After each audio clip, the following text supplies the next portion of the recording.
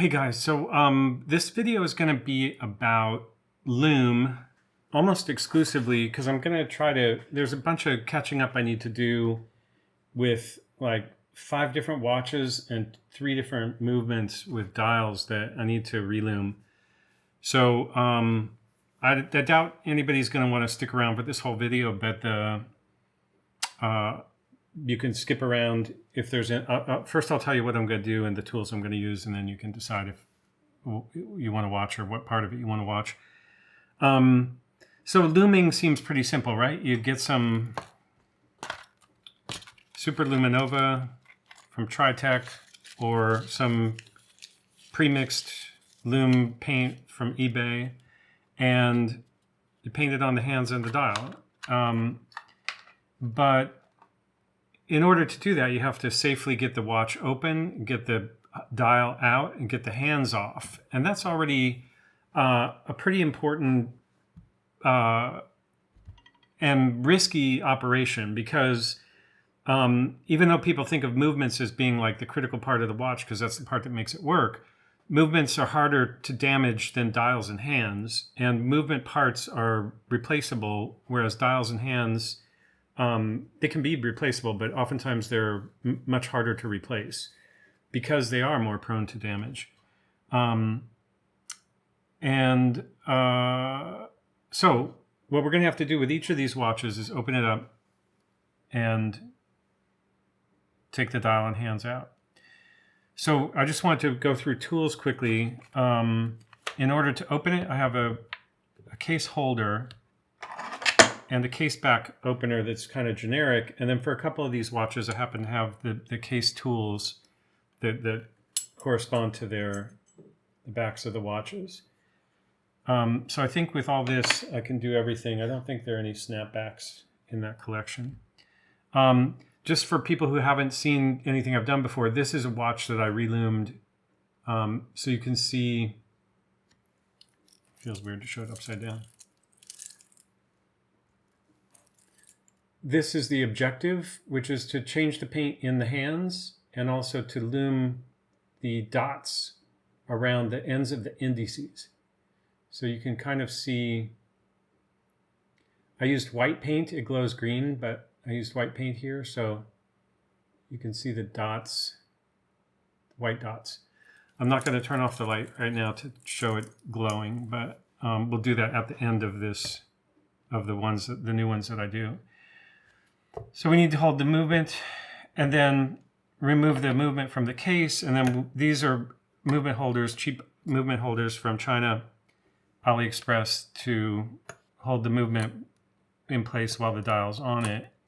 Because I don't need to take the dial off, I just need to take the hands off the dial.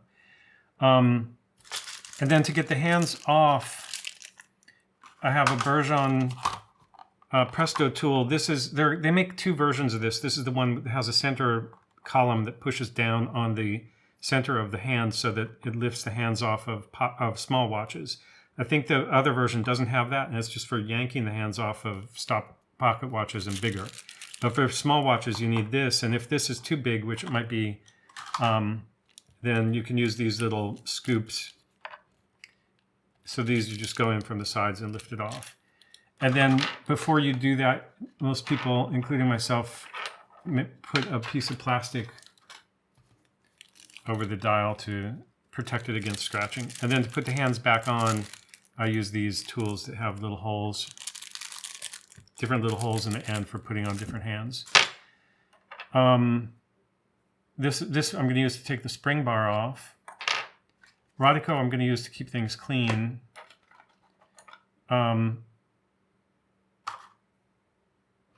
Tweezers to manipulate hands. Screwdrivers to loosen the retaining screws that hold the movements in the case. A dust mask at N95 for when I do 2 of these have radium. Some Cape Cod metal polishing cloth in case I need to polish some hands. Some microfiber in case I need to clean the residue off. Some finger cots to keep the oil from my fingers from going on the movements. And then ultrasonic cleaner, a dish of just plain water to do the radium in the radium hands, so that to minimize the dust coming off. I just do that underwater. These are oilers, which are made for applying tiny dots of oil to movements and jewels. But I'm going to use them. I haven't used these before. These are just cheap oilers from China, but they have tiny little points on it. So I'm going to try that to do use it as a lume paintbrush. But what I've used in the past is just a wooden skewer that I break to get like a splinter point. And then I use that as a paintbrush. And that has worked better than anything else I've found so far. Because you can make a fine tip, and then it kind of has the paint kind of clings to it better than metal, where it tends to roll. Paint or the lacquer tends to roll up the metal for some reason. So, and then some soapy water for the cleaning, and then I have distilled water under the desk, and a case back opening ball in case that helps with something. Oh, and these are little swabs that can be used to clean individual hands. And I think that's it. So we're going to start with. So what I thought I would do is start with the radium, because just to get that over with, I guess, and that's something I haven't really done on the channel before. So, but the radium, I'll show you. This is a Geiger counter. I'll put a link or some notes about buying these in the description. This one's not made anymore, but basically this is counting the radiation particles or waves, or I don't know, coming off of the radium. So when that blue light goes on, it's making a detection, and when it goes this is very clearly radium. So this one is the most radioactive of what I have here, and I think it's just the hands, but we'll test that after we get the hands off and see if it's also on the dial. It looks to me like it's been removed already from the dial. So then there's this one. This watch also is radium. You can see some of it is broken out of the minute hand there. There's like a little crack missing radium there. And the indices are also radium, and there's some triangular and circular ones. So it'll be interesting to try to paint the shapes, not just dots. And then this Eterna, oh, I didn't show you this one is less radioactive than the Consul, the one I just showed you. The tube doesn't get as excited. And this one is interesting because the back of the watch basically does not give off any radiation. And that's interesting because it's a gold case, and gold is a good blocker of that radiation. So this one would be pretty safe to wear, and if I chicken out when I start opening up this movement, I might not redo this one. If there's any problem getting the movement out. Oh, finally, this Eterna, I'm not even sure if this is radium. You can see those large indices. They actually look like they've been repainted, but I know it doesn't glow for long. I would say that's...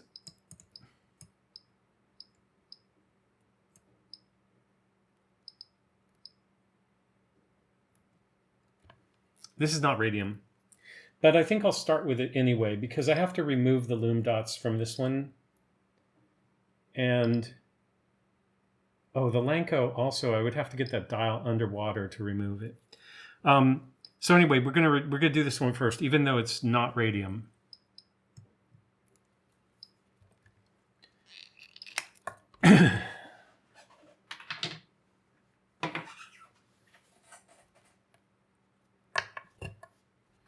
So this Eterna,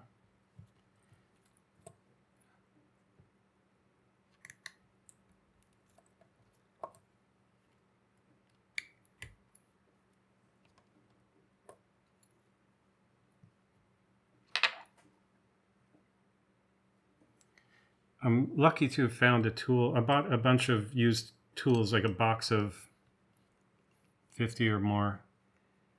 And this one just happens to, oh, I got to put this in the case holder.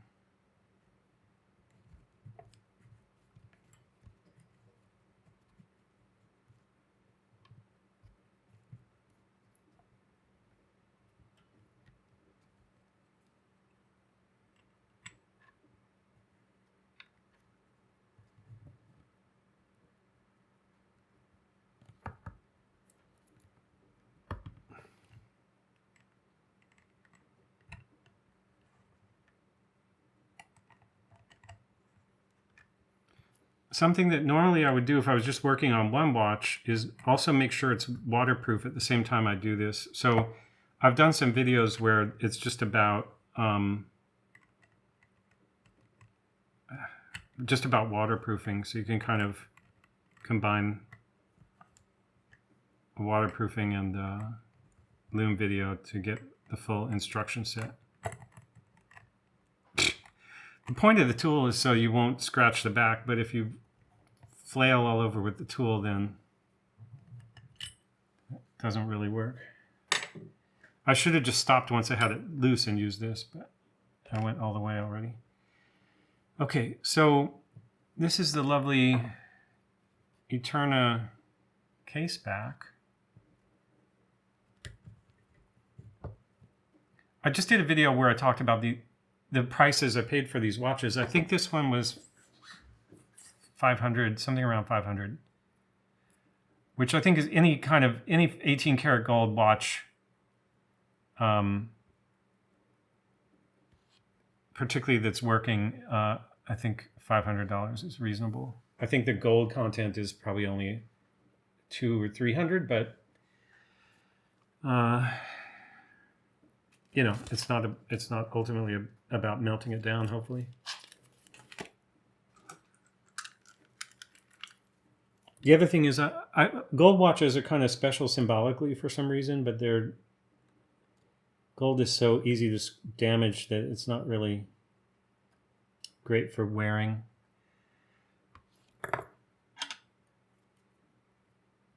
I'm going to put this a little bit further away.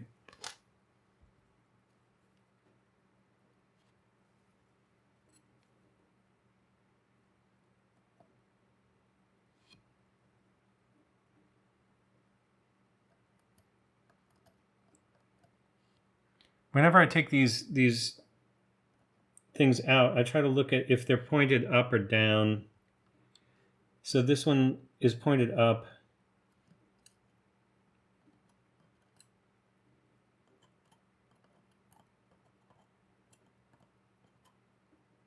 And by pointed up, I mean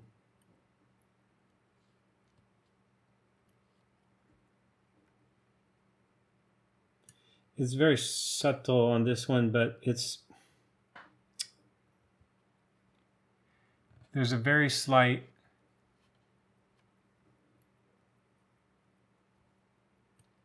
bend to it. Right now it's bent up. I'm trying to get a side view for you, but now it's bent down. I think you can tell just from the lighting. Anyway, the way it was in there was with it up.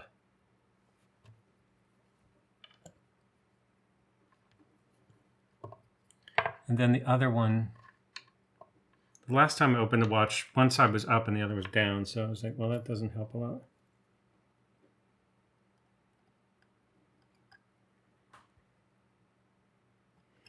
Meaning it doesn't help if one's up and one's down. You don't know what the right position is. Probably the last person that opened it didn't know either. I assume that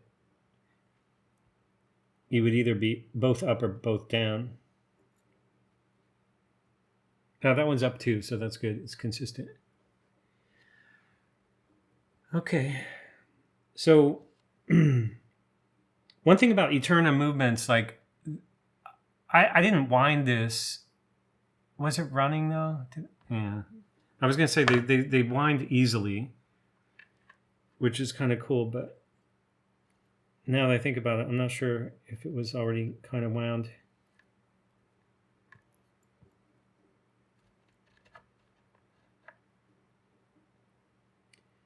Now this screw is to loosen the crown.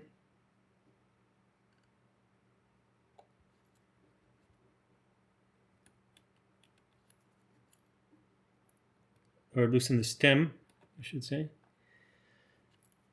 And then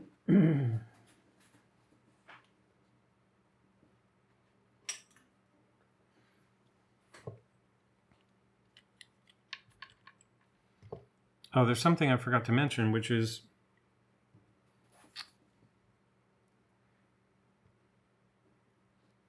this movement I think I already did the hands.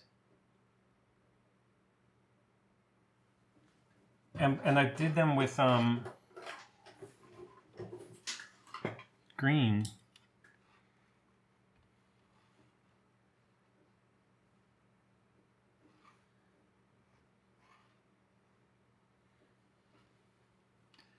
And the dots, I'm going to have to turn off the light.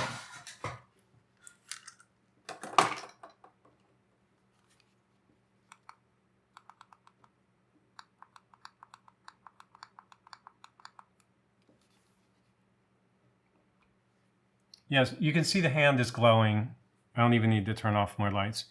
The hand is glowing, but the dots are not. So the dots do light up because they were probably tritium, and the UV light activates the dots, but they don't retain any of they don't charge and hold a charge.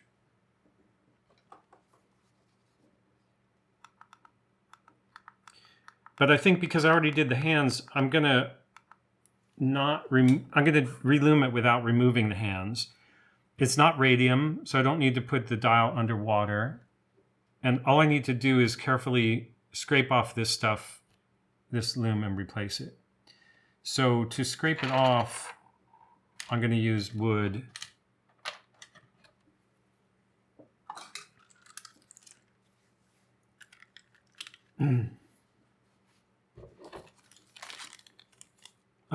I could use a movement holder. It might make more sense here.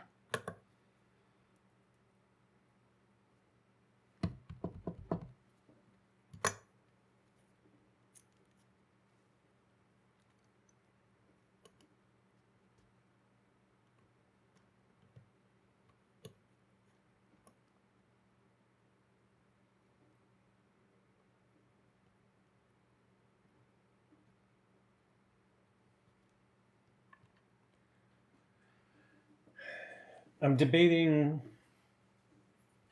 if it's safe to do this with the rotor on or not. And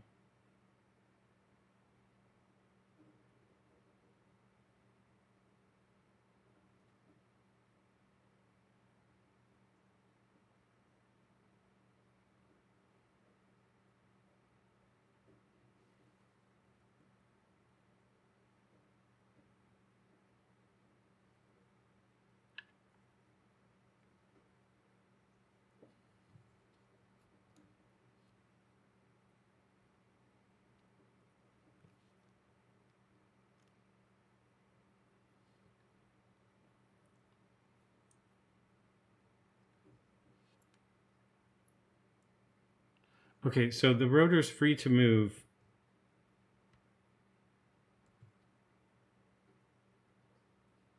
Even when the ring that the movement is in is snug. So that means it's safe. If you don't pay attention and your rotor is actually contacting one side of this and the movement holder is contacting the other, and then you screw it tight, you're going to be putting a ton of pressure on the rotor. So I didn't want to take the rotor off just out of laziness, so I just made sure that the rotor is clear and not having that problem.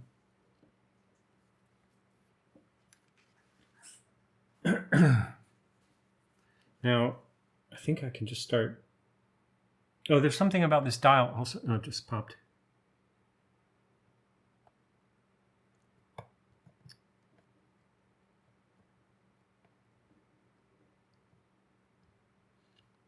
Rotor's still free.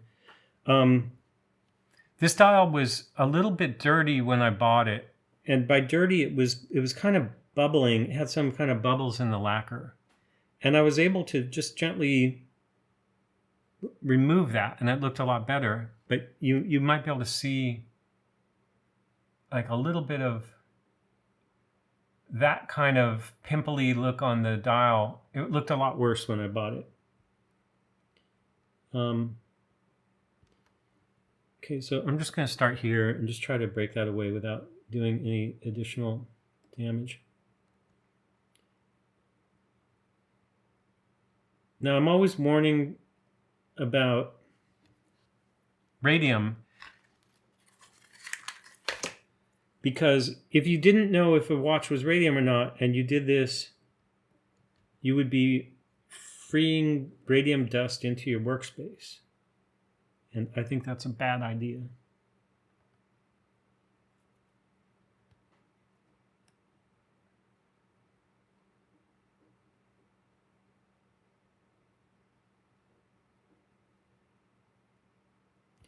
But whatever this is, we're also freeing it into potentially into our movement. So we also want to keep track of that dust.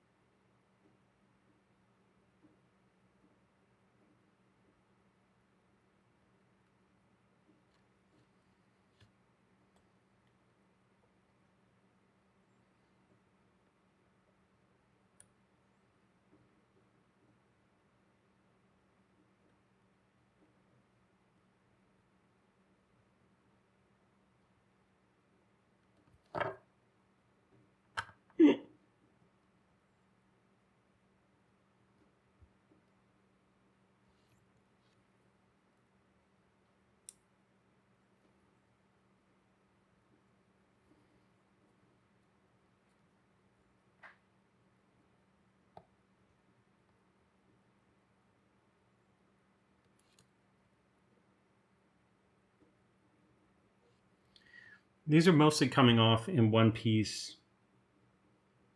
Like you just press on it and you hear it just kind of snap. So that's really great, because it's not generally, it's not exploding into a dust ball.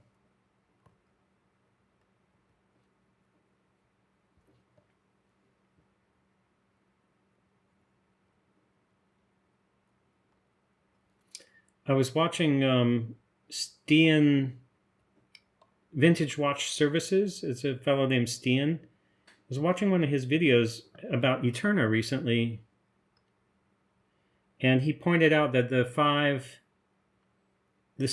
dots of the Eterna logo represent the bearing, the 5-ball bearings in the rotor bearing, which I did not know. Because I think that was either an Eterna patent or something that, I'm guessing it was a patent. I think I just saw it written on the back of that. It's a brevet, which means patent in French. But the other thing I suspect this movement has patented is quick date set, which, it had it patented back in the 50s, meaning no one else could use the same technique for quick date setting that this movement used. And I'm speculating, I don't know if it was the bearing or if it was quick date that was patented or some other aspect of it, because the movements just say brevet on them. They don't say which patent number, and that could be researched. I didn't do that research.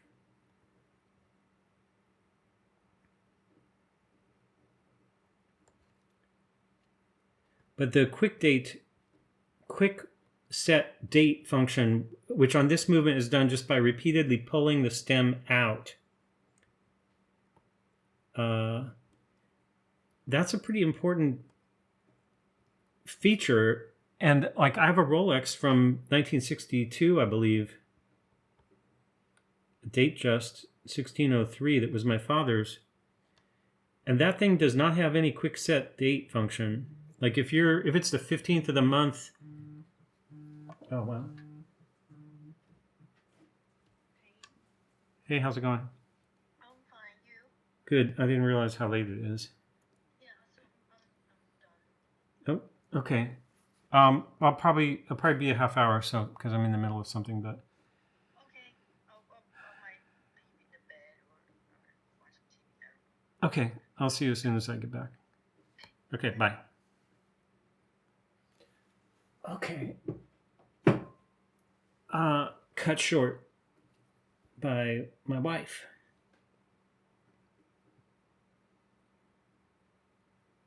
She's been working for Disney for the last 6 months, and most of the team is in Los Angeles and New York. She's a production manager on animated television series. But she works these awful hours since we're in Switzerland, which is Central European time zone. It's really tough. She's just finishing at 1:30 in the morning. It's also tough on me.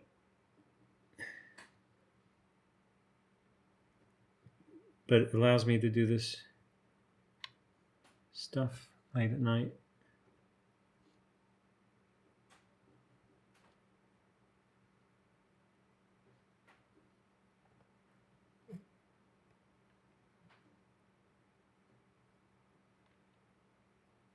But obviously, I'm not going to finish this project tonight. I'm really curious about polishing these hands.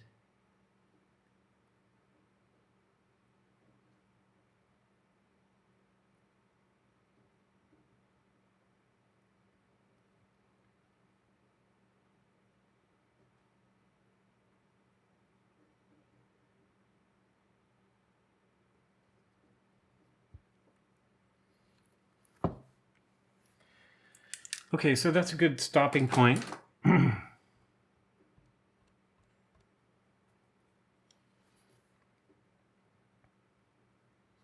presume that I'll just pick this up again, but it may be a few days because it's the weekend now. So it may look different. I may be clean shaven or haircut or something the next time I start this up again. But for now, I'll see you later. Unfortunately, it's going to get a little bit messy because I need to open up these other watches and get them ready so I can just dab lume on everything and get it all done at once. This guy, I need the case back, or I need to take this bracelet off.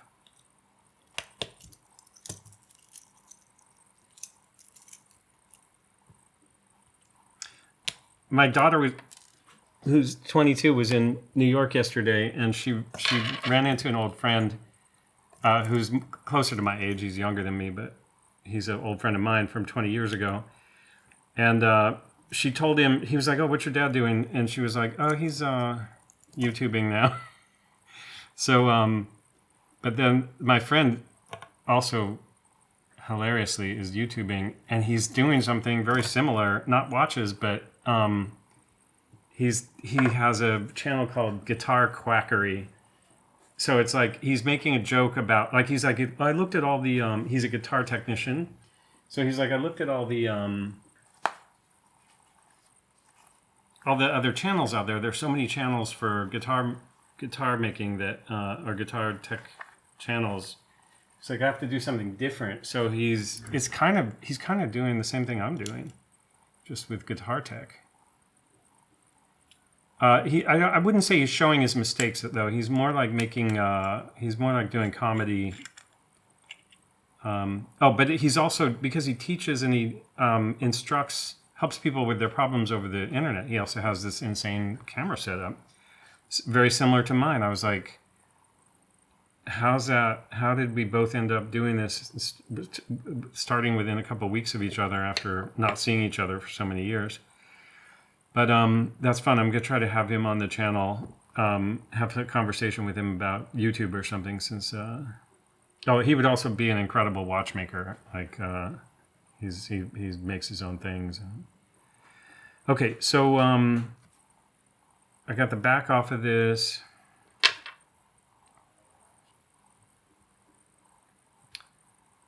So this guy, the reason I need to do this is that one of the lume dots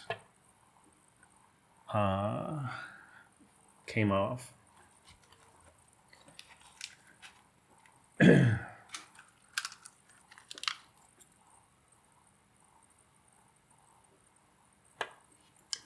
You know, I was in my brain. I was going, this screwdriver is too small, and then I didn't stop myself. But basically, you heard it click because the screwdriver is too small, and you know, that click.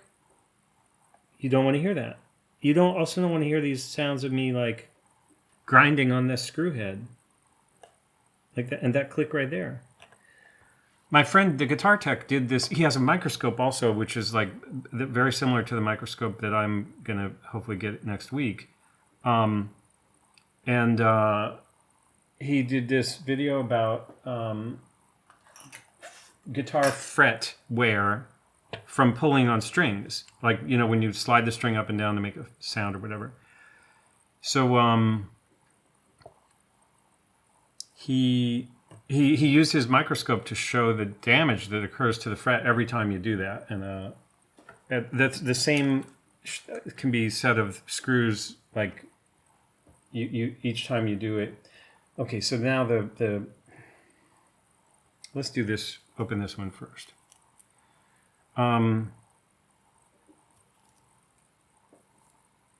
What was I saying? The same is true of screws.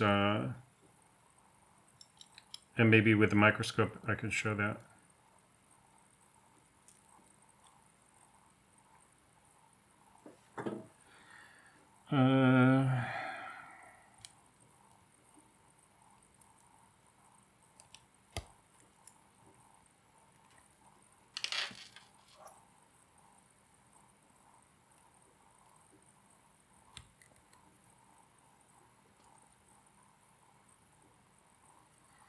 Okay, so I already loosened this case back a bit, so I'm going to use the ball. So that's just like, instead of using your fingers and trying to twist the thin disc, the ball does help with that. I don't think the ball generally helps with closing or opening a case if you want it to be tight, because it's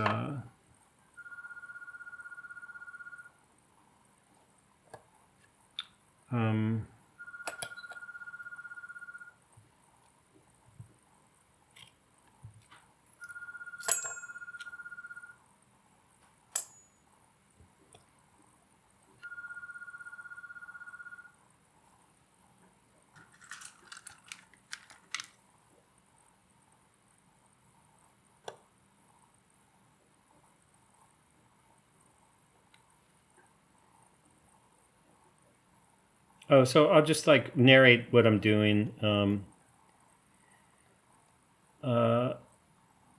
I'm trying to remove the stem and crown now. This screw is the magic screw.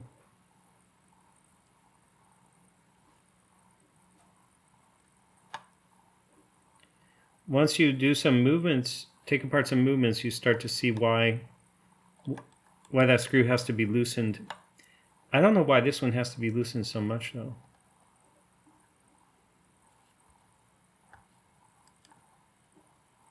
Something else I don't like is in order to remove that screw, you have to take this plate off that basically is the spacer plate to hold the movement tight. So you have to remove that because otherwise you can't access that screw. But then once you do remove it, the movement is loose in there with the dial on it. So as you see it jiggling around as I try to pull the crown and stem out. But that's not great.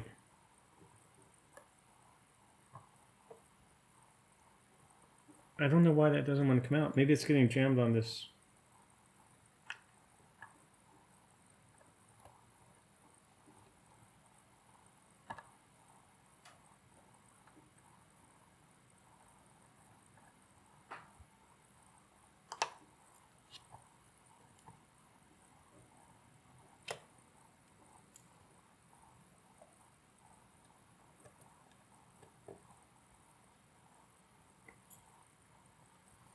I opened this movement for another video not that long ago, and I didn't have this problem.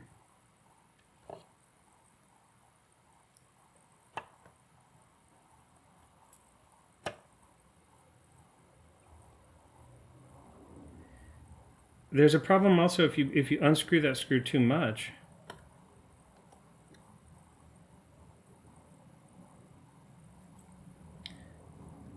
Did I think I was narrating. Oh, okay, there, I got it. I was narrating at the beginning of this about how I'm just waiting for mistakes to happen now, and that makes me nervous. And yet, that's what I'm up to. That's what I'm doing. Okay, so this is really cool. The thing is, the hands are going to have to come off of this. So that's a little bit nerve-wracking. I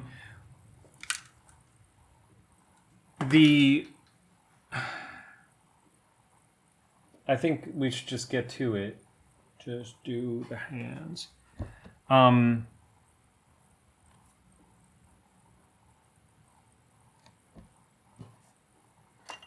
Oh, the thing I want to say is, like, this dial is not perfect. You can see it's got radium burn on it, like at 918.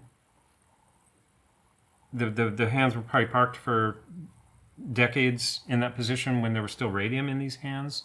It looks to me like the radium has been removed. So the dial's not perfect. It also has a scratch up here by the 2 o'clock. And that looks like a pretty bad gouge. So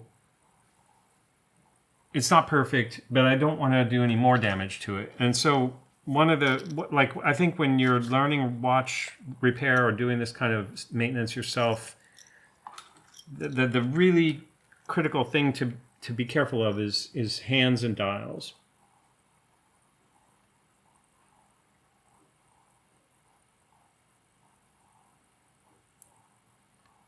Now I can go for the whole stack. I think it's going to be easy, actually. Yeah. Okay, good. So remember this movement, I replaced the dish on the back, so that's why I'm not worried about pushing down on it and rocking around. It's also not an automatic movement. So I wasn't that worried about, if there was a rotor on the back, you don't want to be pushing the automatic winding rotor and no protection. But this doesn't have a rotor, and it does have the protection of that ring. So now what I want to do is carefully remove these hands.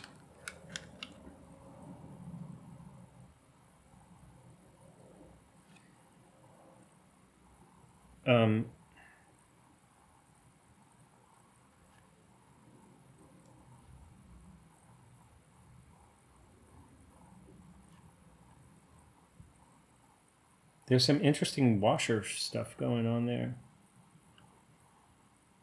Oh, yeah, and this flipped over, that's why. Or maybe, no, it didn't flip over. It's blue on top and black on the bottom. Yeah. So we're going to paint the bottoms of these.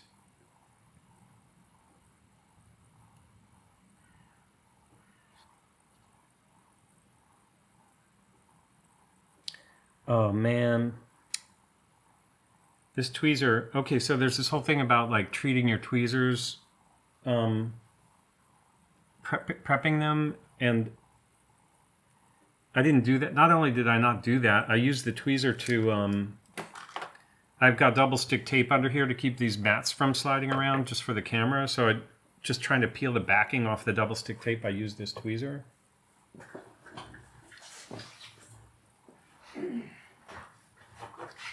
So now, even though it looked like it was being magnetic, but the it's actually dirty with adhesive from the double stick tape.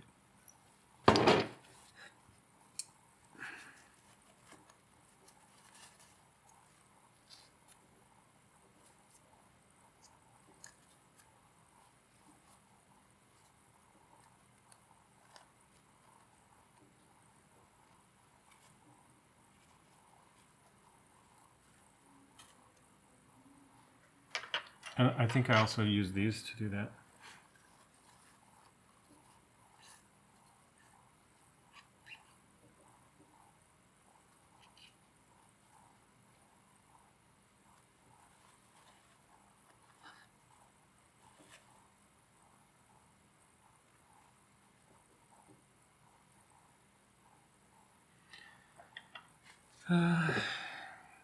This is isopropyl alcohol, 90%, or no, this says 90 degrees from 2014. And it was prescription, so maybe that's not isopropyl alcohol. I don't know what that is. That's some kind of medical alcohol.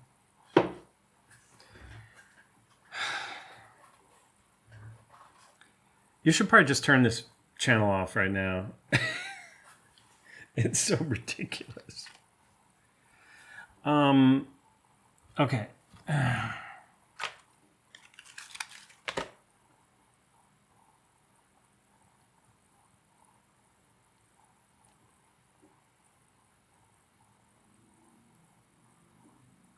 Actually, this is something I was curious about. Is there any chance that that radium burn is superficial?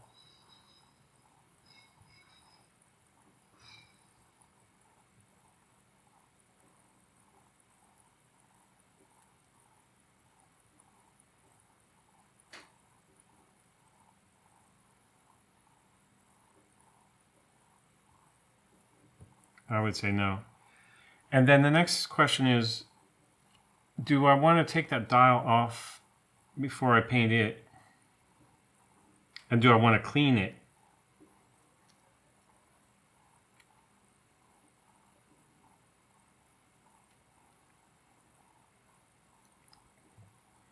Okay, so now I got this thing jammed on the back.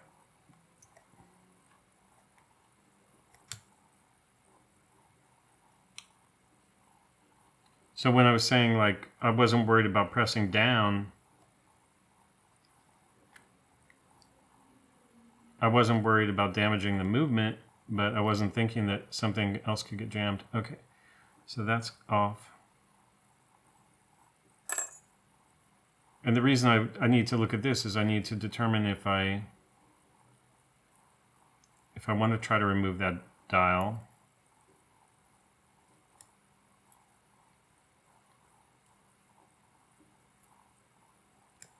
Oh yeah, so back to the real-time problem. Part of the real-time problem is I have to be able to open something up like this and then make a decision about, like, oh, that's cool. And then make a decision about the path forward all the time. And normally I would sit here and take a long time to do that. But when I'm conscious that people are watching, now I could just cut out all the pauses, I suppose, but once you start editing, you go down this path of, like, creating some kind of work of fiction in a way. So I think that these are the case back. I think that the screw beside each of these pins is not the case back, the dial release. I don't know that, but I'm going to assume that. I shouldn't touch this movement.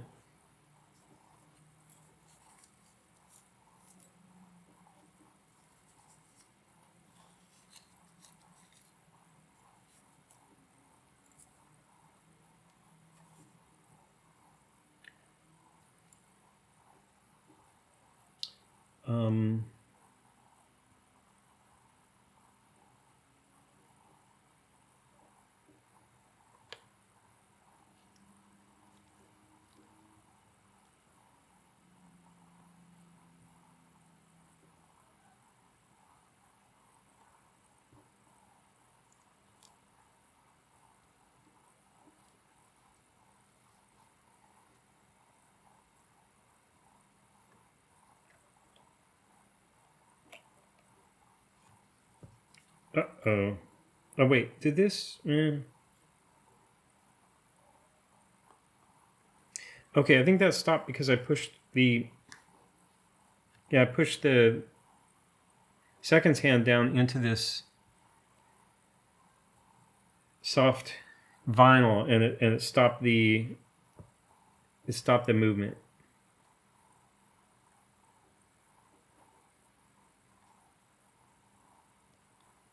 Oh, actually, okay, so that screw, it's kind of like, all this screw does is it has like a...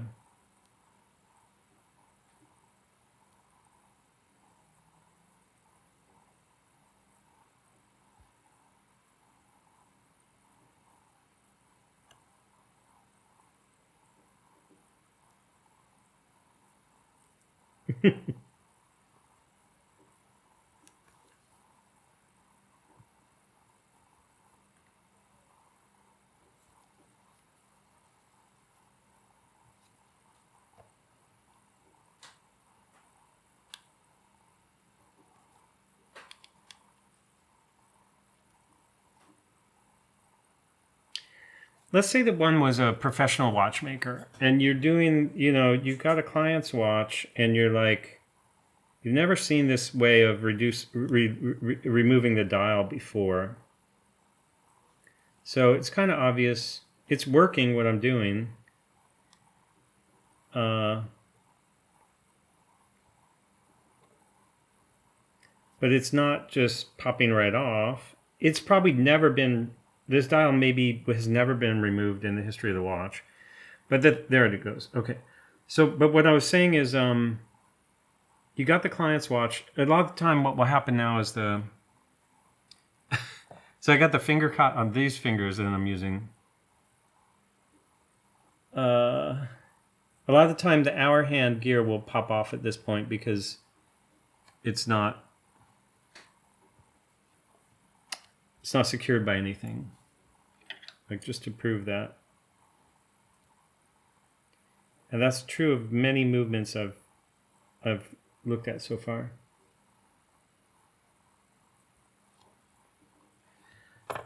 Doing that again. Okay, so that movement. Oh shit! Why is there? I don't know which crown. I think this crown goes with that. If it's wrong, it'll kind of become obvious. Okay, so then the last one is the Consul, which is the Radium watch. I've already done the Radium demo in the beginning of this video, so I'm not going to do that again. But at this point, I have a lot of ventilation in this place, so I'm not that worried about the radon gas coming out. But did I have a wrench for this? No. Oh, I think this back might not be that tight. Let's see.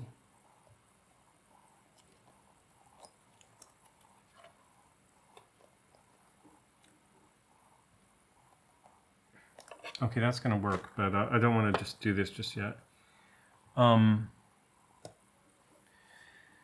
So this guy, I can take the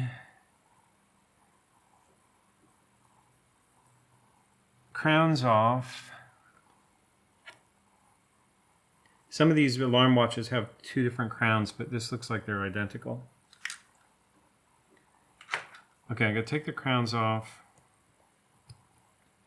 I know that I left it loose before. These crowns are obvious. That's the upper one. That's the lower one. Oh, and they are different.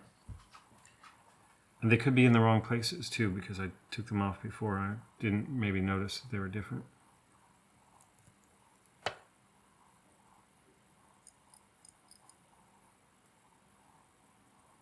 I'm putting them in backwards right now.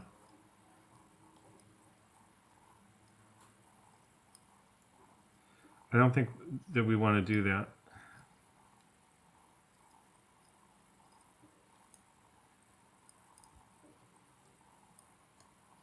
Okay, so anyway, this is top and this is bottom.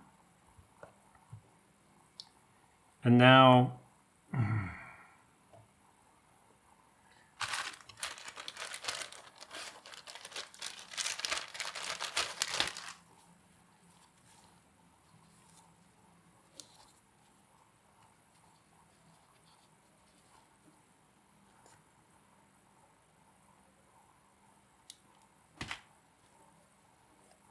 this mask is N95, but it's child size.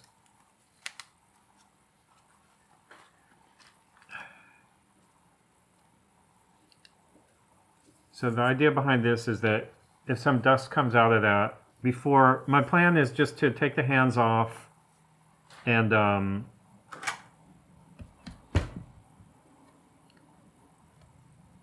and remove the radium from them underwater so that no dust comes off when I start breaking the radium.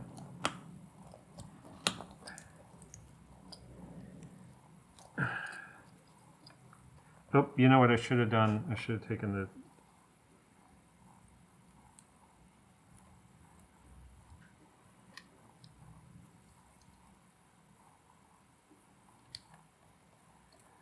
I'm going to be so happy to have this done. Not deal with radium again.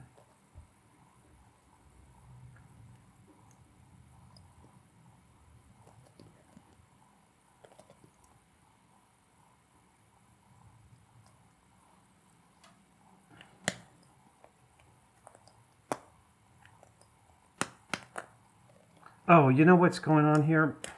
So dumb. This part doesn't turn because it's an alarm. So it's only this outer ring. Oh my God.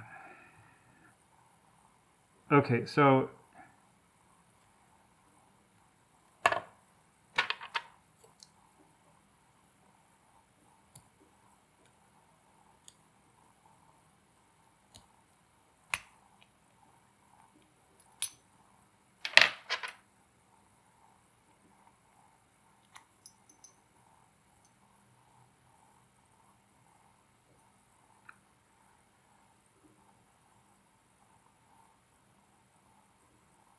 okay, so both of these crowns have release screws.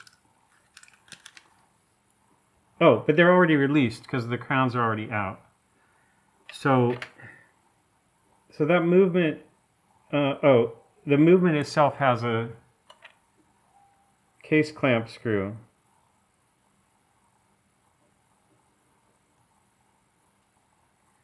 This is 0.8 millimeter.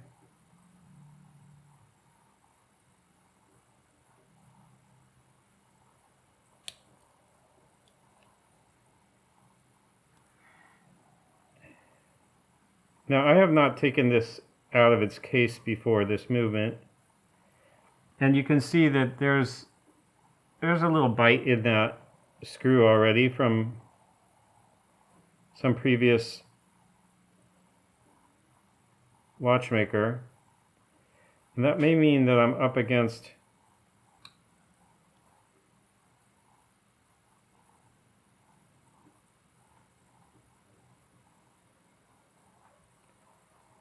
a stubborn screw head.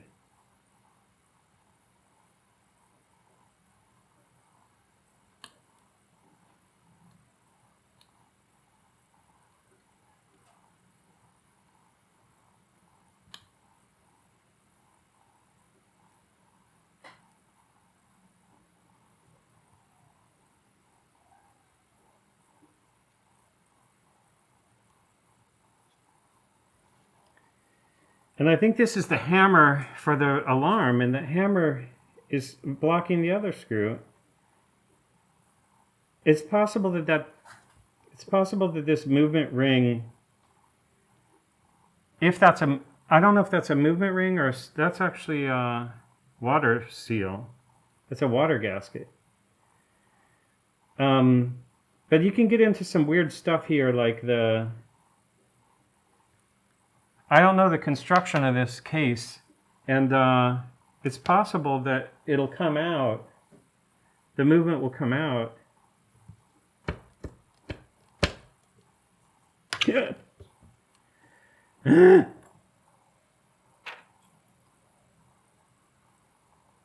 See, there's metal on... Okay, so actually the fact that there's metal on both sides of this just means that that gasket, the white gasket, is in a... It's in a trough, but that's the inside the ring here is the case. I'm sure of that. So I don't need to worry about that gasket, but what I do need to do is release the case back clamp or screw or whatever you call that.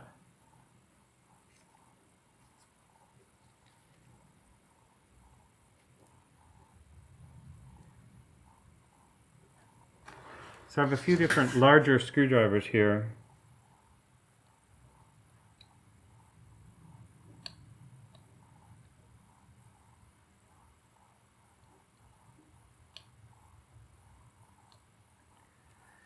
That is too fat.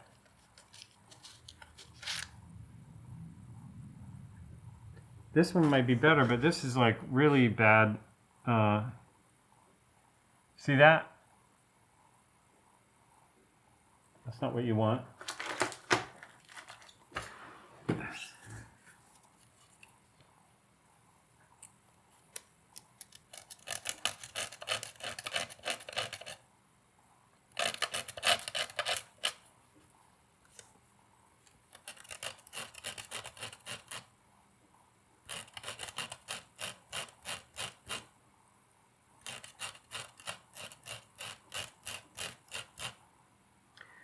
So this is like the word for this is dressing. I'm dressing the screwdriver.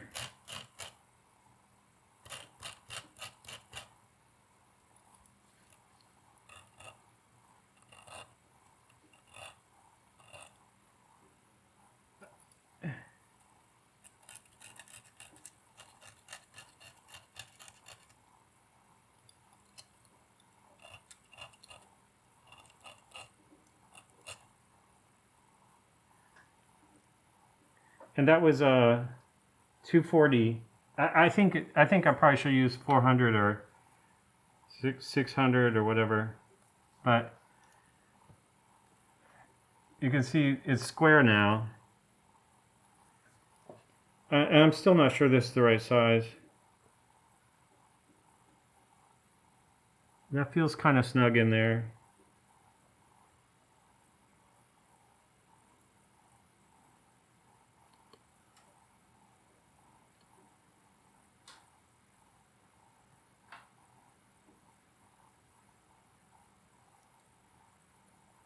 I think it actually turned a bit.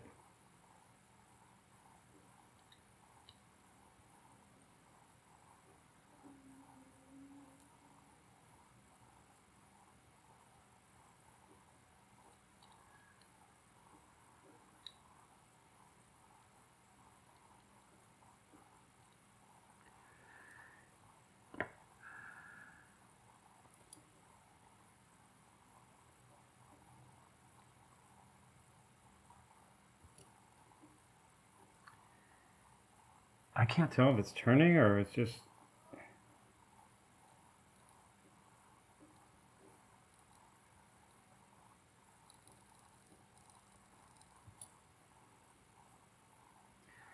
I think that screw's gonna... I think it's gonna give me hell.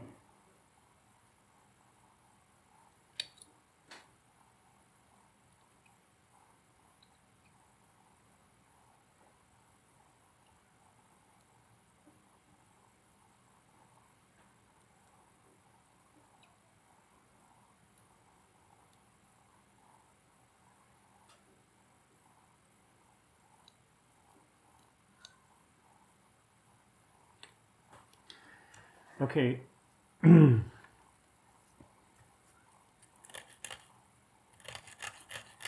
My sense is this blade needs to... The blade is the right size, but it needs to be... It's a little bit too thin.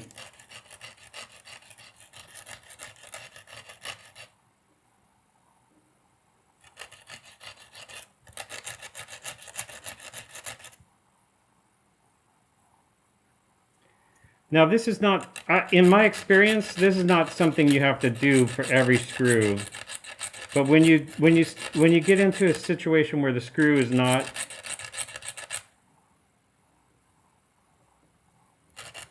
cooperating, you got to be really careful. I mean, I guess you should do this for every single screw, but especially when a screw is not cooperating.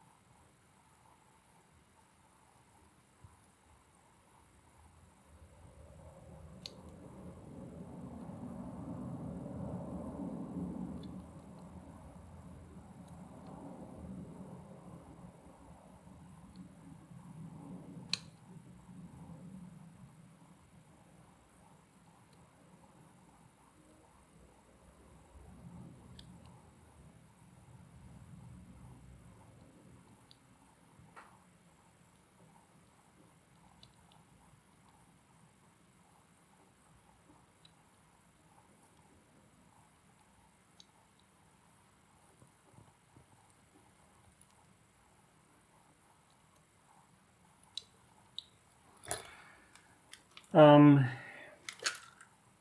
got the maximum magnification on that. These glasses have like a box of lenses that come with it, and I'm on the max.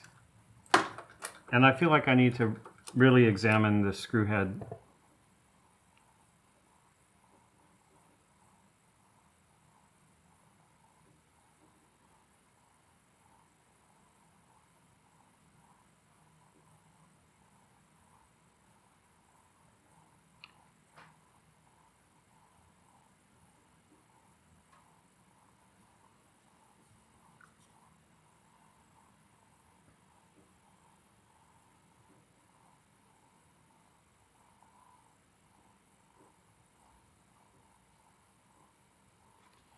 The thing I'm looking at is like,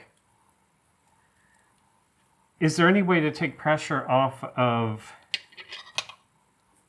you know, we're trying to remove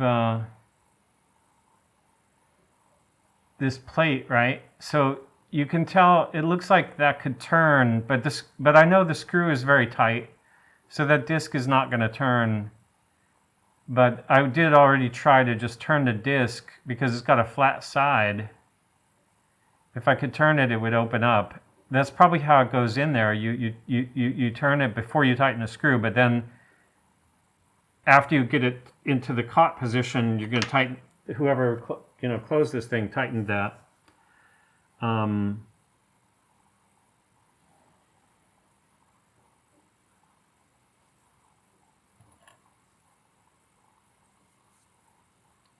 I can't figure out how to do this.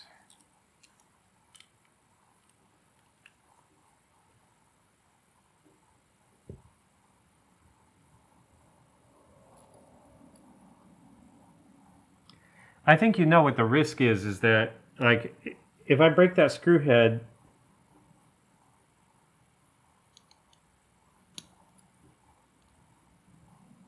I would have to take this to a watchmaker.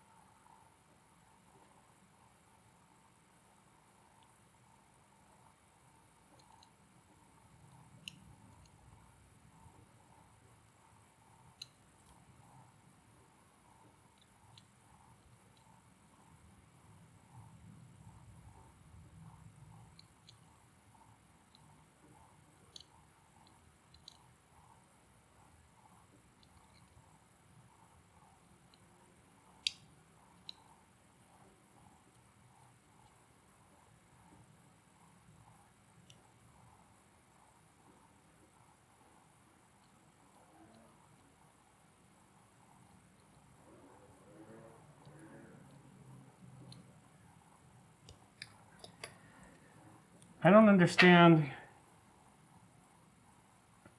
I'm just trying to feel if a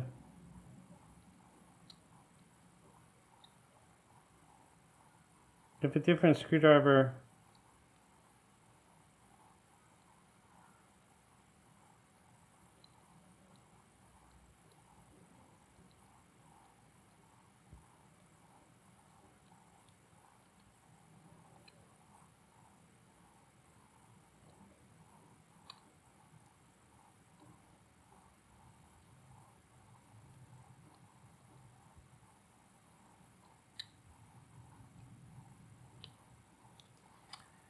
Okay, so I think it almost feels like that screw doesn't have a head on it. Now, because I bought this watch used, it's possible. I mean, I see a slot, but there's just nothing is feeling like it's catching in the slot. That's why when I was turning it, I was like, it feels like it's turning, but then I look at it and it didn't turn. So there's two of those screws, and maybe a third, because the other one doesn't look like it's at the right. It's not 180 degrees away. The other screw is underneath that vibrator. So I guess what we're going to have to do, my next idea is to remove the other one and then see if that takes the pressure off of this one. Because basically these are all kind of like putting pressure on the movement against something. So oftentimes if you take one off, that allows that side to pop up and the other side can relax a little bit. So this alarm ringer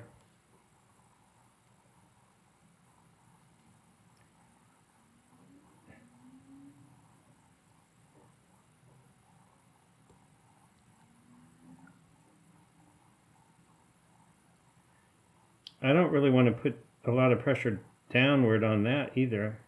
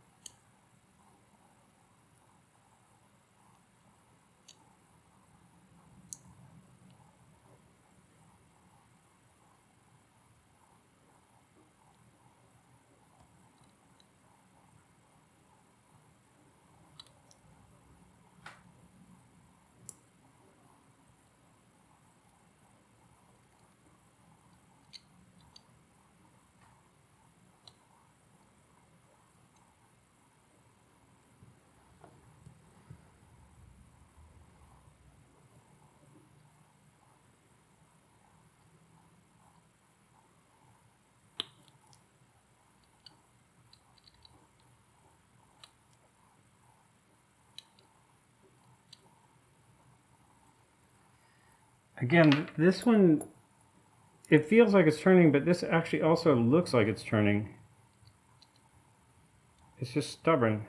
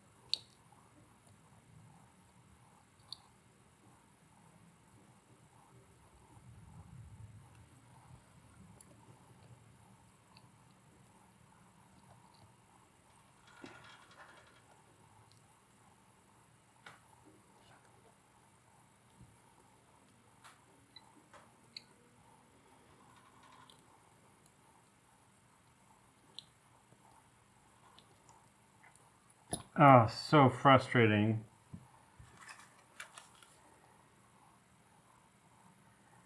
I guess it's good luck. Good luck on my part to be able to have this,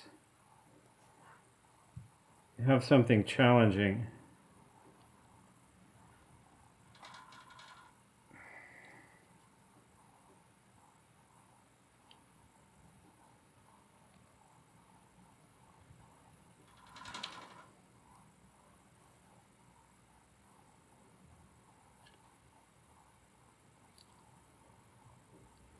Okay, I'm getting frustrated. I want to push on that disc.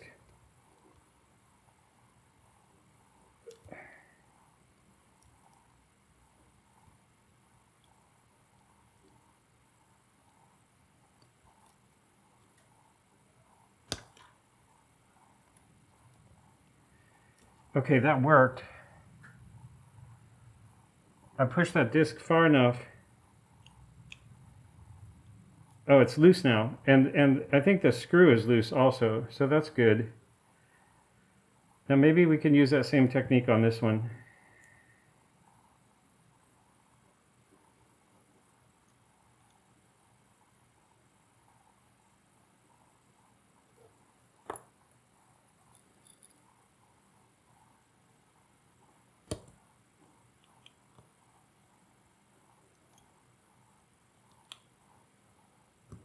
Yeah, that worked. Oh, those screws did not want to cooperate. Okay, so now we're in a zone where, let me think about this. I don't think there's radium particles floating around in this watch, but I need to anticipate cleaning. Like, maybe I shouldn't use this. It'll be easier if I dump this here to wipe up this area of the mat. Okay. So the next thing is, let's do this because this is going to be insane. Like, this is just a reminder. With no protection from that radium.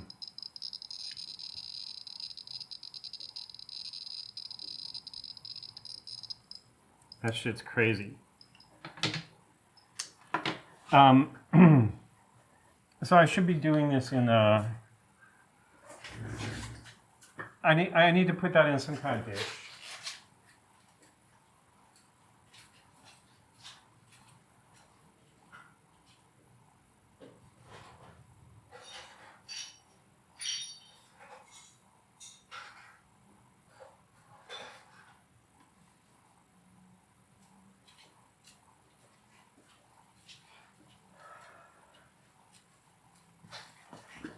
So my theory here is that I'm going to try to remove the hands, and I just want some kind of containment in case, as I'm removing the hands, the radium cracks and releases some dust or whatever. I want it to be contained in this dish so I can wash that and it doesn't spread out onto parts and things on my desk. Now this watch has 4 hands, and the alarm is set for midnight right now.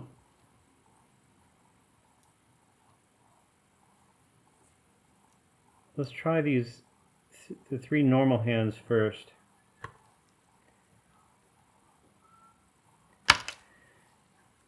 So the good thing is, actually I'm glad I didn't try to get the alarm hand, because I don't think the alarm hand has to come off, because it doesn't glow. Okay, so the next thing I'm going to do is put these straight into water. I don't want to scratch that dial.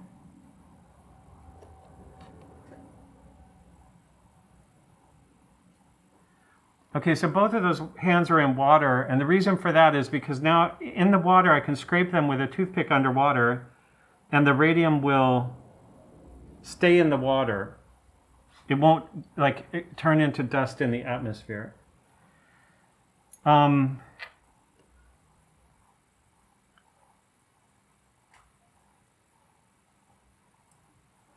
need to get this second hand, and I'm just going to put that here for now. Well, actually here, what I can do is I want to test this area with the Geiger counter again, because my theory was that the radium was just on the hands, the minute and the hour hand. God damn it. So that's why this watch was abandoned. The dial has radium on it, and I don't see any radium.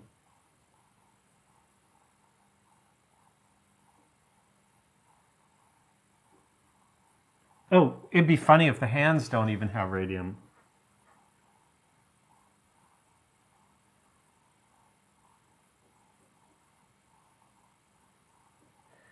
Okay, so then the other thing I can do,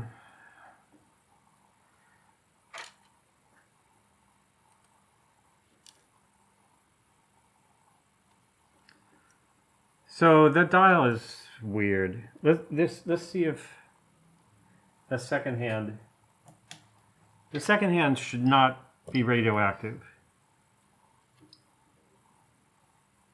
Okay, good. So that's okay.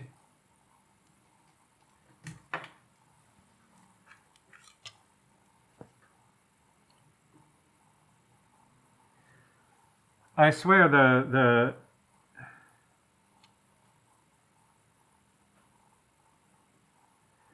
this is the second hand for this guy.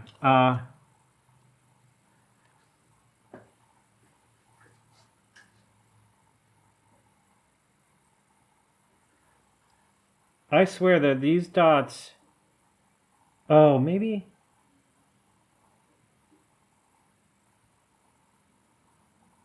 it has to be drilled out of that dial.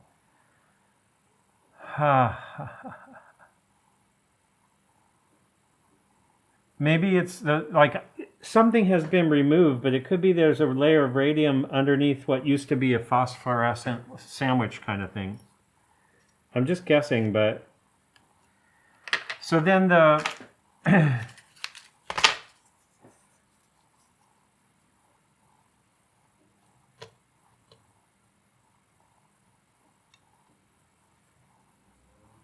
let's see, I gotta just keep this thing on.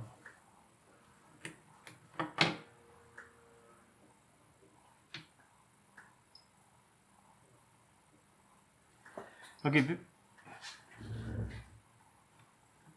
this is not contaminated. There was some dust I took off the dial, so I was just checking that.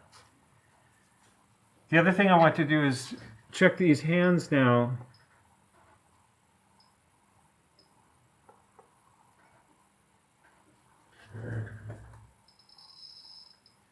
Okay, the hand is radioactive. So that's going to be an issue. I should proceed with the hands, I guess. But I also feel like the dial is confusing to me.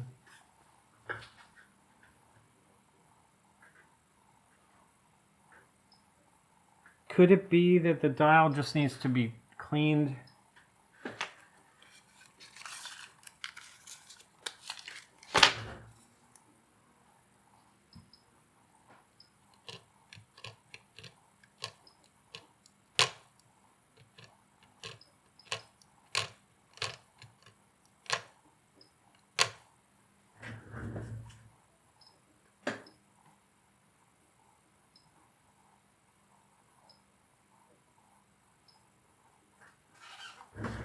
So nothing's coming off of the dial.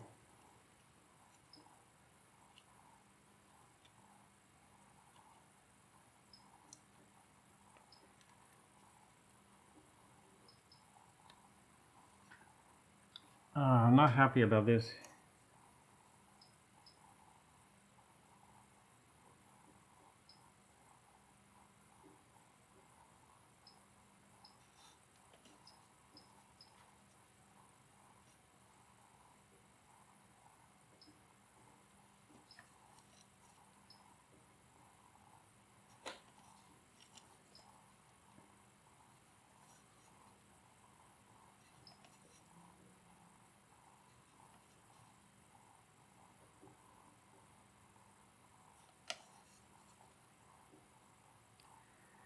That looks like one dial screw right there between 6 and 7. Oh wait, is that a dial screw on the side? Yeah, so there's one at 12 that's on the side. Okay, so it's got both types of dial screw. There's this side one there, which is kind of, some watches have it on the side like that, and then this one is inset like that. So I think the thing to do, okay, so I was just curious if that contaminated my fingers touching the edge of the dial, and it didn't. So that's good. But now, I need to decide about, I need to remove the alarm hand, which is set for 12.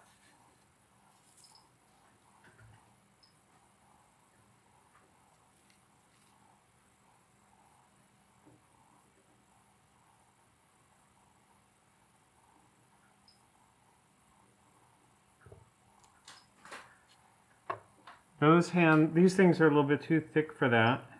I could sand them down. I could also try doing this with a screwdriver, which is really dangerous, but we're dangerous to the dial if I slip.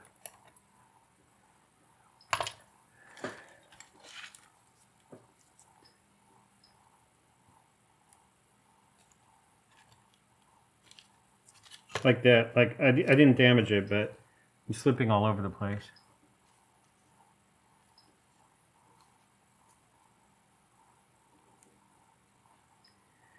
So I have some confidence now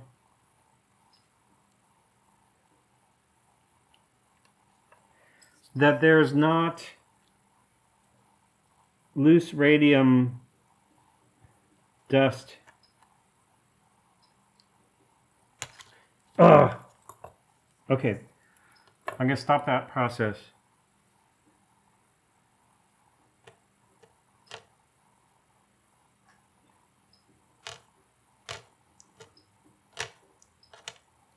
There's another way to get the hand off, because I think I'd scratched the dial a little bit there.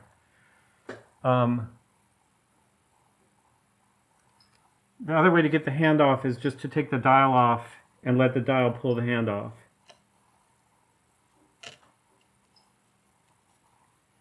And in retrospect, that's what I should have done.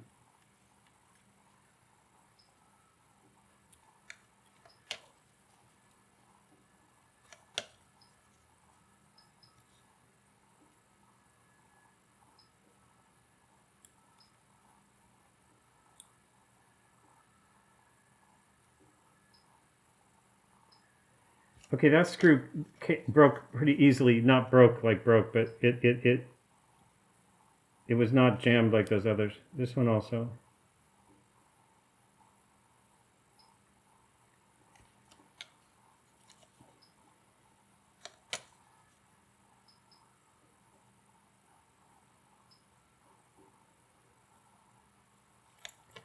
So the dial should come off, but it's going to want to drag that.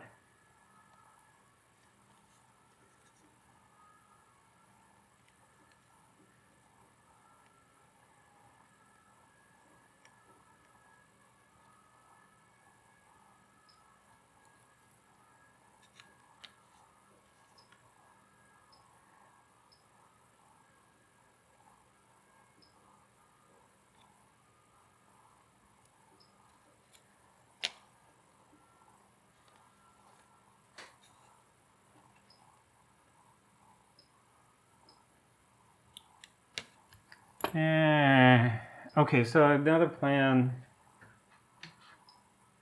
Still not contaminated.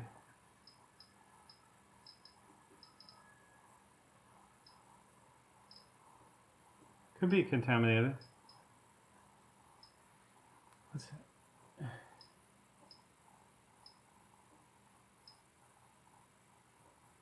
No. Okay. Okay, so the other possibility here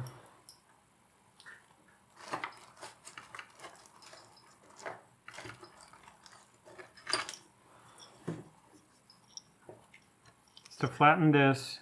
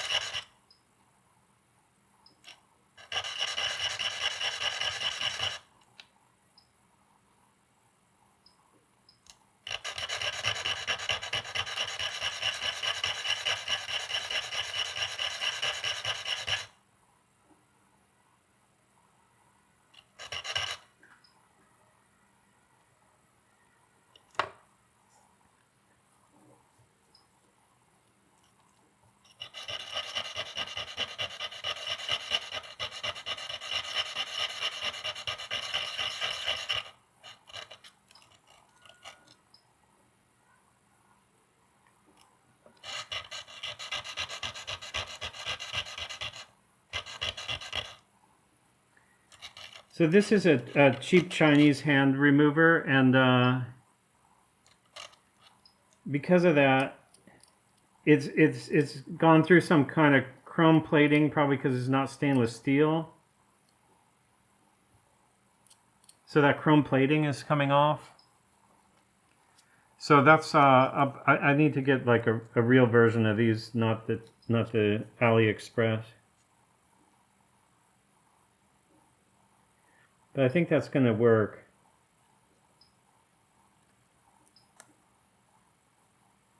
$12 Okay, good. Okay, next we can see if anything is contaminated. I can't imagine that this hand would be, but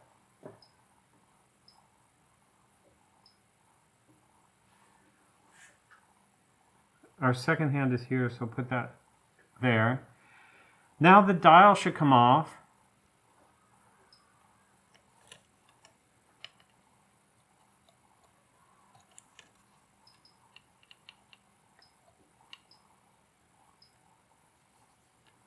Probably shouldn't. Let's try using something a little gentler.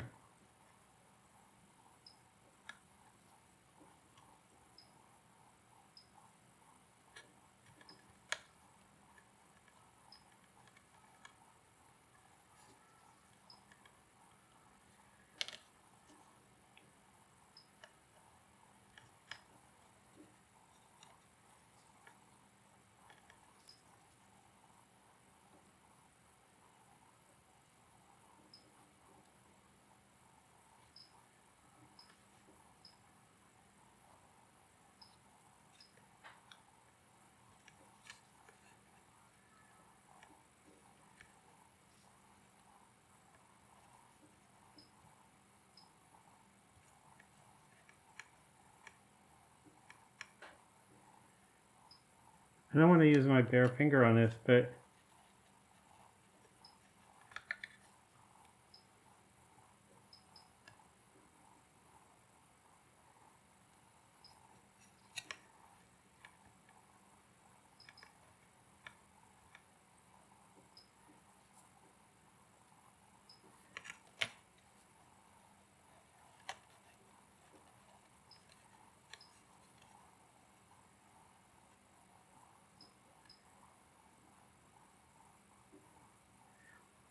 what a pain.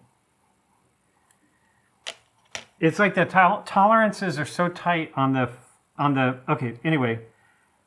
The tolerance is so tight on the dial pins that like it has to come straight up. But of course, I mean, they're long, they're going into something, yeah. Makes sense. Okay, so now presumably all the radium is still on this. And my guess is that it's in those holes. So I think the next thing is just to, you know, if I can't get the radium off of this, then it's going to be retired. I mean, it's not, it's like, I'll make a dial-less watch. Actually, I should check the,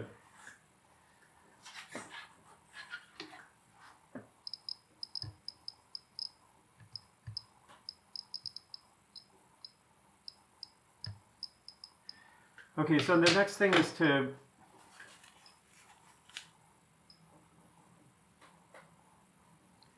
I keep checking just to make sure that I'm not contaminating myself. And then there's still some radium coming off of this, and that worries me, but I need to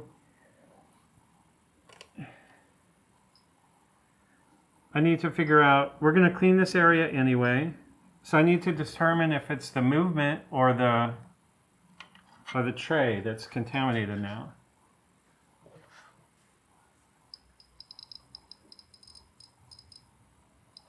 So the movement, yes. Tray, no. Okay, so now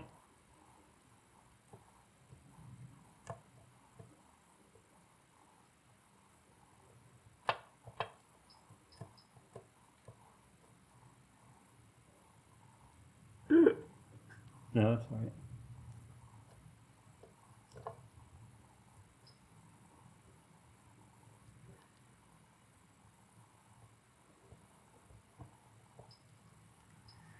Sorry, didn't do a good job for the camera there. So what I'm just trying to do is just like clean this.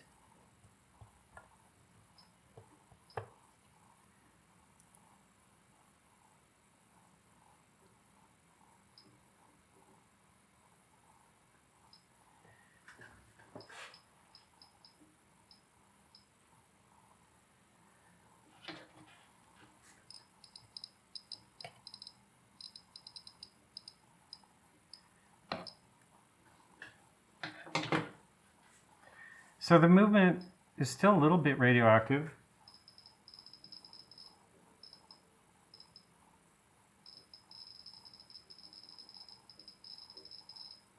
And to me, that means it got dust inside it. Because it's not,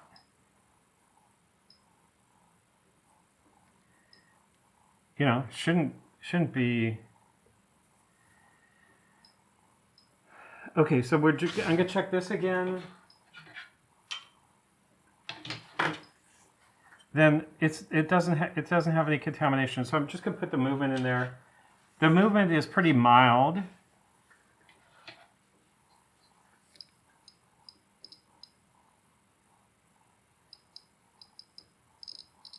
Oh, the case.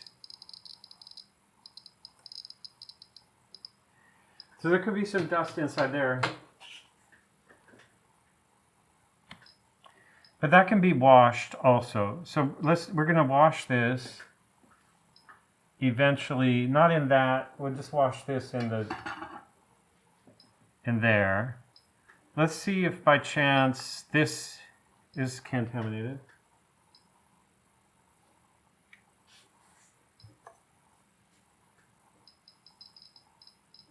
A little bit. So we're gonna wash that. This ring. Oh wait, that's from a different watch. This ring, this is almost certainly not. Because that's external into the back. Okay. So moving on.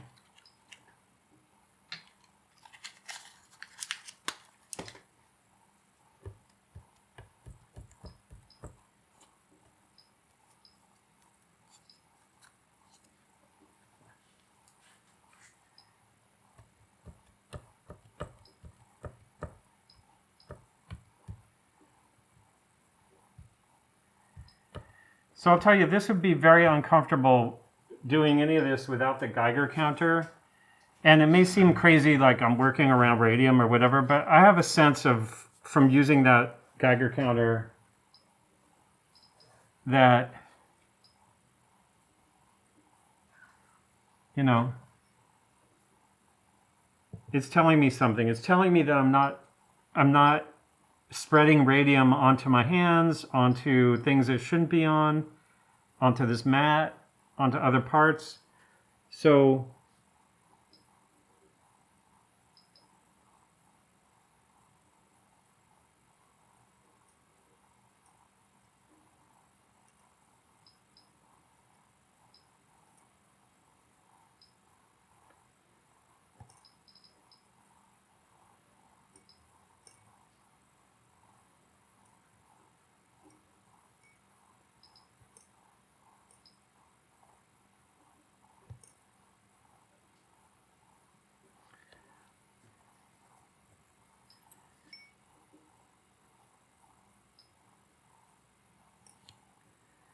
this is 0.6. I want 0.5.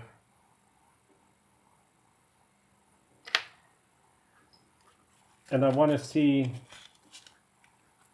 if there's something in these holes. See, this is why I thought the radium was all removed from the dial. Oh, there it is, though. Oh, it goes all the way through. Okay, cool.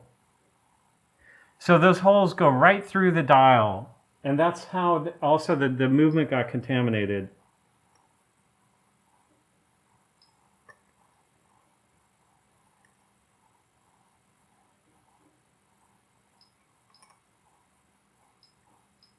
But basically, what I'm doing right now is busting that out of there.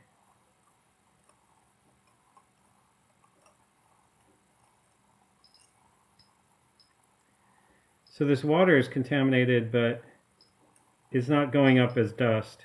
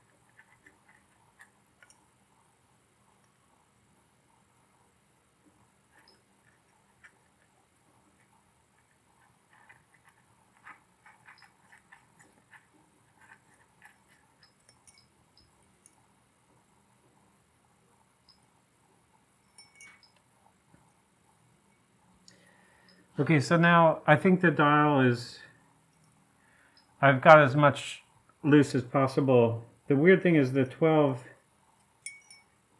there's only one hole at 12? Oh. Is it because of this? Yeah.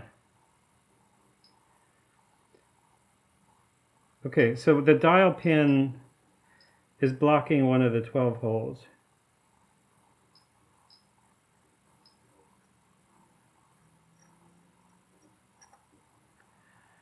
So this is all the radium.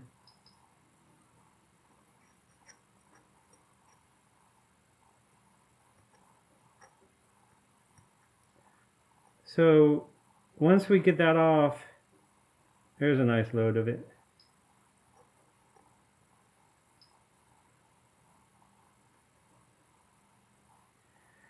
Once we get that off, then we'll wash it in the ultrasonic.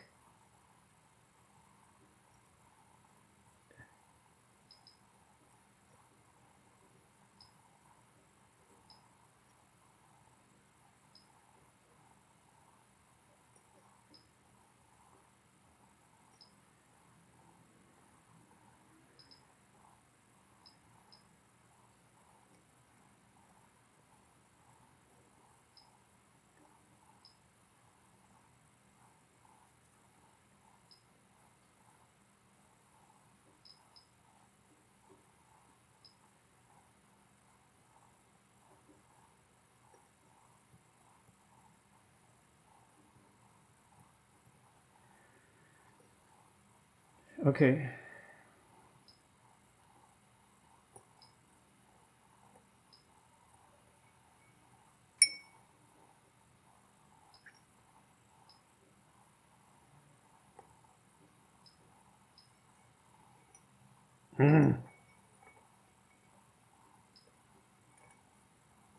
You bastard.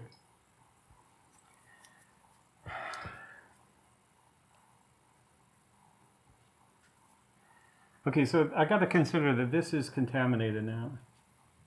So that's going to be retired. And then this,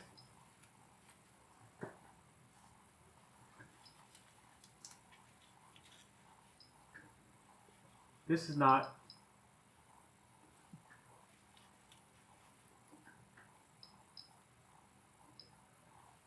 Might be actually, that should be washed, but I'm not done with it. So the thing I want to do, I want to flip this dial over. God. It's almost impossible. Oh, this guy is going to get washed anyway. Okay.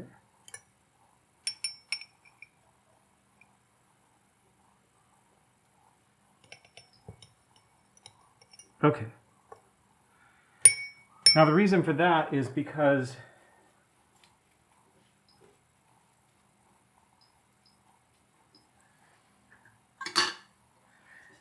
I want to do one last pass on the hole that I didn't understand why in the 12 o'clock I wasn't able to go all the way through and punch that radium out the back. So that, I just want to make sure.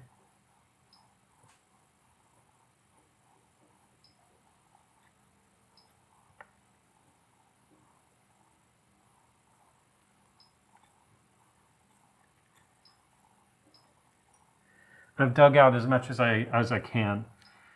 Okay, so this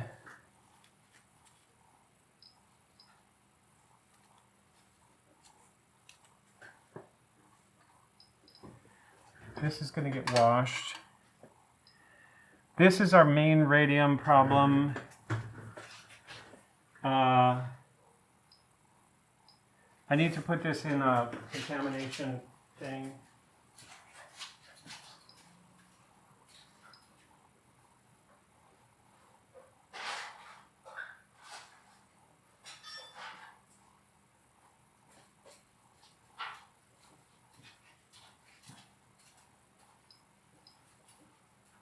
So this is going to be like our radioactive trash, dry trash.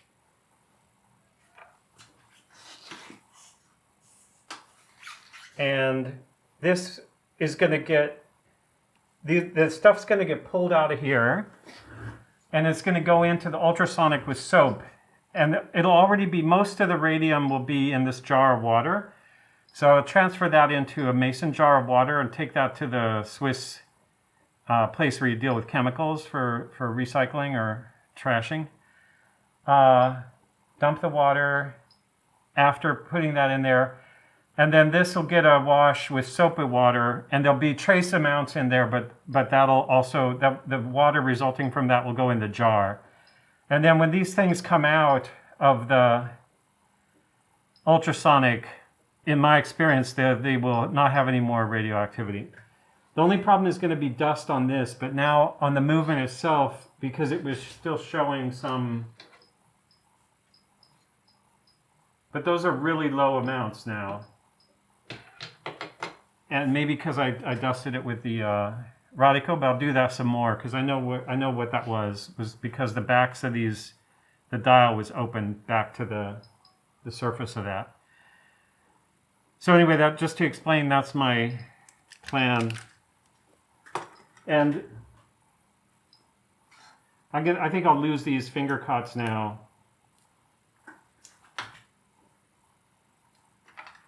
And the mask, because everything that's dust,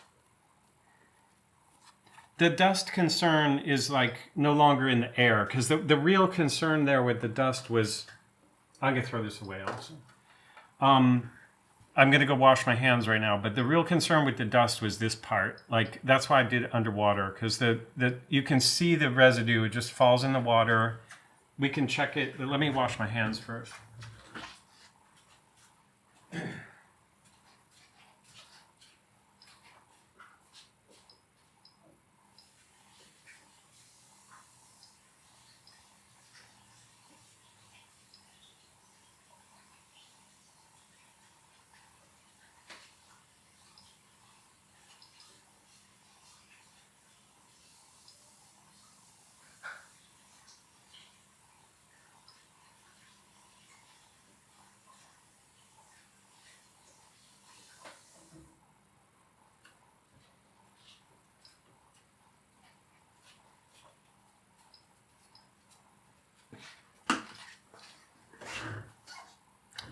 Okay, so the thing I wanted to check was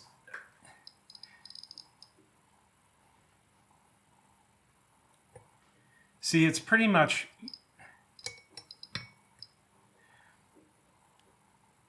I don't want to spill that water.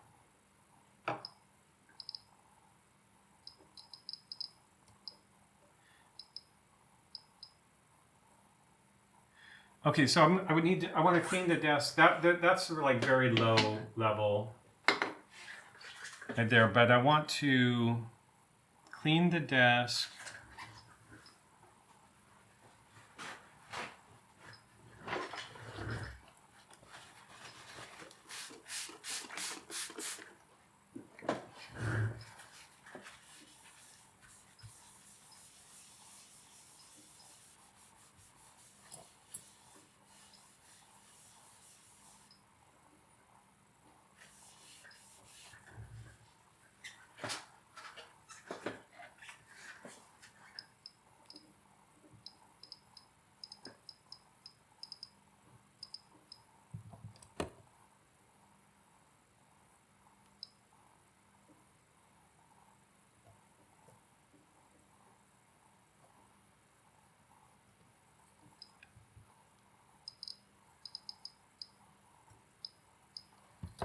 Is it this?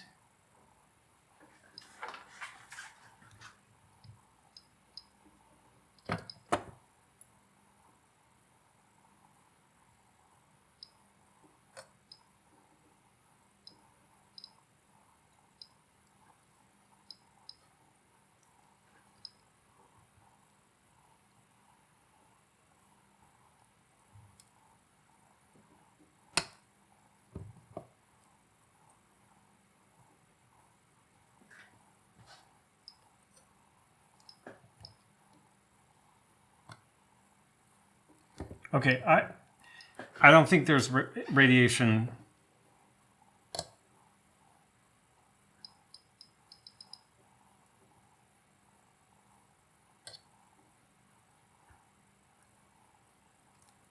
I'm going to call that area okay.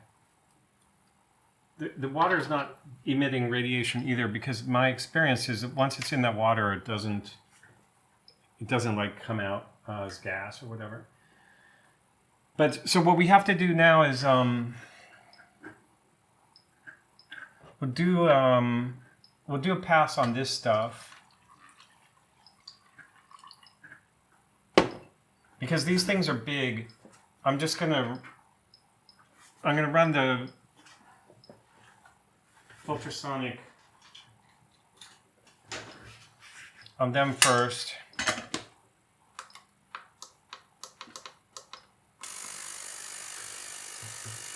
Then we'll take those out so they don't beat up the hand and the dial. Take those out, put them on a paper towel.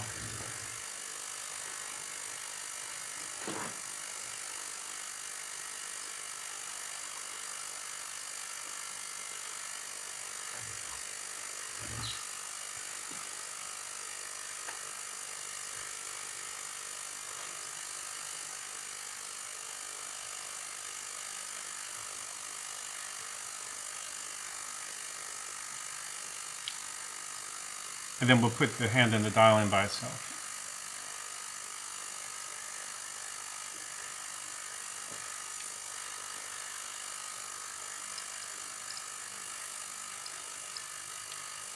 Ooh, that could be these crowns need a little bit of... I'll put them in the... I could drop them in now, actually.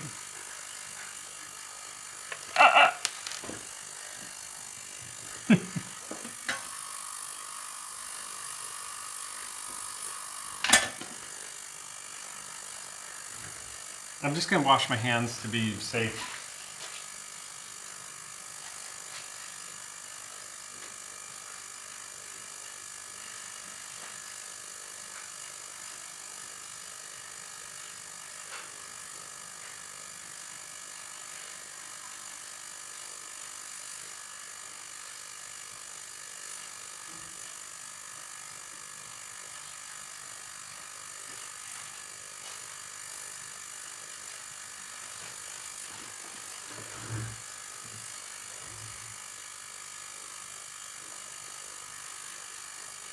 Okay, so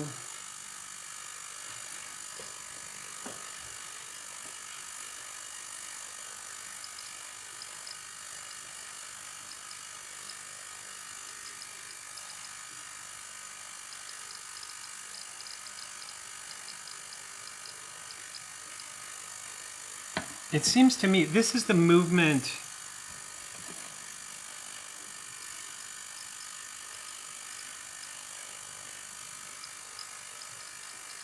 Oh, interesting. Okay, so I think there's a little bit of radiation left on this Pierpont stuff. So those hands are going to go in the cleaner also.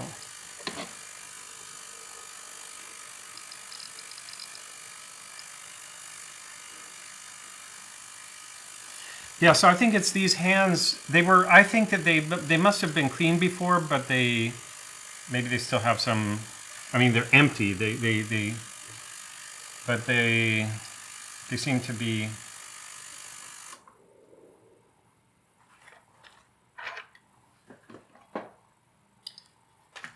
Okay, so.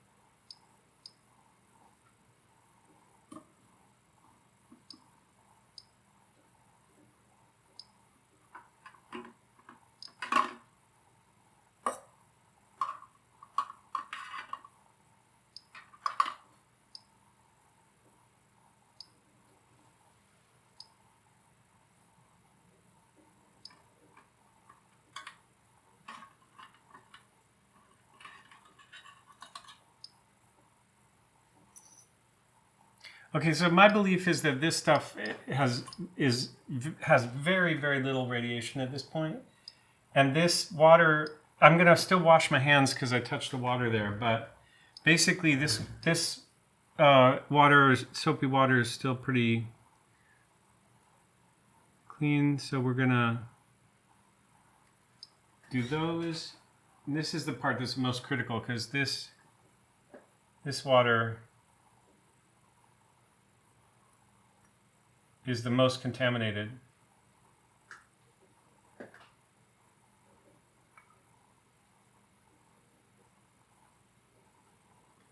And then that dial,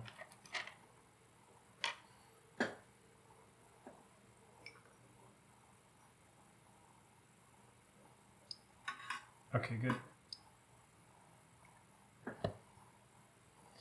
Okay, so I'm going to do this at 30 watts. Now I'm going to go wash my hands here because of this, and I'll come back and I'll run that.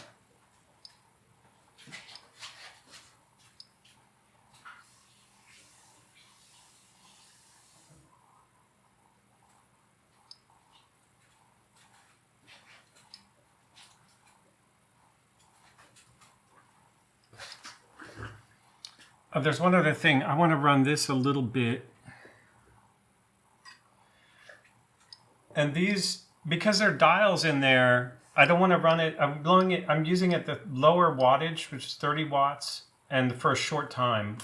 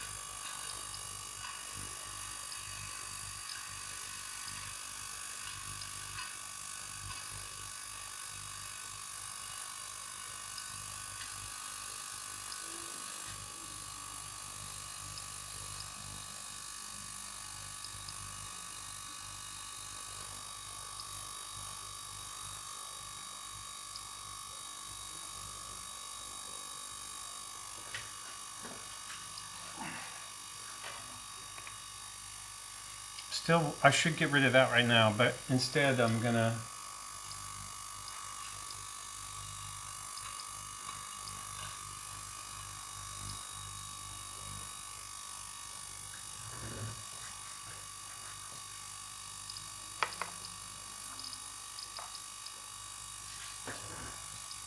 Okay, I'm gonna put that there.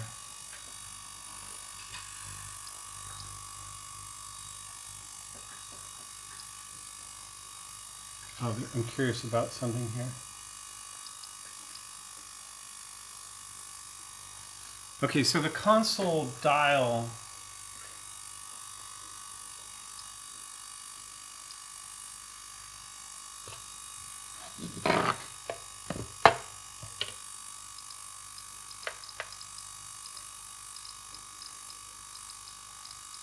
that's still a little bit of something.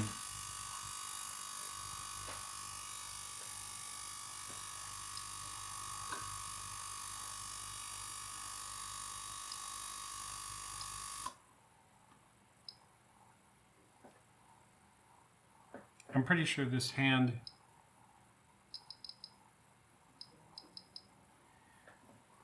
Okay, so I'm gonna go up to 50 watts and do a little bit more here.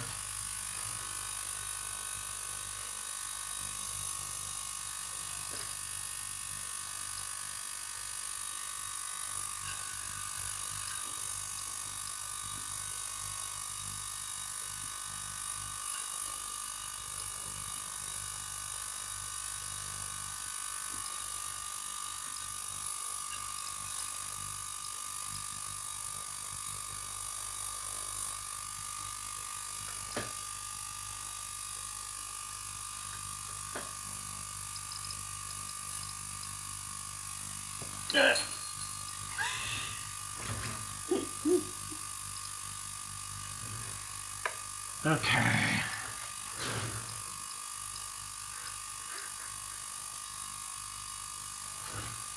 So that's just hands. They can go for as long as they need to.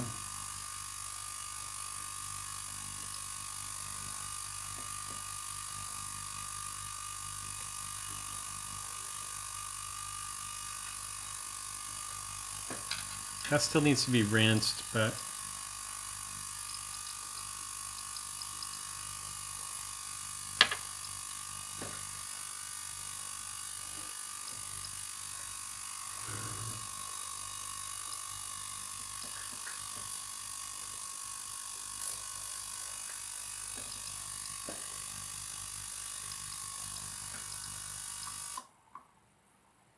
okay.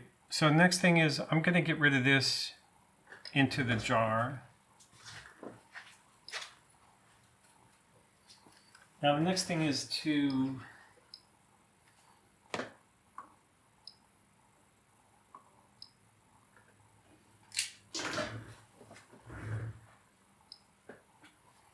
I want to get the hands out of here.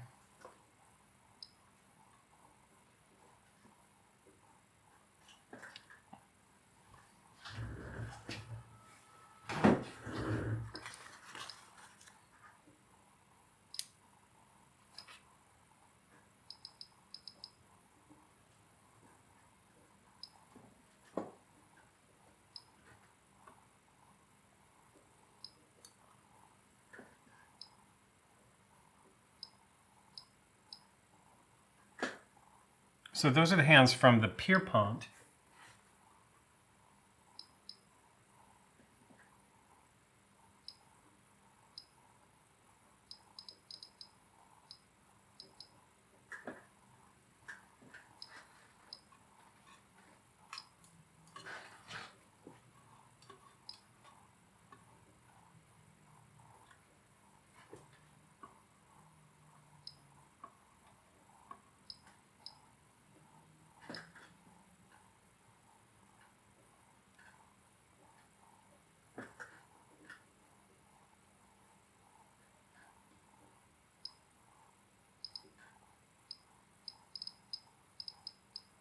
The hand still has something. I think I'll give it another round with the dial though.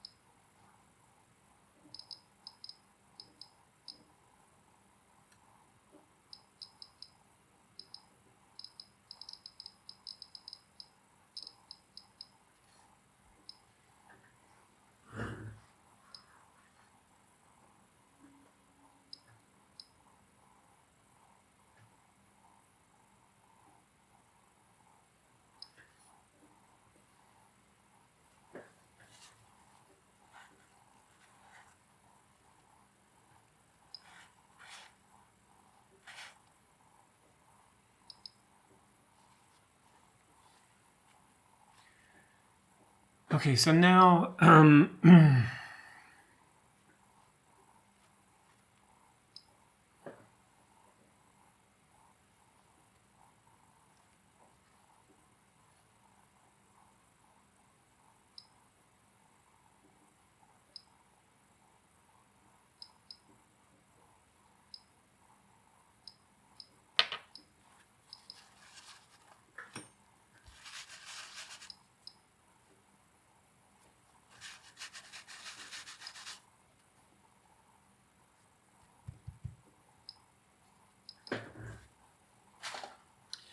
so here's the lesson of this. Those guys could be washed also.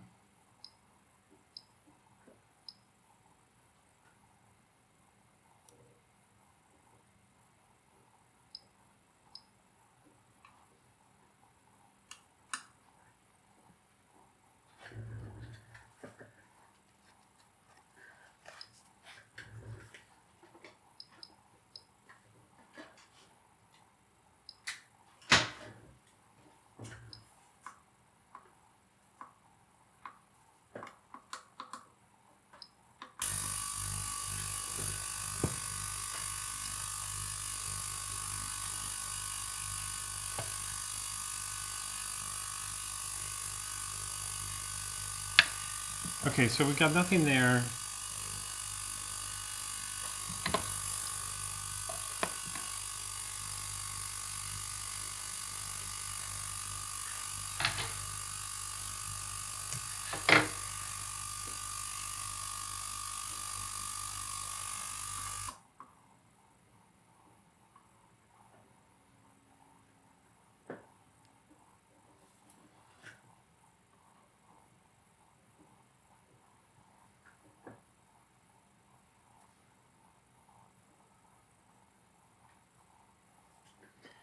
Okay, so I want to show you what the problem is with radium removal.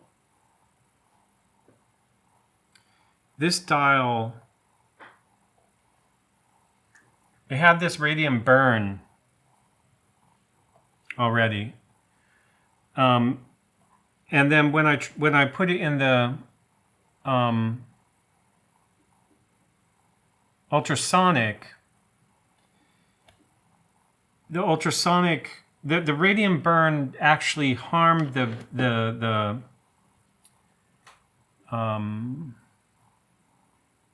what do you call it? The varnish, the final layer of varnish on this dial. And because of the radium burn on the varnish is combined with the damage from the radium burn and the ultrasonic, the varnish now looks worse than just, and it doesn't look terrible, but it looks worse than it did when it was just radium burn. This is a particular angle that, it's reflecting the light, but the radium burn, instead of coming off, it's the.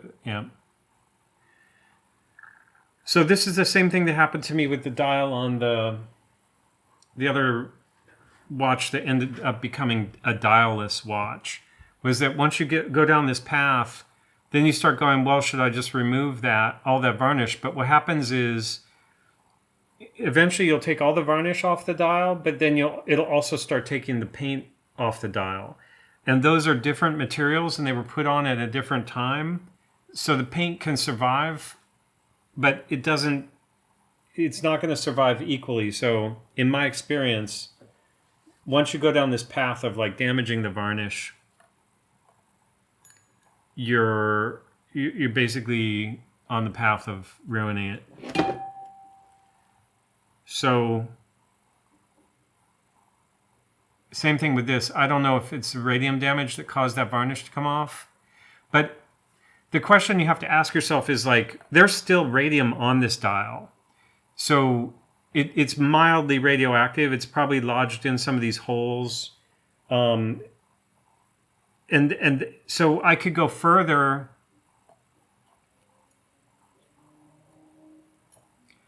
I could go further and try to take all the varnish off the dial with the ultrasonic and hope that all the radium comes along with that. But there's a good chance that I'm going to lose the paint on the logo. But I think at this point it's kind of a lost cause either way, unfortunately. I don't think I wouldn't really want the watch to look like this, and I don't think I think everything is like downhill slippery slope at this point. It could exist unvarnished, or it could be revarnished if only the varnish comes off and the markers don't, but I don't think that that's going to happen. This guy,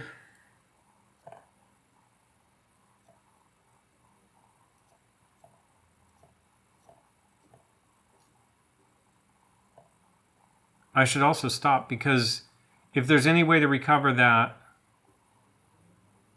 or maybe I should... See, it's always tempting to think that you could go ahead and remove the rest of the radium burn and then revarnish. I'm going to do that. The reason I'm going to do that is because I feel like... Oh, wait. Is there varnish coming off of other parts of this dial?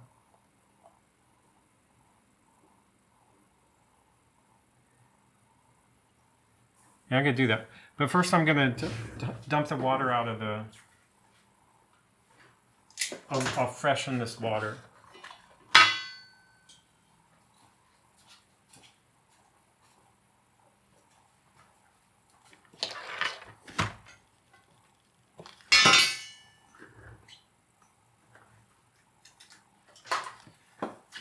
Okay, so we're going to put some additional water.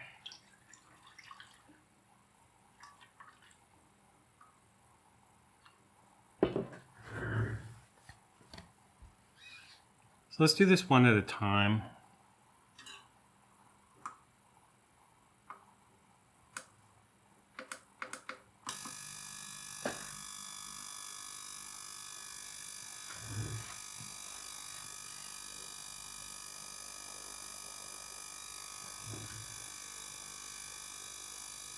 So this is not radioactive. Nothing up here is radioactive anymore.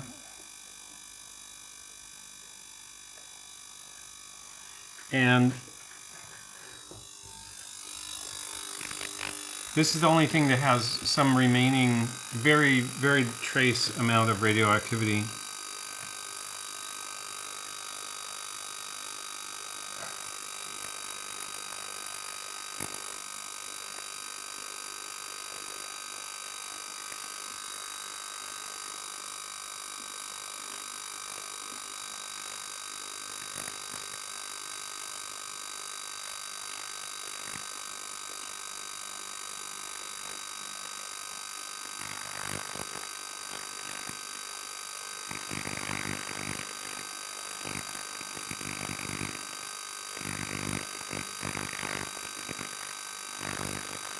It's slow, but you can see it gradually removing the varnish, like around these edges now, and kind of moving in.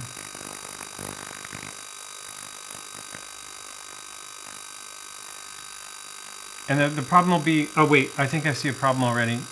That black line, yeah, that's a problem. Okay, so we're starting to lose the indices.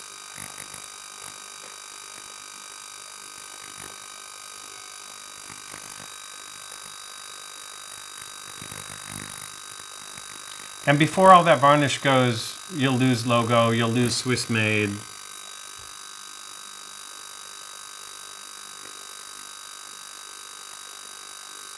You could say I should stop right now, but it's already destroyed from my point of view.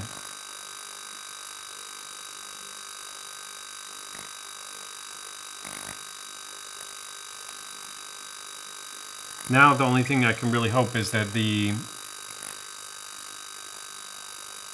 everything comes off. Ah, this sucks. But it's the radium. It's like either you throw it away, you sell it on to somebody else. What can you do? Those watches should, you know, whatever. I don't think people should keep radium around. Just a radioactive watch in a box. Who cares? Sell it to somebody who wants to store a radioactive watch in a box for the rest of their life. What's the point?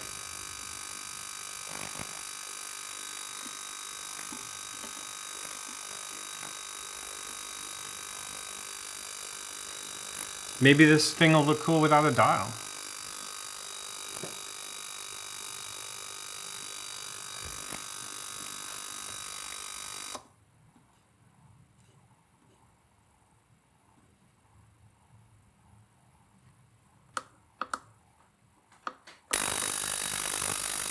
I went to 50 watts instead of 30, so this will just go faster. See those markers coming off? Yeah, that's that.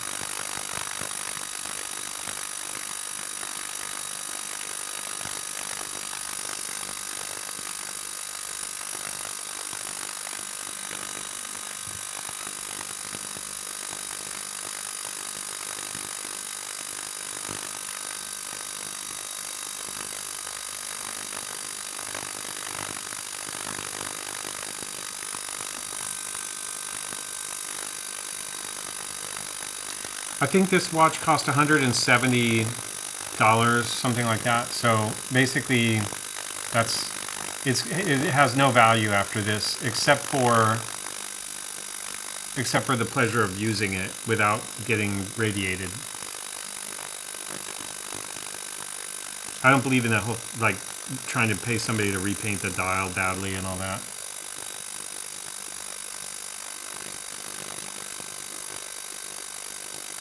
Now I'm just hoping that when it's clean, it looks kind of interesting, just looks nice without, like, just like it's a blank dial. It's possible that the next step after this will be that the ultrasonic will start destroying the dial itself. There may be some base layer of varnish that starts to go, and then you start seeing bare metal. And that's what happened with the Flurier dial, and then when it was bare aluminum, it looked horrible. This might survive, or it might do that. Who knows?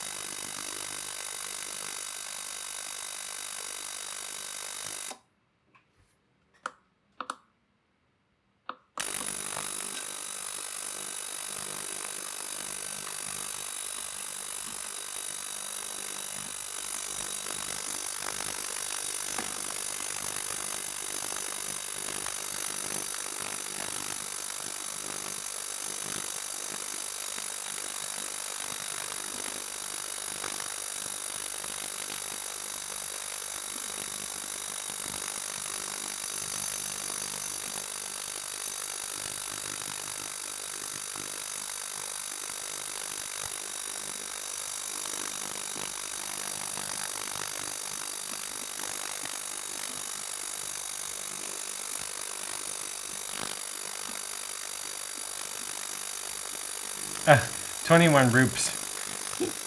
Oh, that's so sad.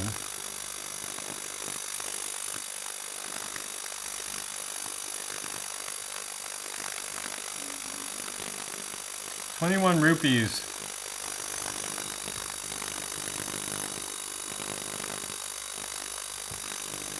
How the paint's revealing itself to be blue.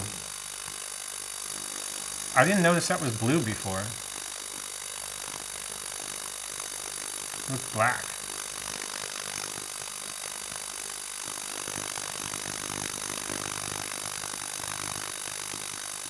It'll be funny if it takes all the paint off and the thing's still radioactive.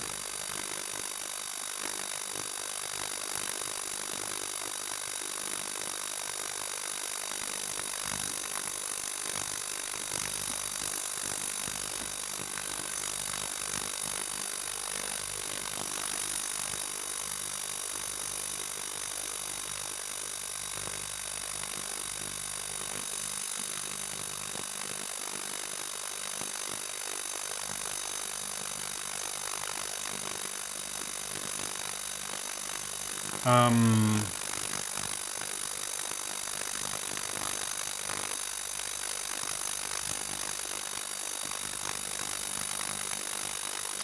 I think I'm going to stop the recording because this is going to take a while, and then I'll reorganize and turn it back on to finish up because I still have to relume these things. I guess the weekend is over now, so I got a little sunburn, but the it's also 32.8 degrees in my office here, and that's about 94 or 95 Fahrenheit. Switzerland is not big on air conditioning because it's generally not that hot here, but there's a heat wave right now. So it's pretty shitty for doing this. But there's a couple things I wanted to do before I start. One is that I was putting together my electronic watches, and this is like a $25 smartwatch from China that I pulled out, and I was trying to resynchronize it with my phone, and I realized that my new phone doesn't have the app, so I went back to my old iPhone to check what app it was, and my old iPhone did this. Like, I didn't do that, it just decided to pop itself open, I guess exploding battery. And that I had ordered a replacement battery for this, so I guess I'll see if it didn't self-destruct, if I can replace that battery. But the other thing is my editing MacBook, you can see it has like 2 blue ice packs under it, because even for the last 3 months, I can't edit with that unless I put it on ice packs. And then I have another MacBook Pro that is part of my desktop setup, and the fan turns on that, even if it's not doing anything in this temperature, because it's 94 degrees or 38 or 32, whatever. And that reminds me of how much I hate technology. Like the idea that you would have a watch that's like an Apple Watch and it would be connected to your iPhone, and your iPhone pops open because it's old and the battery explodes, and your laptops don't work because they're not made to be in an environment that's below or above 70 degrees or room temperature, that like the fans are going to turn on and their batteries are going to explode also. It's I don't like that. I like mechanical things. And I have a hell of a lot of experience with electronics, so I'm not like just saying this out of, Ludditism or something. It's just that the electronic things are made for trouble. Like, who wants that? Who wants that as part of something that's like they wear on their body or they live with or they enjoy? Like, how do you enjoy having a lithium ion battery strapped to your wrist that's going to go dead in 3 hours if you use it? Anyway, end of rant. So I think when I turned off the video before, I was already running into some problems, and I did rinse this dial. So this is this dial has been stripped clean, except for there's something going on this edge, and there's a little mark here. And but what I want to do, so my idea for this dial, there's in theory you could re-enamel it, but because the indices are already attached, it becomes impossible to re-enamel it without having to do all the detail work around the edges of the indices. And since these are numbers and everything, you can kind of forget it. So I have this idea, which is to try Renaissance wax, which is like a microcrystalline wax polish that they use in museums. And it's supposed to just put like a non-oxidative layer of microcrystals over whatever. It's probably actually, I think it's probably silicone actually with some carrier that evaporates out of it or something. I'm not sure. But I thought I would try to just do that, put that on this, and then consider that done. And then the other thing is on this other dial,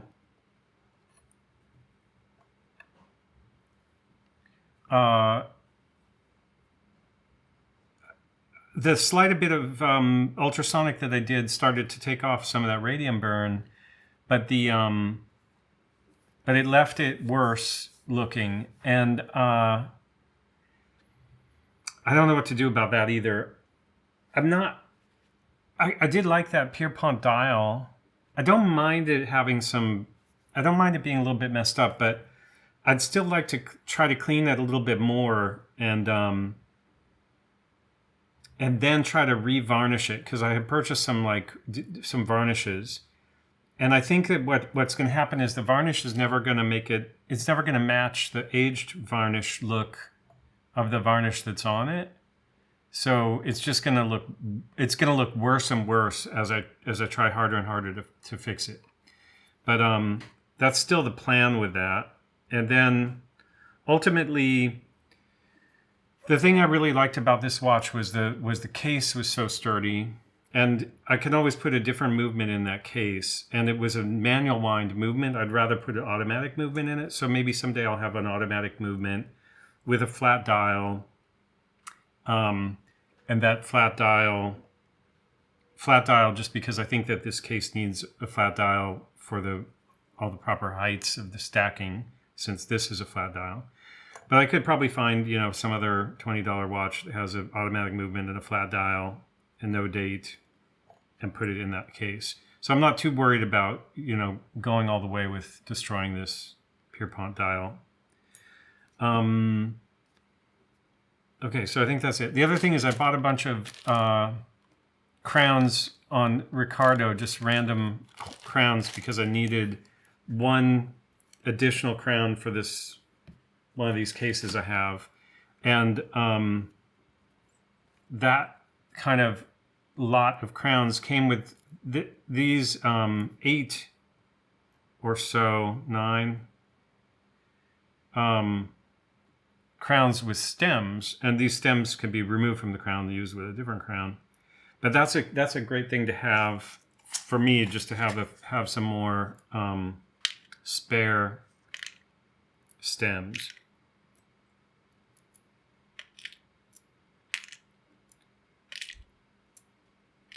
So just gonna get that out of the way. I think these crowns also will get out of the way. I think there was one. I think I already put that where I needed it, so I'll just put these here.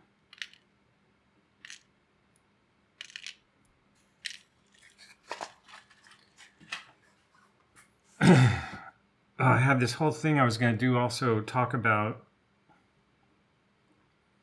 So I think I'm going to, before I publish this video, I'm going to do a whole speech beforehand about this whole thing of what I'm doing, just ruining things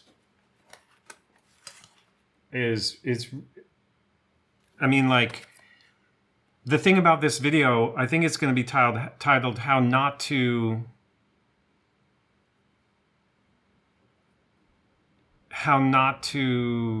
clean a watch dial, how not to clean a radium watch dial. See, that's the problem.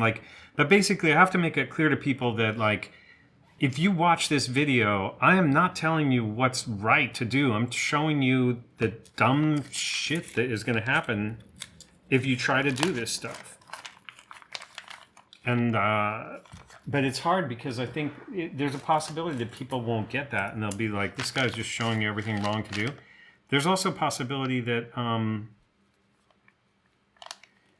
the way the human brain works, somebody could watch it and they could be like, okay, I get it, he's telling you what not to do.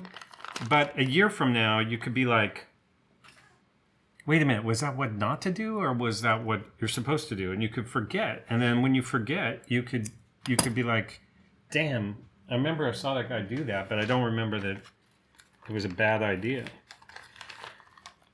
So anyway, I'm going to have to figure out how to deal with that concern. But for now, I wanted to also just keep in the spirit of what I'm doing, which is experimenting with things that are probably going to go wrong. This is some Cape Cod metal polish, and this hand has some oxidation on it. So I'm just like, can I just gently polish that out?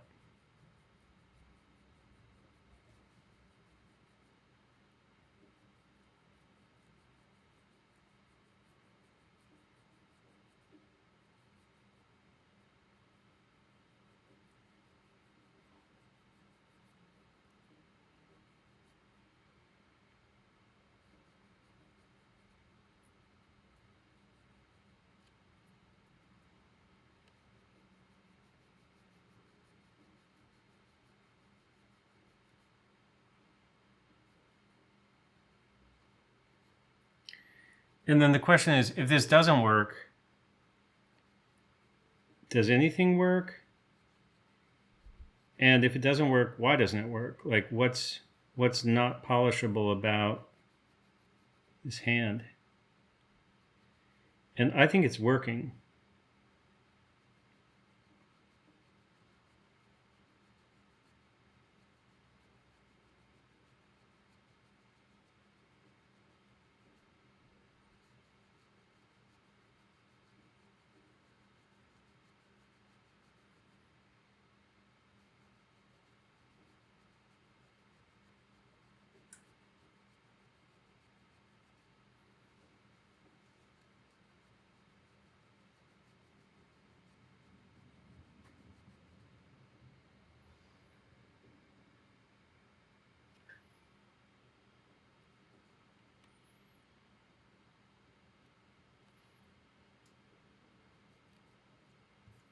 It's funny, it's shiny on the bottom.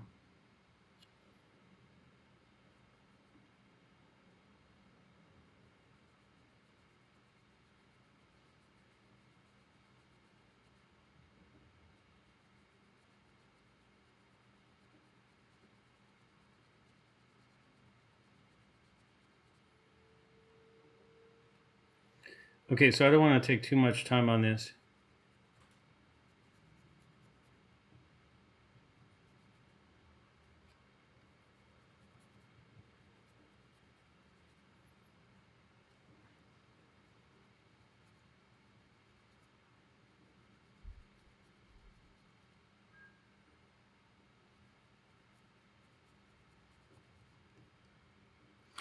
So it's fun. You can look at the polishing cloth and you can see it took something off. So that's good. This is tricky because this hand has a bend in it. It's the seconds hand from the alarm, the Consul Alarm. So you can't press down too hard.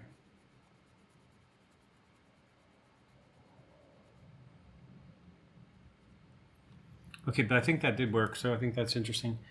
And then the other question is, do any of these other hands need that polishing? And I think these hands do, and this is from a different watch. That's upside down. So we're going to have to wipe the polish off of this in a minute, but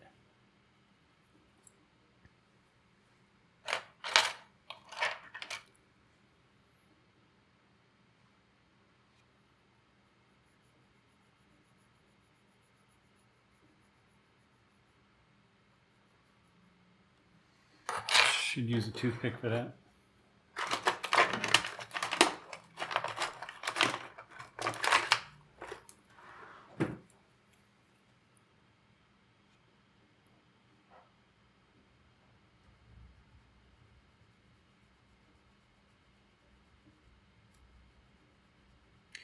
Now on this minute hand in particular, the reason I want to do this now is because it doesn't have lume on it. So it's best to do that polishing before luming it.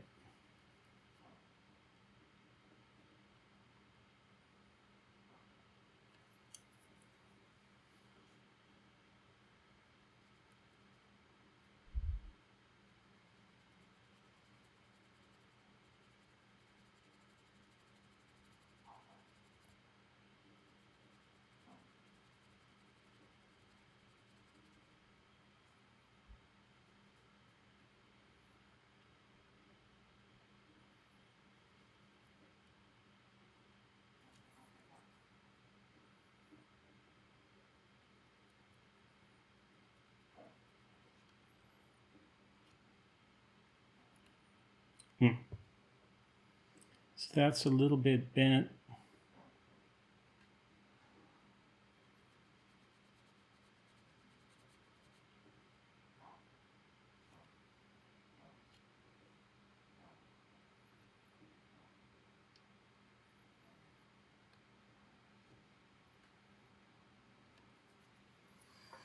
Okay, so anyway, this one's also going to need to be cleaned.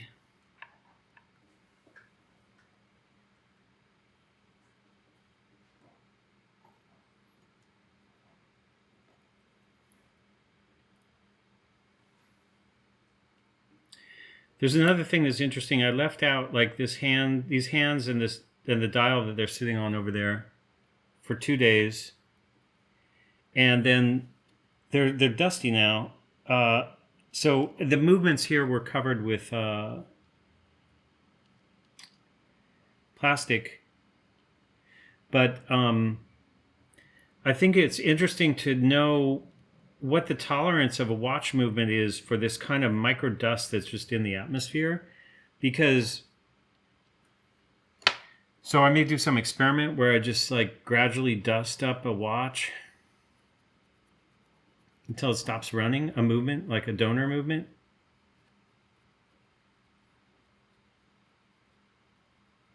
There's this whole thing of like in Switzerland in the watch workshops, you know, they work in basically clean room environments with hair nets and forced air and ionization and no particles and microscopes, but hobbyists can't really set up that kind of situation. So that's also a reason why when you start thinking about like doing this as a hobby, you have to set some level of like what exactly that means to you. What you're just not going to do it perfectly. And also when you go to a watchmaker, what do they really got going on? You know, if they're in a mall somewhere, what's their workshop like? It doesn't have to be perfect. I think that watch movements can handle a little bit of dust and hair, not huge human-sized hair, but like just these microfibers that kind of float around in the air all the time. These mechanical things have to be able to kind of handle some of that.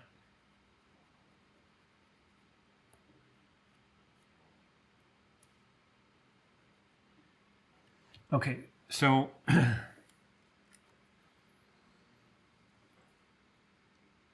so partly what I wanted to do is just do some experiments.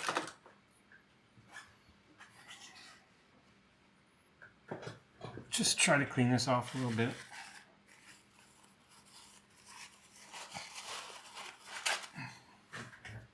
I wanted to do some of these cleaning experiments.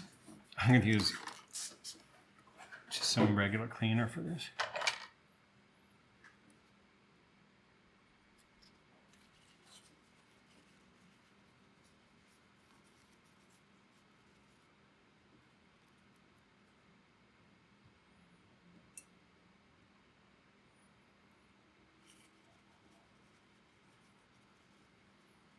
I wanted to do this and the Renaissance wax.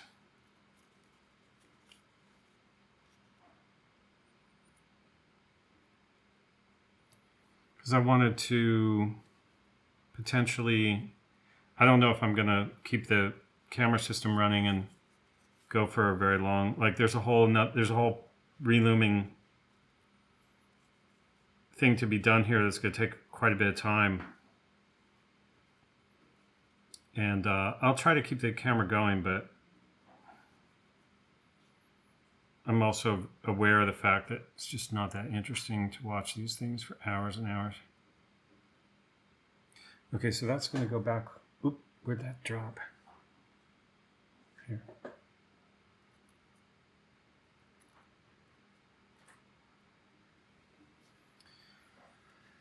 Okay.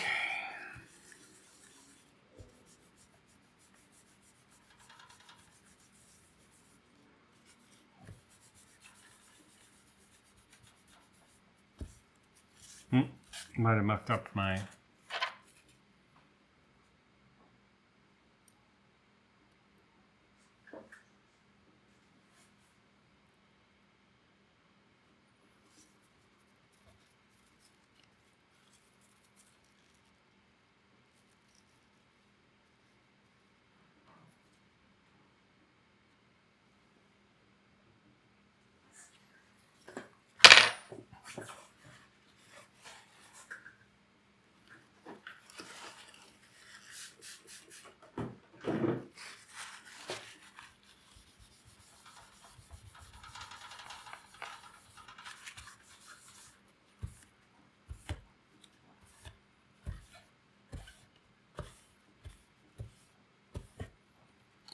Okay, so Renaissance wax.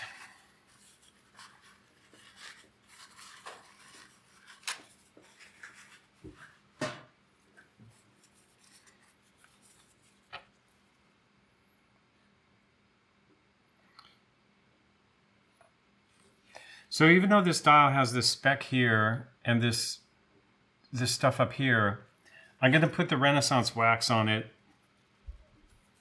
because I'm not convinced, after all the all the ultrasonic cleaning, I'm not convinced that those things will come off, even if I kept going with that.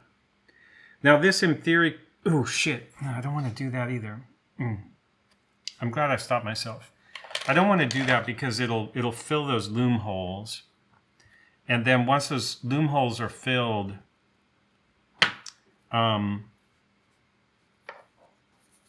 the lume won't stick in there, and it'll be hard to lume those indices. So this has to be lumed first. The lume has to dry, and then I have to do the Renaissance wax. And the Renaissance wax, again, is just, I think this is kind of bare aluminum now, or almost bare, whatever it is, the top plate of what this is. I don't understand why these old watch dials, they all look like this on the bottom, which is like, what's going on there? Why does that never come clean? And the top looks like that. So I don't know if they're kind of metal laminate.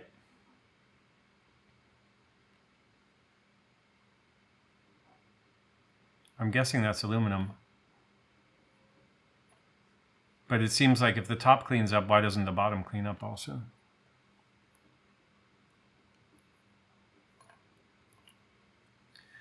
So anyway, this needs to get lumed as the next step. Oh, that.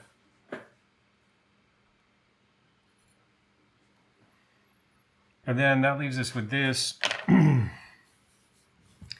So I had two ideas about that. One would be polish it a little bit more and then put some varnish on it, because there's still some old yellow lume or radium damaged varnish. Because otherwise, if I varnish over that, that's just going to seal it in forever. But then the question is, what kind of abrasive do I want to use to try to remove that?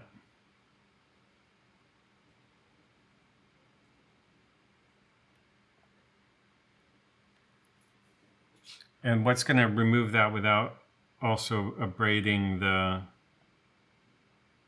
dial itself? And I don't have an answer to that.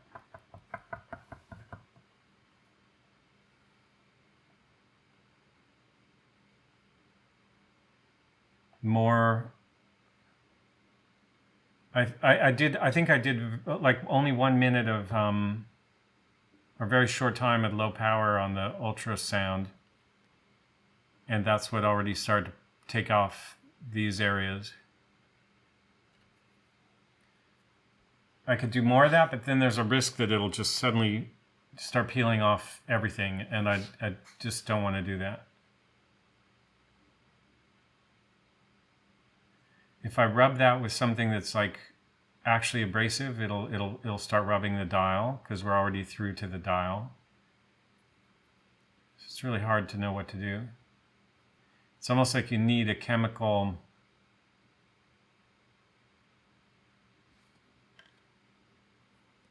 I know what I can do is I can put some varnish on it and just see what happens, and then take that off again if it doesn't help. Let's try that.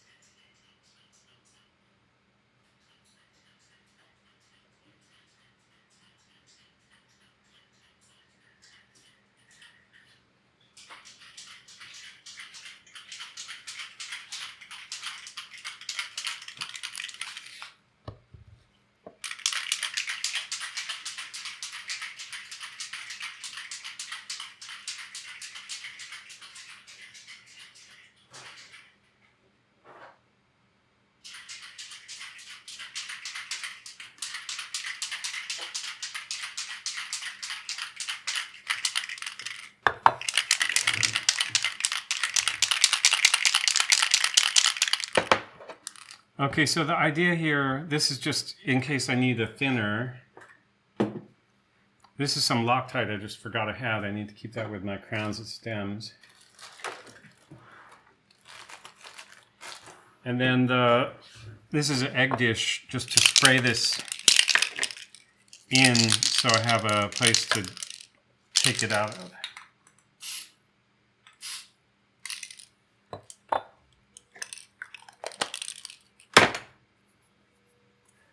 And I'm going to try to brush with this thing.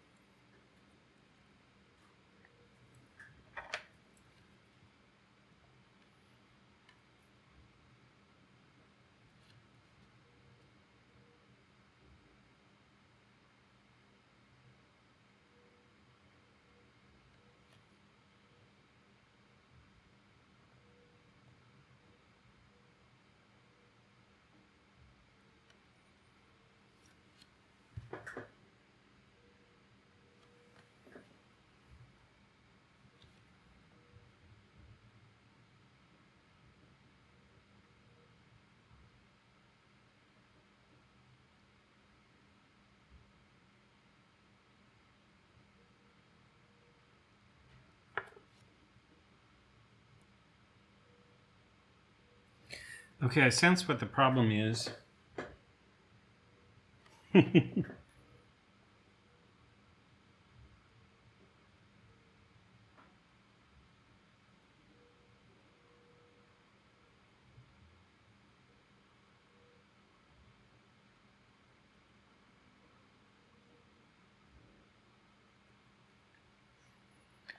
So the lacquer itself acts as a thinner.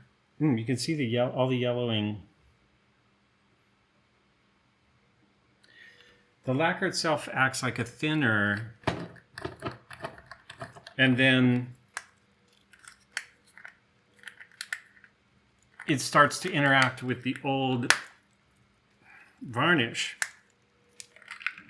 So essentially the new lacquer interacts with the old varnish. Now I have no idea what this is going to do.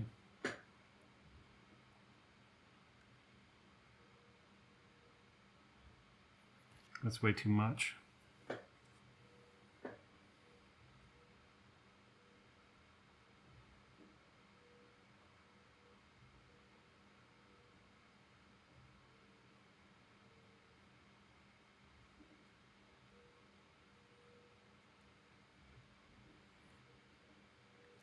See, this is what ultimately happens is you just keep expanding the damage to the original varnish. And I don't really see how. I mean, I'm working at much too big of a scale, I guess.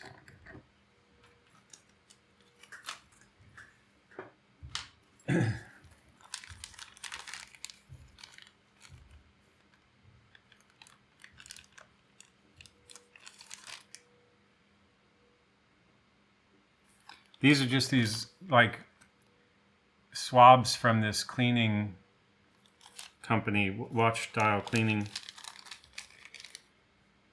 swabs, but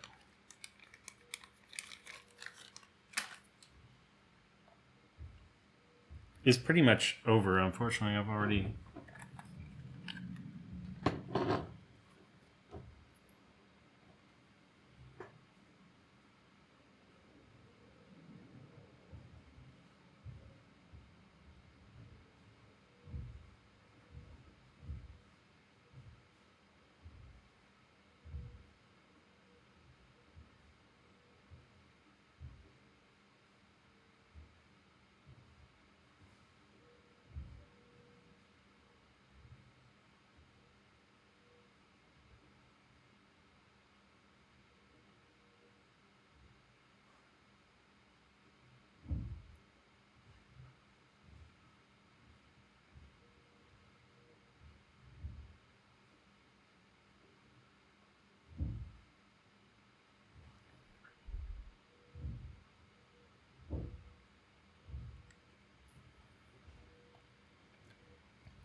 So it's just melting back the old varnish, which when you wipe it, it's coming off on the swab as almost a brown or yellow. There's no way to replace that old varnish with something that's the same color and to blend it in.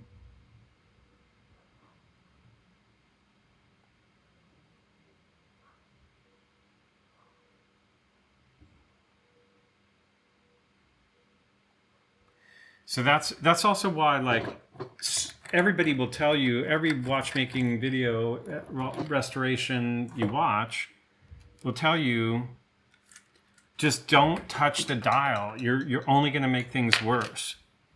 And I think this is a confirmation of that. I mean, clearly this is a confirmation of that. But I think it's interesting to talk you through it and just point out what happens, and then make sure that people understand it from that kind of first-person perspective. I wish I hadn't messed with this. I was kind of starting to get into the charm of those radium burns. I knew what they were from. They didn't bother me. They weren't visible from a distance.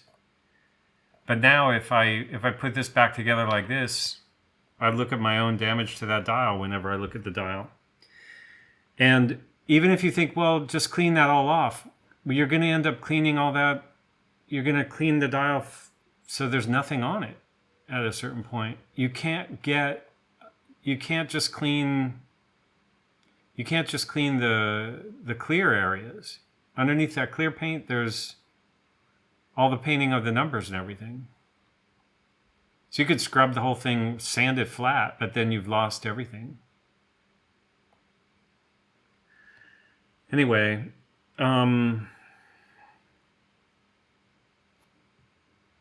when I sit back and think about making these videos, I'm like, I'm just doing dumb shit on camera. What's the point? And the point is, don't do this. Don't do it.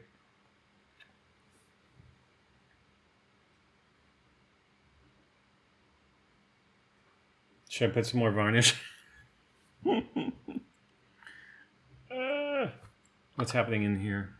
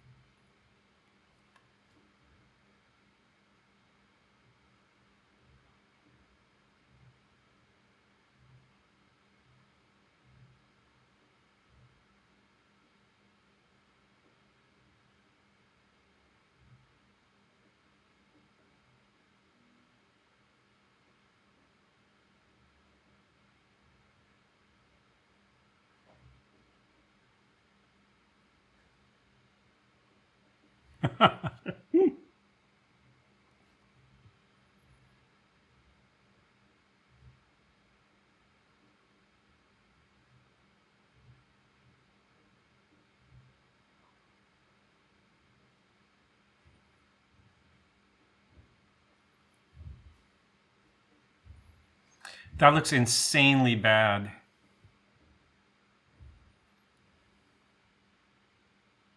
But there's something funny about varnish too, is that sometimes when it dries, it's going to look insanely bad. But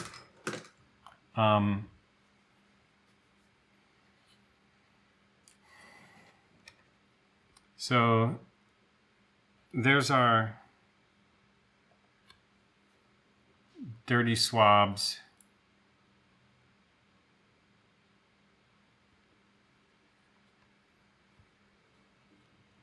I need to throw this stuff out and clean up.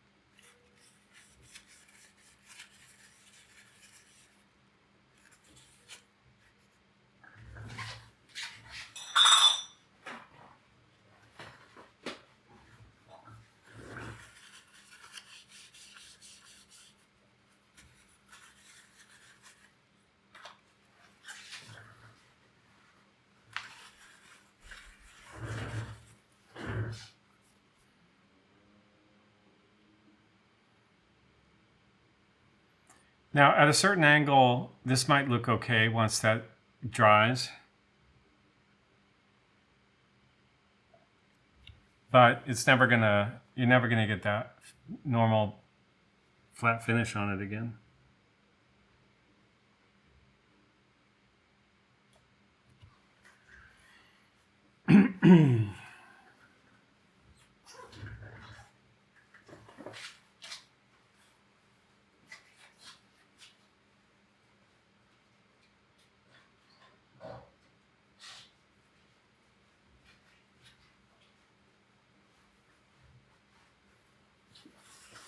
Another thing that can happen with these vintage watches, though, is that you can, in a short period of time, actually, you can come across the same watch again.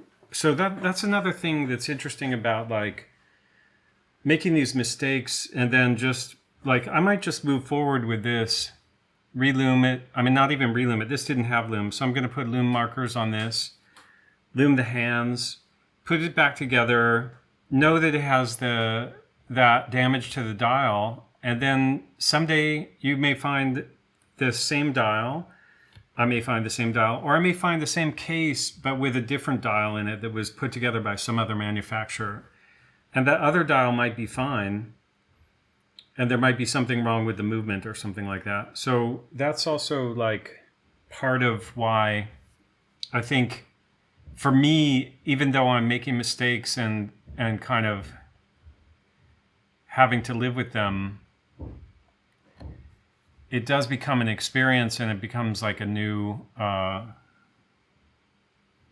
opportunity to look for some other parts that can be swapped out to improve. Because the thing I liked about this Pierpont actually were these big, formerly radium hands, and I think they're going to be really interesting to relume. And they do go with the style of this thing. So it'll still be fun to put this back together, even with the dial that's messed up.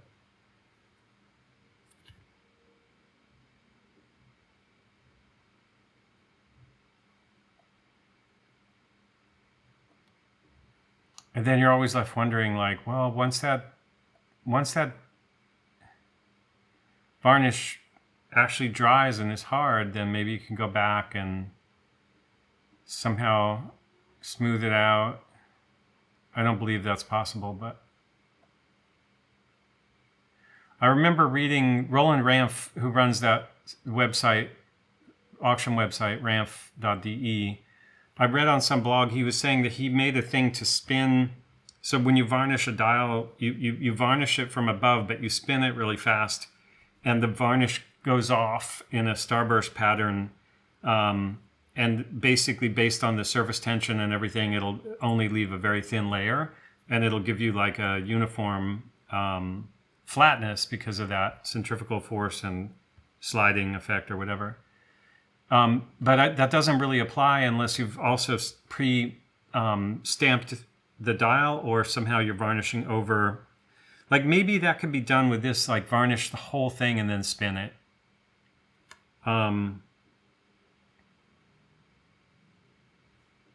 Or clean everything that's not, clean an oval in this area and then revarnish the whole thing. But it's never going to look the same. You're going to see an oval, a lighter colored oval if you do that, I think.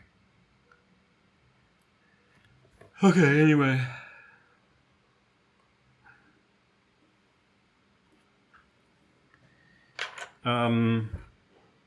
Okay, the next thing I want to do is there are these hands that, such a pain in the ass. So these hands I bought on eBay as new old stock ETA 2472 hands. The problem is that they were lumed incorrectly, in my opinion, and I think almost the evidence would show that my opinion is correct. The black should be on the inner windows, and the lume should be on the outer windows. And And that's so that it's easier to tell the difference in length between the second hand and the minute hand, because, and also it just makes sense.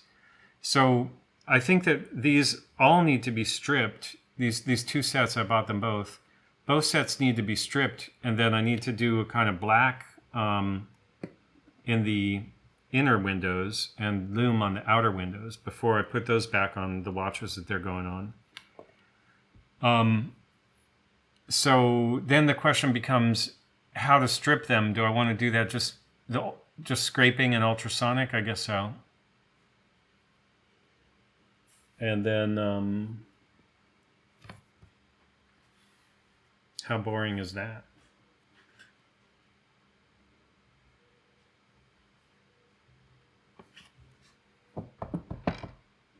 And then getting them off of this movement is just going to pull that hour hand gear. If I try to lift that, this whole assembly is going to come off, I think.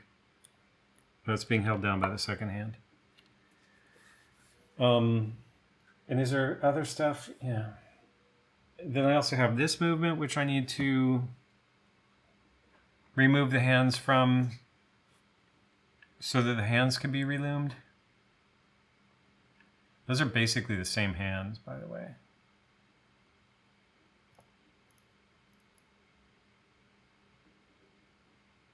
So there's an example of a hair that, fell over the weekend.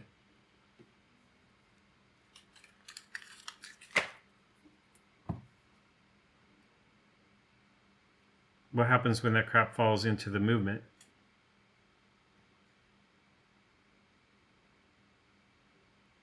And stuff like that's falling out of the air all the time.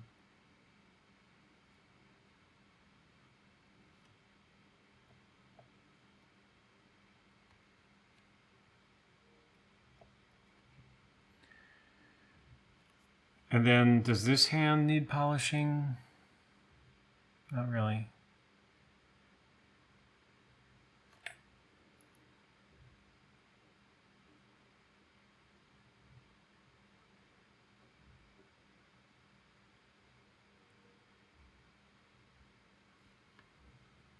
Oh, the lume has to be removed from these little indices. You can't really see it, but there's a bad hand lume job done on there, on all the non-numerical ones.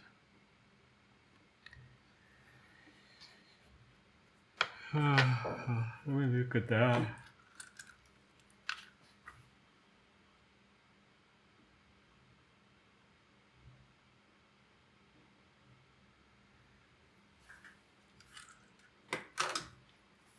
So that's a thing also, like how do you scrape that off without scratching those indices?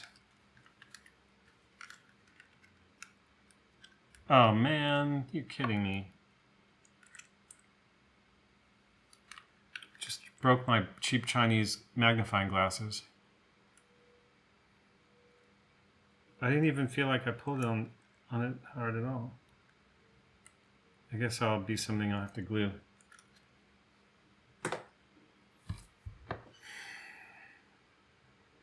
Okay, I'm feeling a little bit discouraged and overwhelmed by heat, and like everything's a mess and everything's going wrong.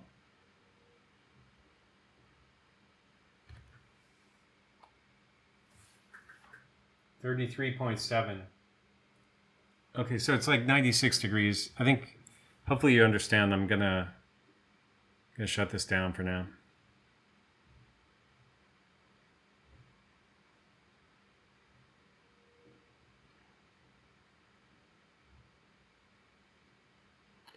The hard part of this is that I made this decision a long time ago to share mistakes. And it's just like, okay, who's going to want to watch that?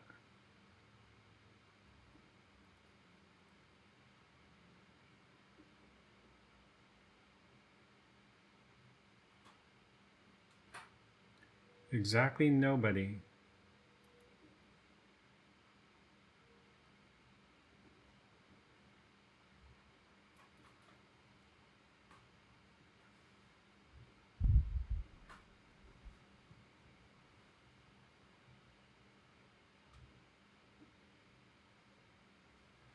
if I'm going to remove the oil and dirt like this, I should use finger cots here. So I'm removing, not just putting it back at the same time I'm removing it.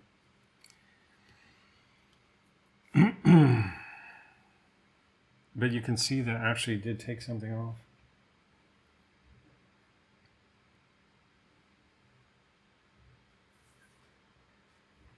This is the mechanical movement out of the Pierpont. I never really identified what this is either.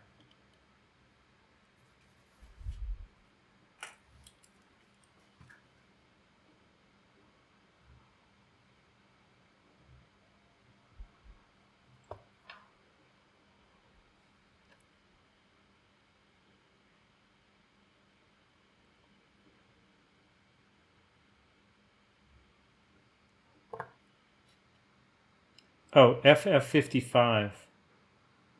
FF55. I think that was on the listing actually. How would they have known that? No. This was not a listed watch. This was part of the spare parts. So let's look that up. FF55.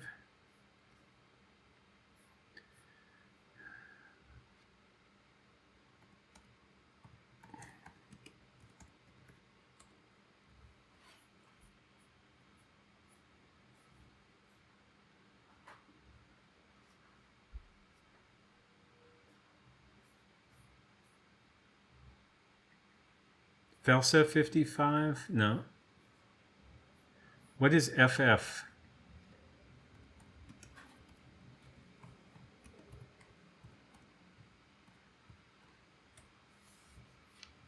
FF.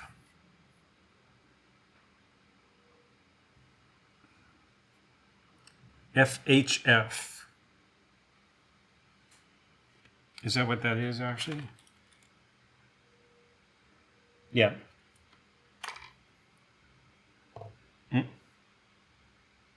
So you can see that insignia is FHF 55.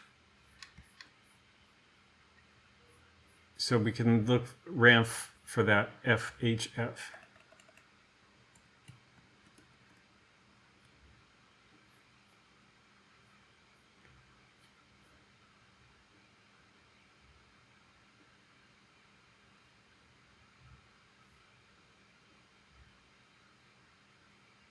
Man, RAMF doesn't even have that one.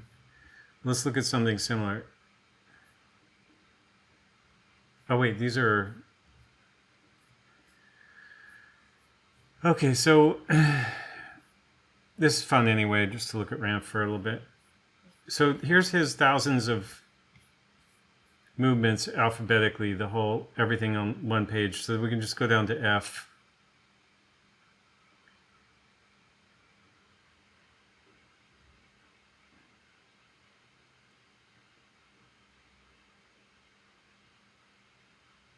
FHF.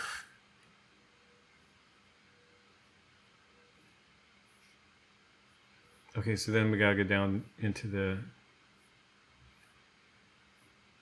Look at all those movements. 53, 57, no, 55. So let's look at 53. That's not it. Let's look at 57.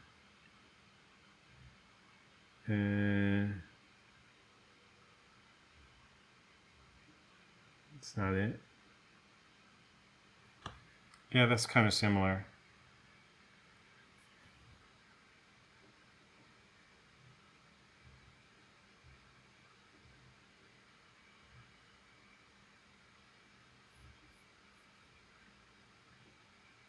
Oh wait, let's look at the year of 57. 1960, Swiss 17 joules.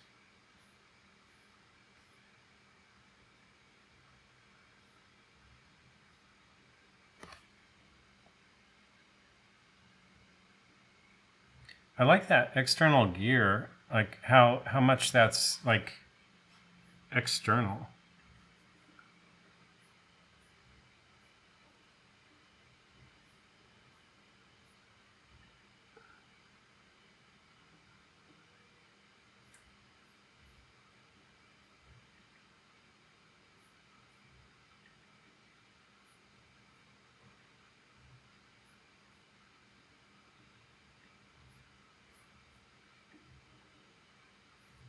Okay, so let's try not RAMF, just FHF 55 movement.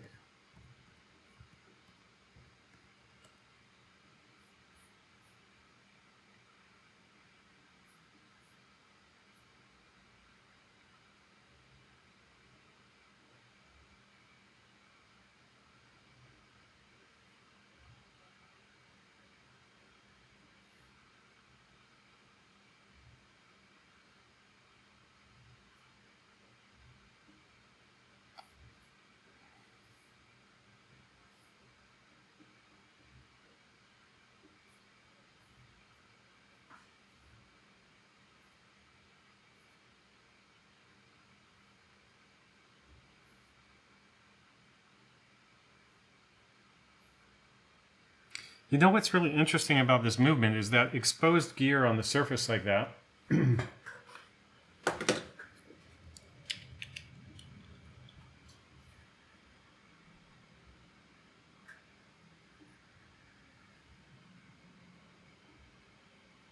why is that there and what does it do?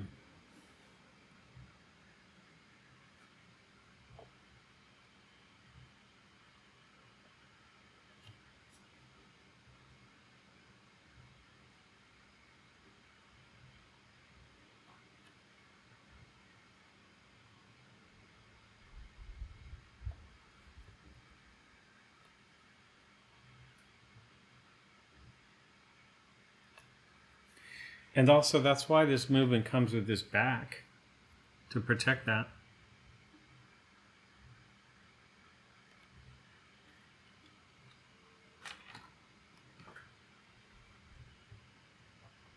Let's see how our dial is coming along.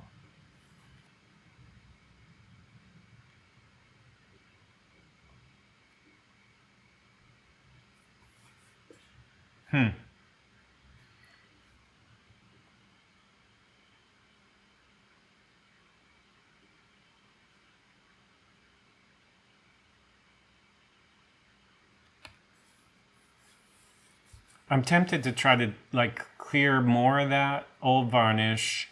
Just not gonna work. Not gonna work.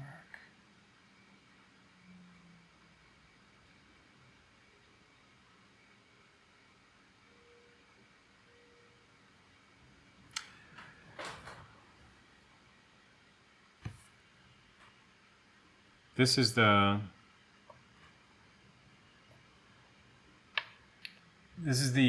alarm movement, 21 joules. And what's this? Adolf Schild 1475.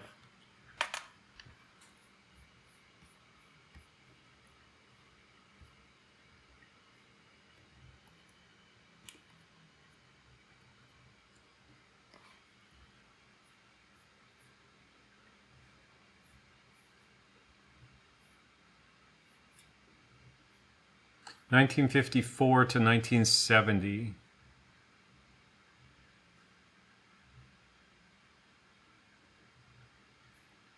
And 1475 was at the beginning.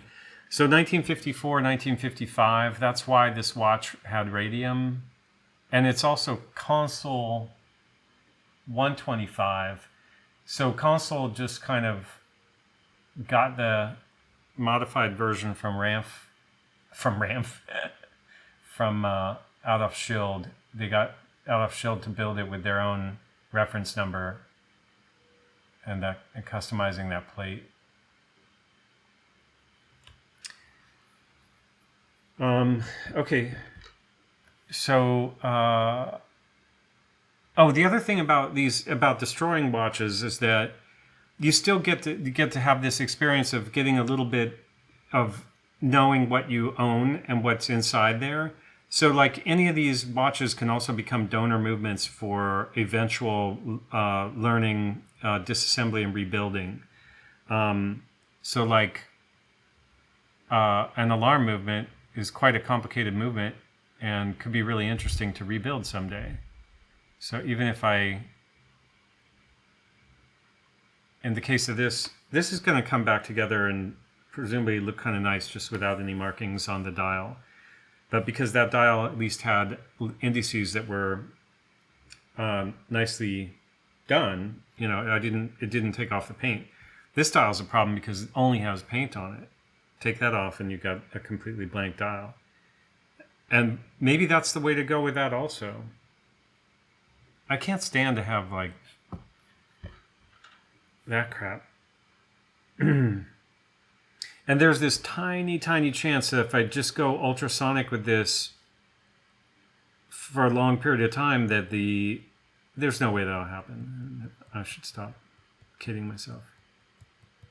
I was going to say that the printed paint will stay even though the varnish comes off, but that, in my experience, that did not happen. Did not happen with the Consul Alarm watch. Did not happen with the ETA 2472 that I did it with. So there's no reason to think it's going to happen ever again, where you're going to be able to take off the varnish without taking off the underlying pad stamped paint. Not with ultrasonic anyway.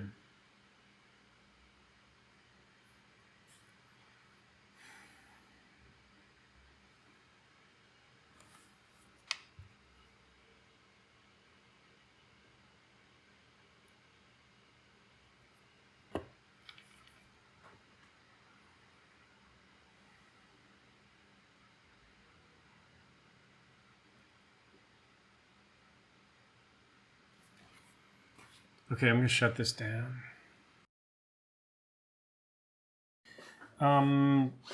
Okay, so there's a couple of things I want to do. One of which is insane, but I'm going to do it anyway. So the Consul Alarm watch, which had the high radium activity on the Geiger counter, it's still emitting some background radiation from the movement. Now, I cleaned the movement externally with Radico, and basically there's some little specks on the Radico, but it's not radium. So whatever is causing that is either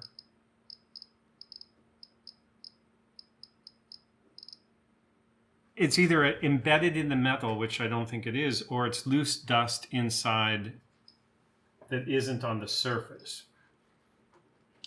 So I guess the one reason I think it could be kind of embedded is because the case itself is also giving off some background. And this was washed for like 8 minutes in ultrasonic, and so I don't. It does seem to me that like radioactivity could kind of embed itself in surrounding metal somehow. In which case, it's going to be. It may emit background levels of radiation for the next 1600 years, but or half-life of 1600. So, but it's not. But there's no loose dust on it. But to find out if there's loose dust, I'm actually going to vacuum it with a Dyson. And I know that's idiotic, but before I do that, because my theory behind it is, first of all, I don't think there is dust in there. But if there is dust in there, I want to get it out.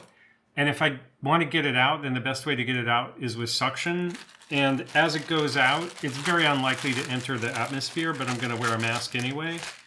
And then if it goes out into the Dyson, then the Dyson will be water washed, because that Dysons they don't have a filter. They use centrifugal force to get the dust deposited inside the cylinder. So I'll wash it with water outdoors, and then that background radiation dust will be safely disposed of. But just because of the stupidity of doing something like that in the first place, even though the risk is very low, I'm going to wear a mask, I'm going to wear goggles, I'm going to wear gloves, I'm going to hold the movement really carefully, and I'm going to draw air fast across it with the Dyson. And then we'll see if that level of background radiation goes down or not.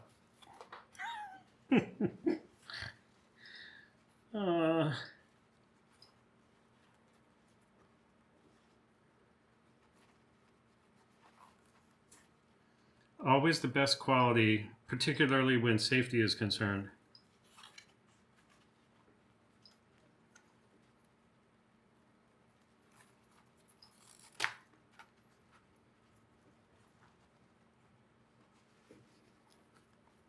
Okay.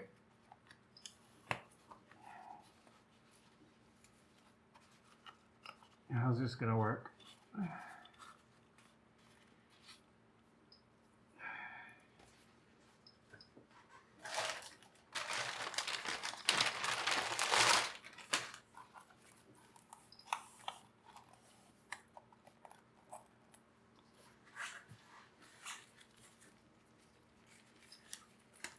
Now, the thing that's going to be interesting, well, again, the reason I think I want to do this is that I want to be able to rebuild this movement or work on it at some point in the future.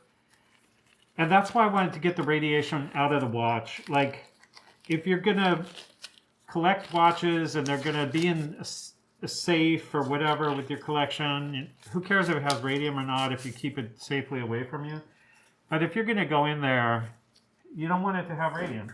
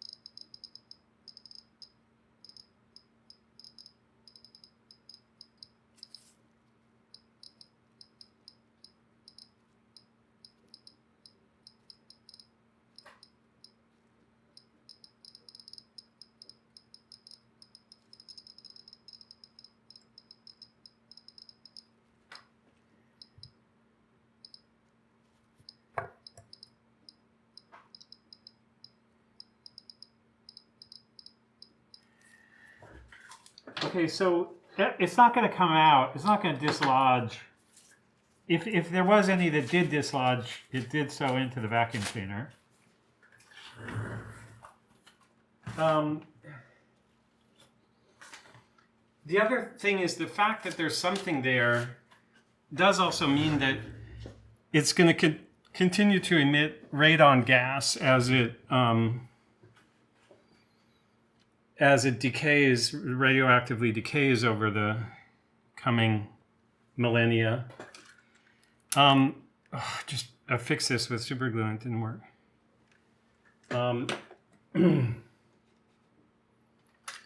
So the next assumption I would make is that it's lodged in there because,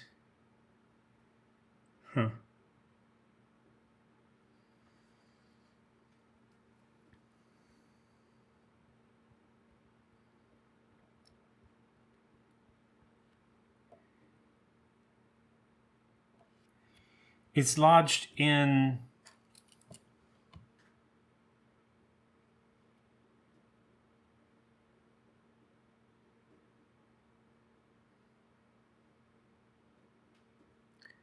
a specific place, like a hole where the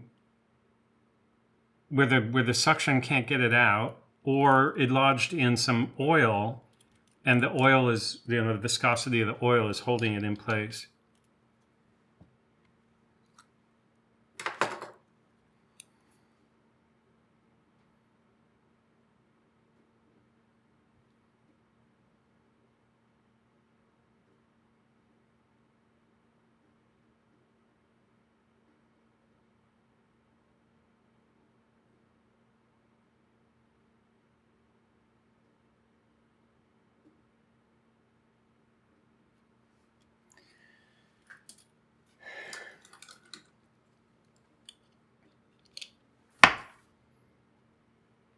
Judging from what this watch used to do and what other watches have done in terms of activating the Geiger counter, my feeling is there's very low amounts of radiation now,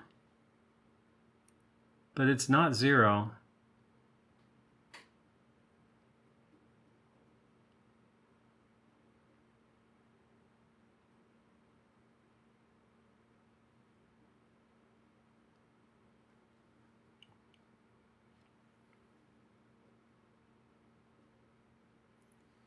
So like eventually would need to be cleaned, disassembled and cleaned.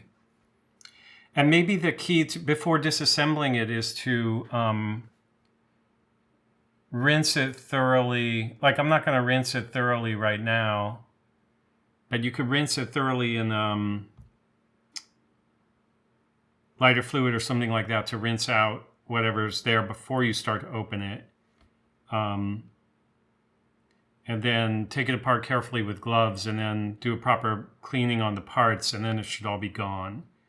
And then after you're done with that proper cleaning with it disassembled, the only problem is disassembling it. You want to kind of do as much to take that away as possible before you disassemble it.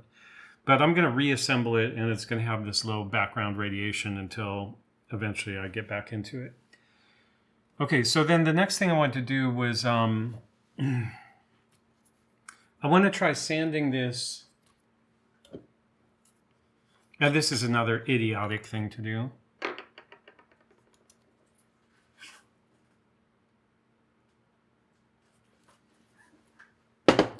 Use some water on this 600 grit sandpaper. You can't see the 600 anymore, but that's what it is. And just see if I can gently smooth out the the brush strokes in this lacquer. I fully expect that this is going to, this dial is going to get destroyed. So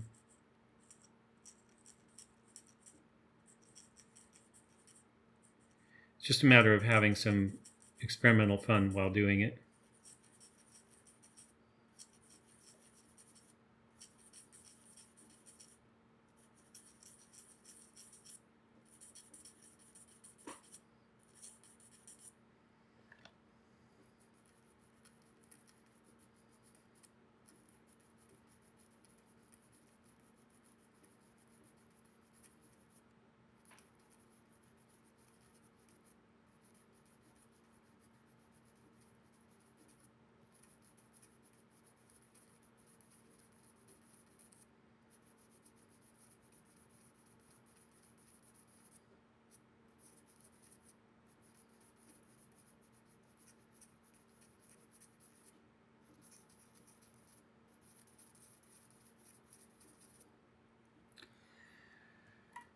Okay, so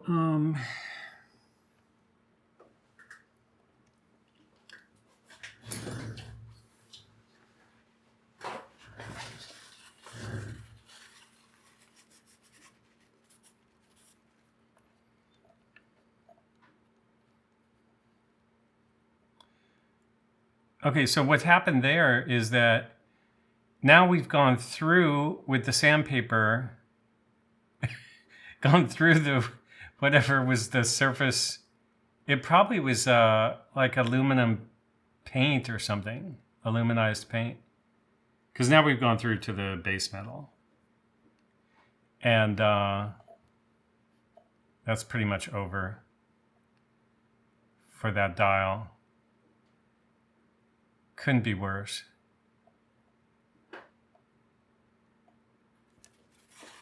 So those are all techniques that do not work.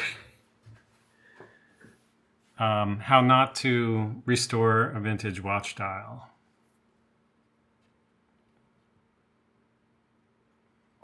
So at least if I had used ultrasound, we might still end up with something that looks clean like this. But now we're into the zone of complete garbage. The movement that this was on is this one, FHF55. And this movement, if you think about this, there's a couple of things I wanted to look at. The positions of these pins, because that's key to, like, if a different dial could be put on this, the same movement, it has to do with those pins. And then, so we need to look at 3 o'clock is here. And then we put 3 o'clock there. Flip it over. It's kind of similar to the ETA 2452, 2472 kind of dials. But it's different, for example, from this out of shield alarm dial, which has them kind of top and bottom. So I could look already and see if I have some other dial I could put on this, but I think I already looked at that and I really didn't. So I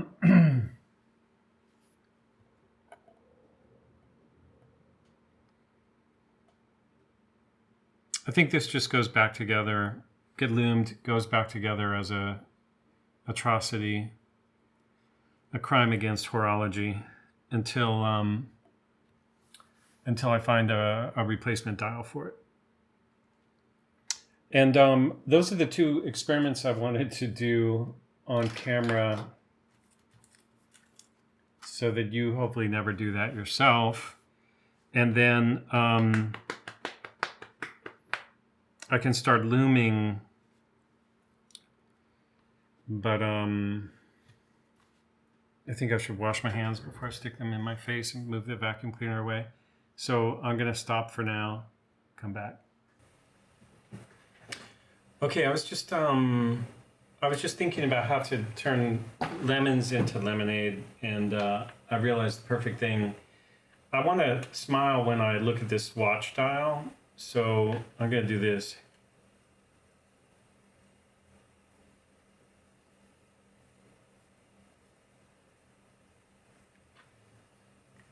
Arg. That's my answer. I had some other ideas about dials written in Sharpie, but this one is perfect. Okay, so now we're going to do a lume, major lume. So let me see if I can try to keep track of what goes with what. This.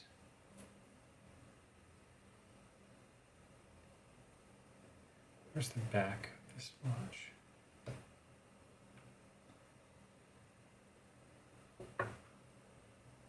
movement, back, oops.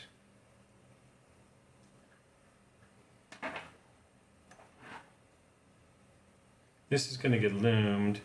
This is the movement for this. This is going to get loomed. So basically we want to get rid of things that are just clutter that's in the way.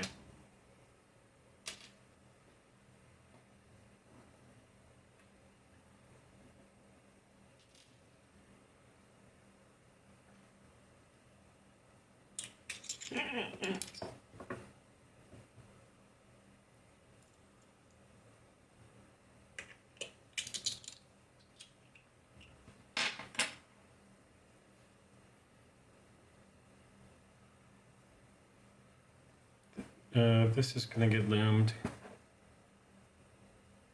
So this can go under that.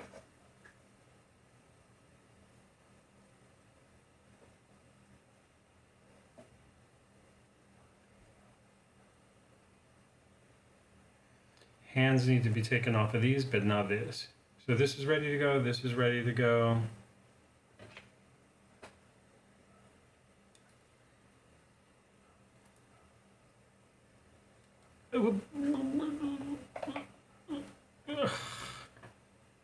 These tweezers are horrible.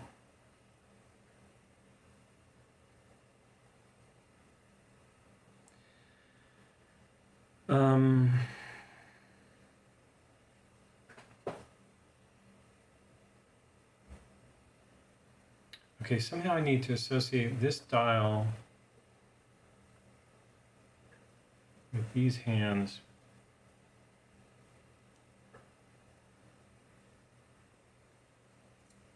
And then we've got these hands.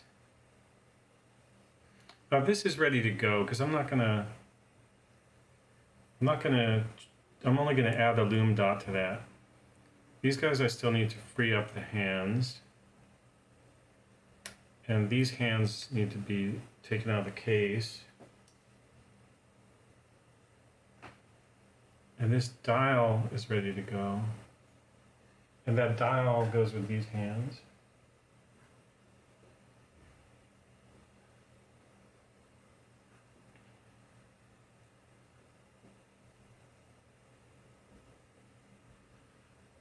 I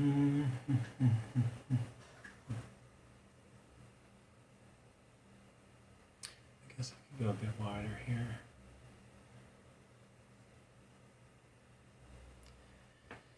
Okay, so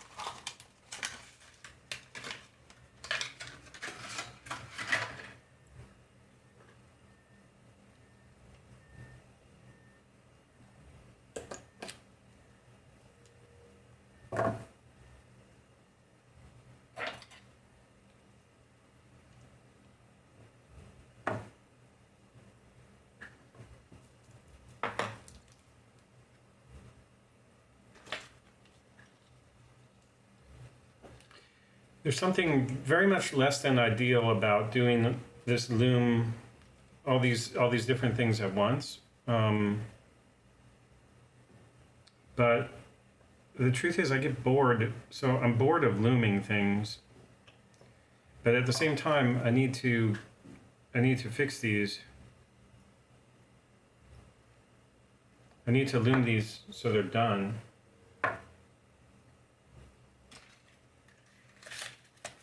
And then I want to kind of just change my focus to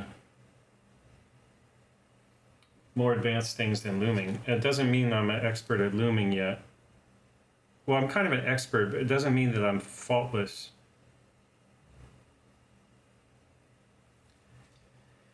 It takes a while not to make mistakes.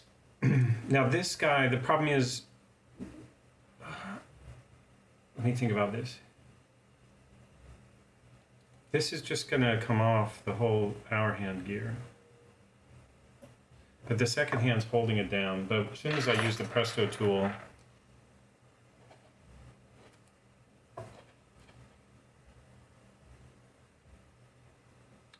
so these hands and these hands, and these hands I bought on eBay, and they were new old stock, but they were, it's apparent to me, oh, that just stopped. That's good, I guess.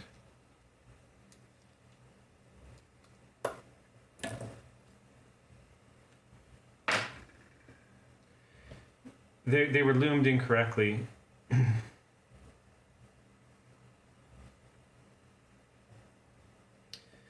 So maybe this will dig off.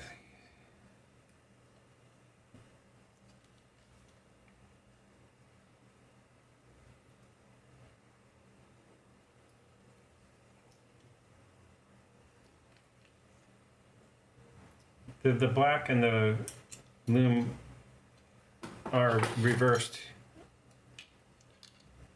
That may be why these hands were never used.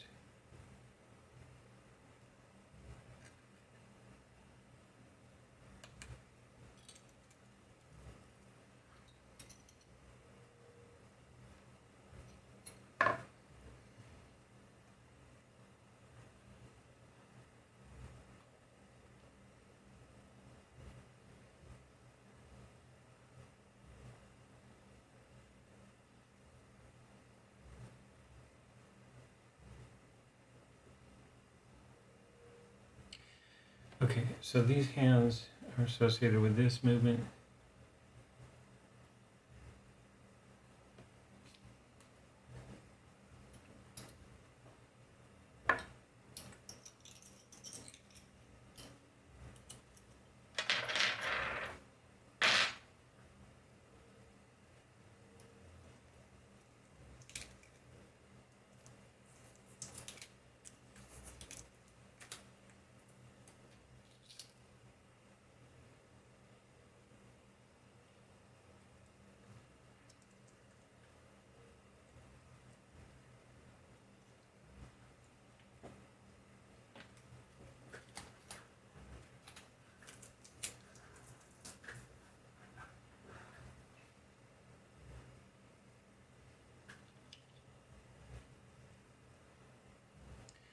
Now these hands, we need to remove the lume, but not the black.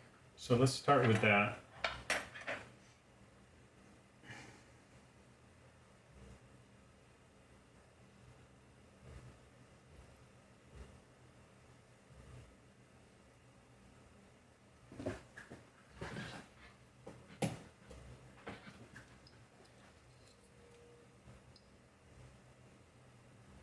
Just double checking, nothing here is radium.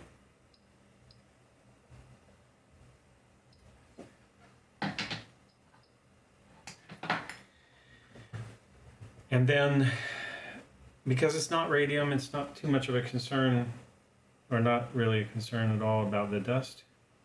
So what I'm going to do is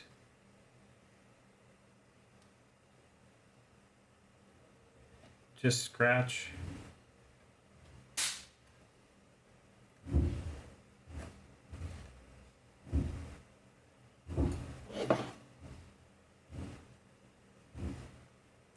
So this is the bottom of the hand.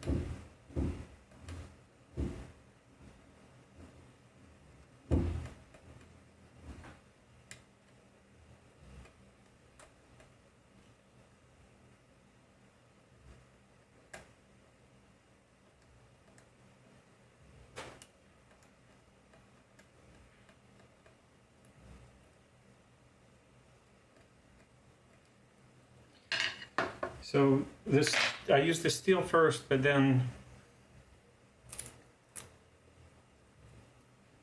should be able to pop that out with wood.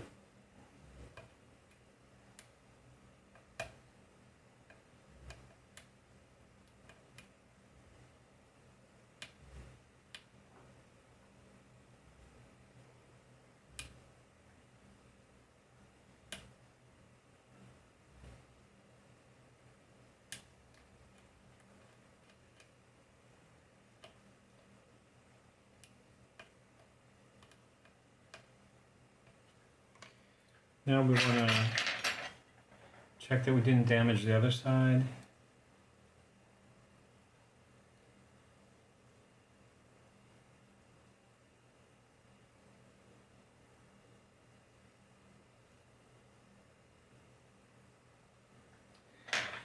And then clean up that little dust pile.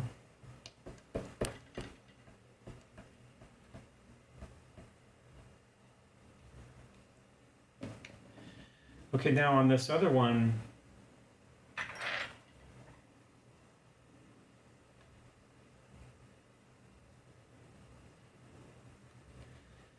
I could just run this through the ultrasonic, but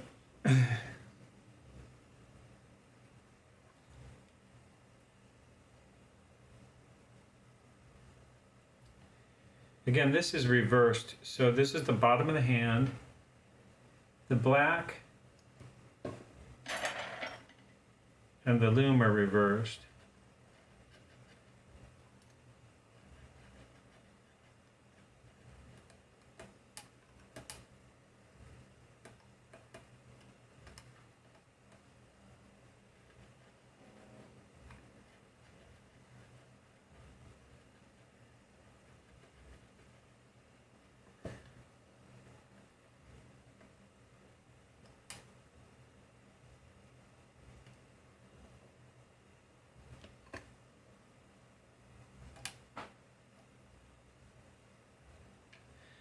So the reason I do the bottom first is so that the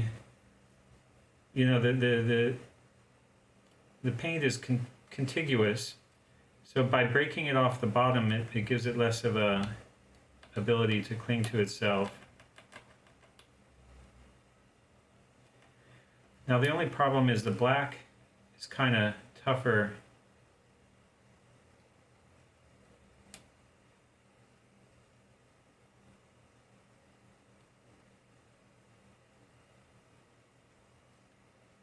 So I may use some paint thinner on that. Anyway, let's do this one also. I'll try this without scraping it. Oh man, is that out of focus?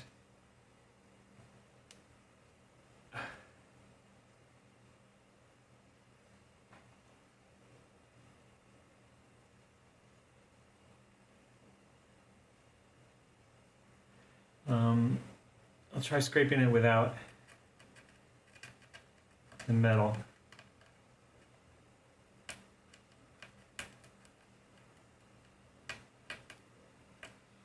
That works fine, actually.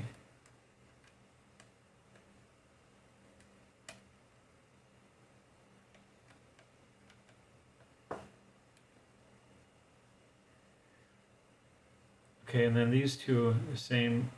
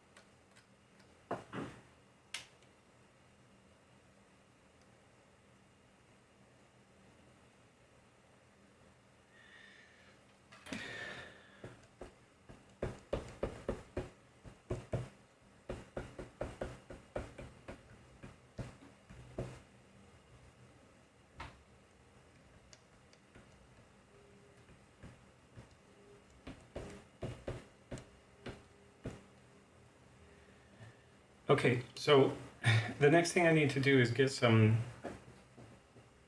paint thinner to remove that black.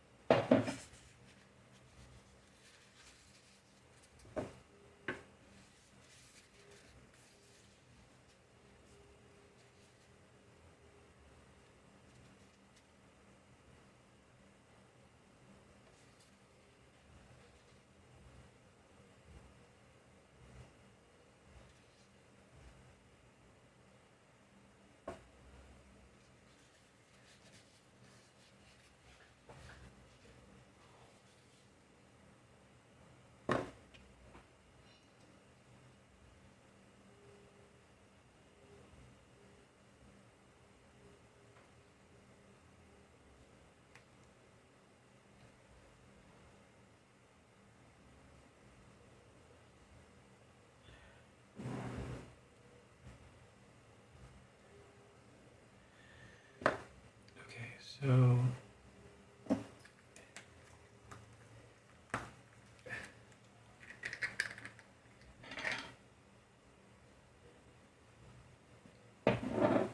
now I don't know what this is, this Rebel Paint-A-Clean. I bought it at a hobby shop and I think it's strong enough to do this, but we'll see. Let's start with this one.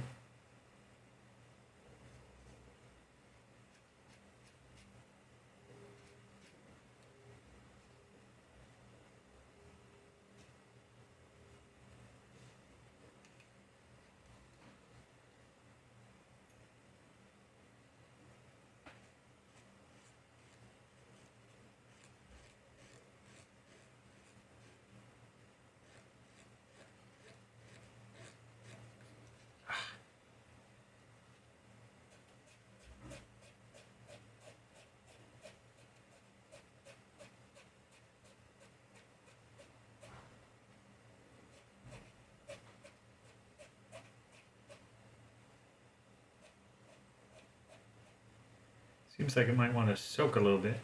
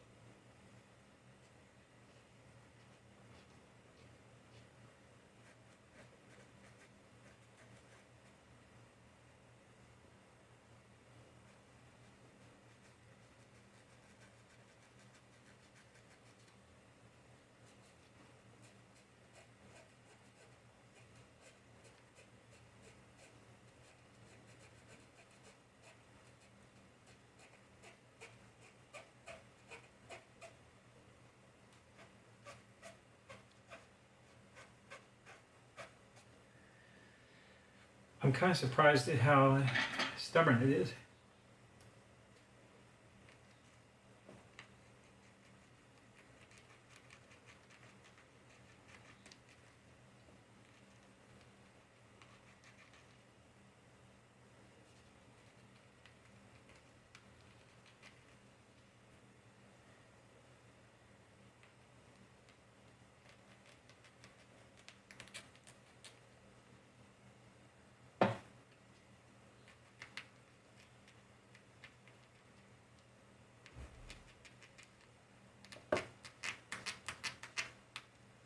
Oopsie.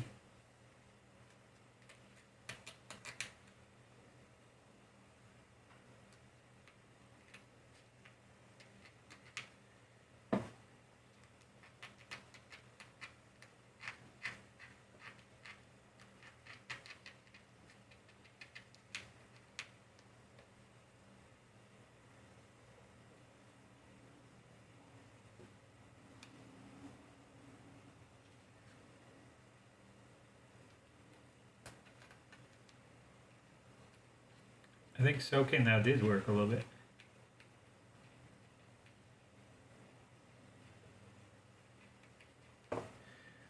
I could just pour this in a dish and let it soak. We're almost there.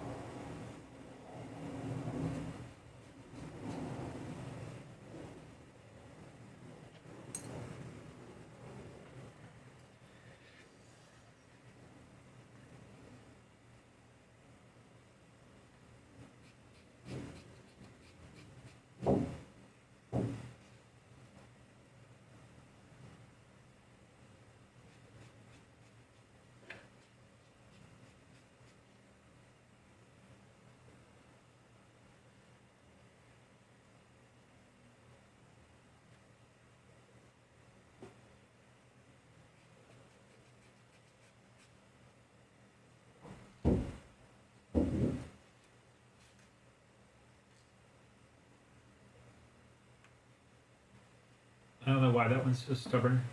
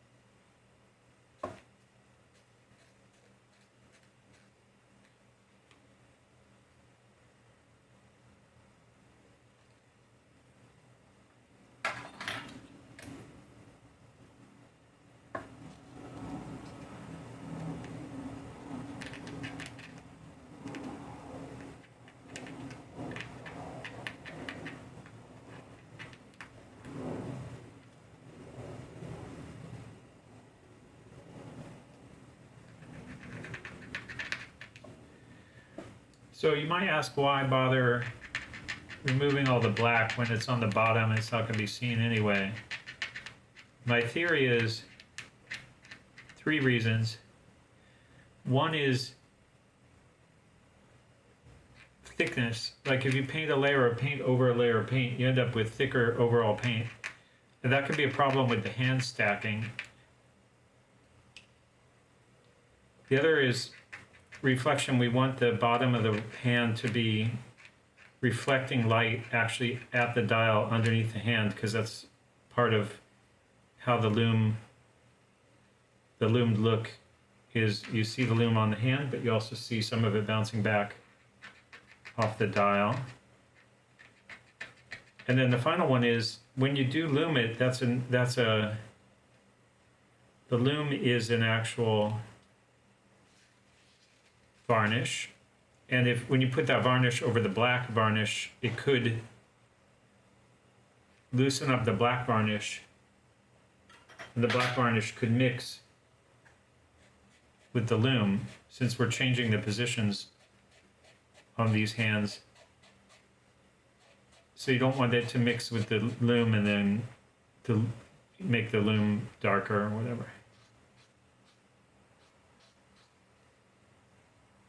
And then there's just a kind of perfectionism reason number 4. Okay.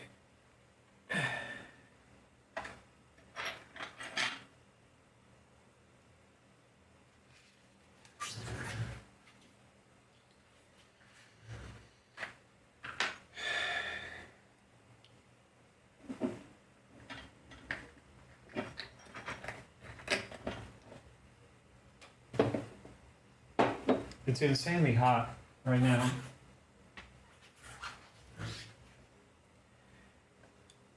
.3 Celsius, which is 94, 95 Fahrenheit.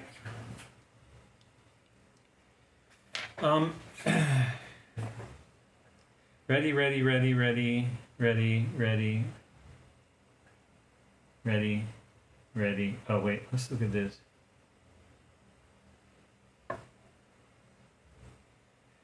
So this was tritium, and it's probably, this dial is flat, and all of these parts are tritium. Each of the centers of these indices are tritium, but because it's so flat, I think I can just paint Luminova over the tritium, and I have a better chance of doing a good job than if I scrape it off and then have to replace it and make it perfectly square. So I'm going to leave that and paint over it. I wouldn't do that on a dial that was not flat, but I think that's going to be okay. So then we need to think a little bit about the order of painting these things. So this is a Super Luminova kit from RC Tritech in Switzerland. It's XLGL. It says C5, but I'm actually going to use XLGL C1. XLGL C1 is white. It's white, but it glows green. Emission is GL, green, light. And C1 is white. I don't know where it says that on here, but I know that. So I have both green that glows green and white that glows green. And they basically look the same in the dark.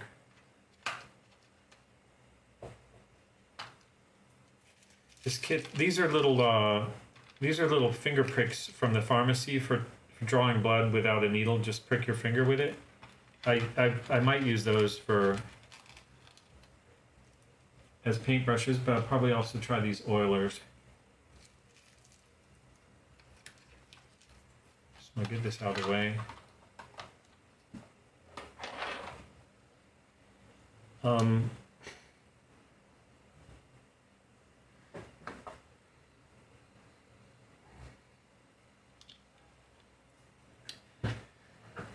Okay.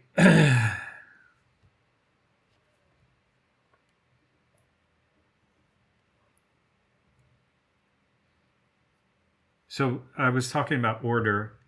I think this is going to go first because I want it to be thinnest for that.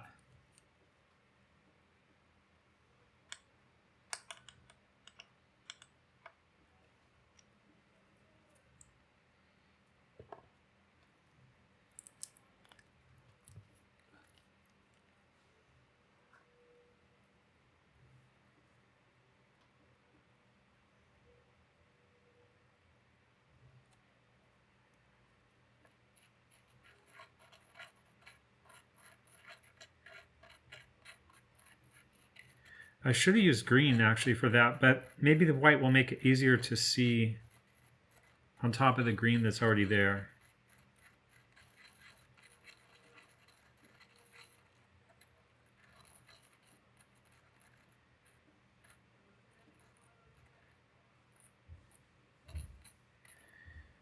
So that's thinner than it's got less. I can just thicken that up by adding some of the lume later, but the I want it kind of thin.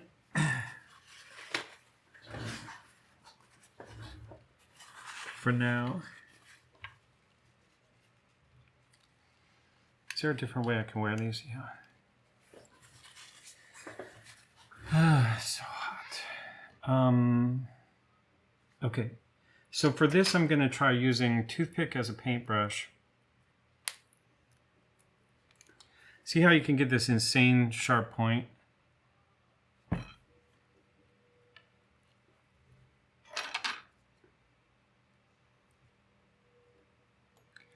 I don't care a whole lot about this dial, so I'm not convinced this is going to work out well.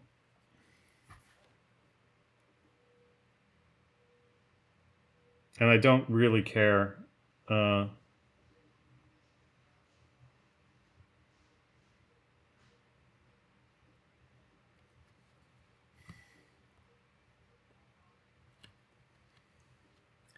So I'm starting at 4 o'clock here.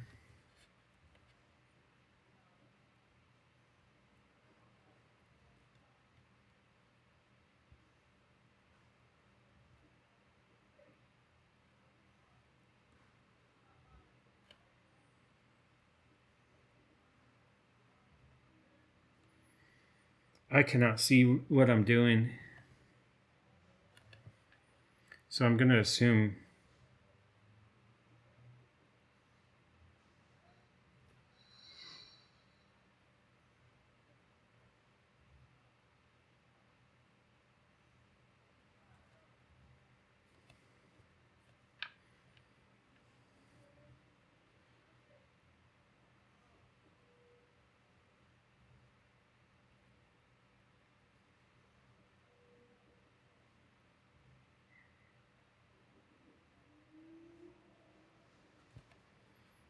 I should put that on camera.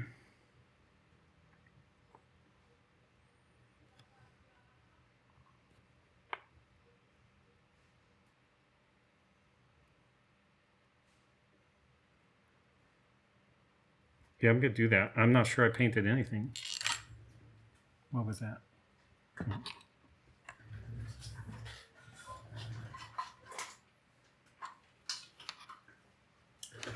Oh, yeah.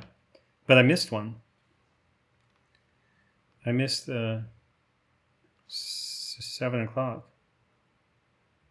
Just like forgot it. So this stuff glows blue at first before it dries for some reason.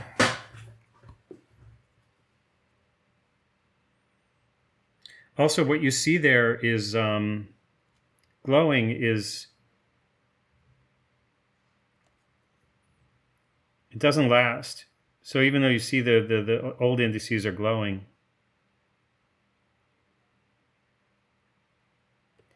that only lasts about 30 minutes or not even a minute. Man, I'm shaking. The lume is going up the wood thing, which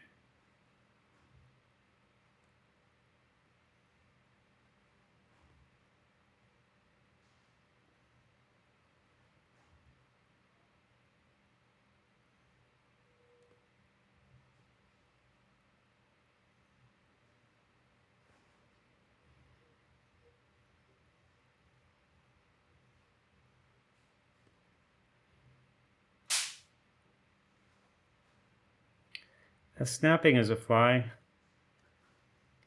It's a fly killer.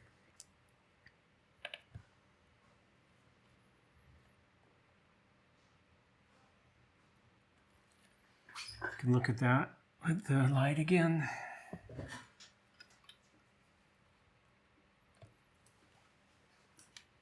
Yeah, nothing came off.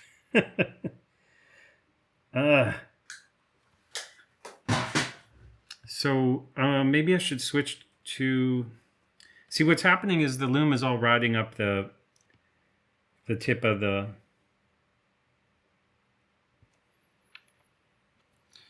What's the last one I actually got there?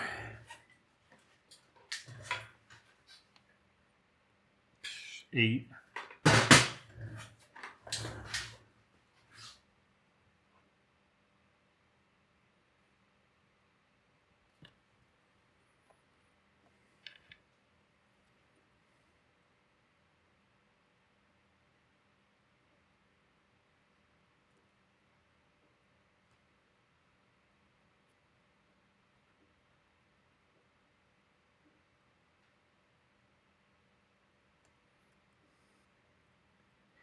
But again, the main thing is like machines can do, when you know you're doing something that machines can do better, for me, it just makes me question why I don't just let the machines do it. Of course, these days that just means buying a new watch.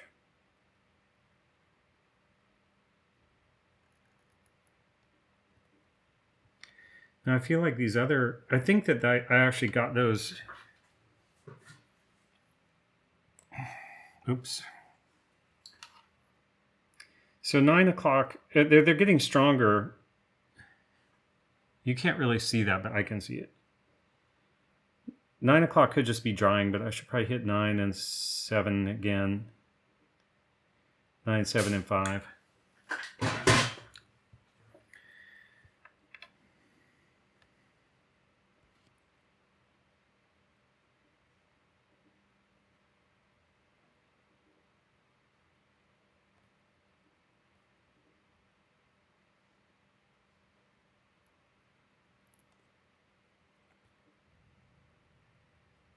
See, there's something funky going on here. I gotta stop.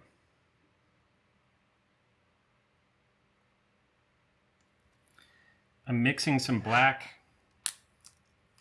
by cleaning with that tip because it had some black.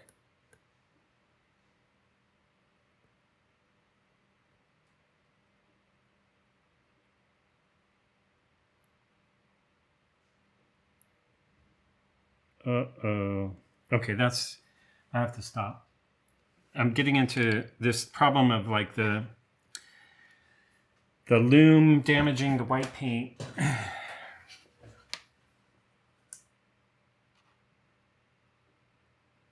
But that's pretty much done. You can't see it. I can see it. I could try to...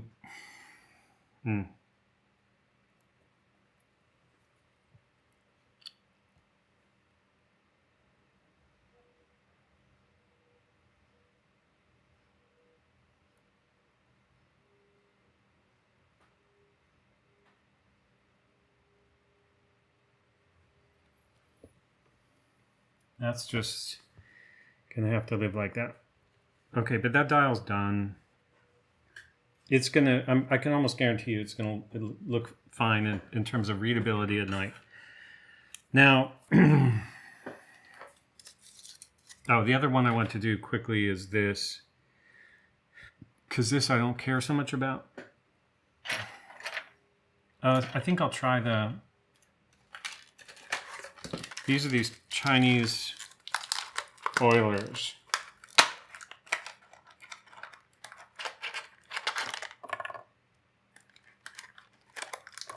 I'll try using these as brushes.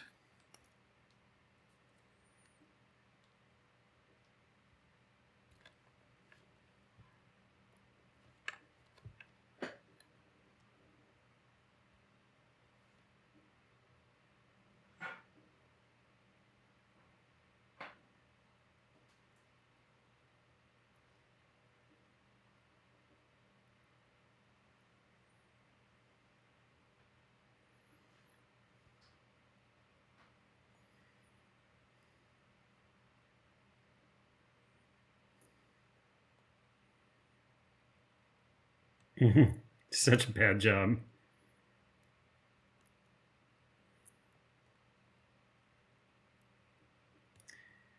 I should be trying harder.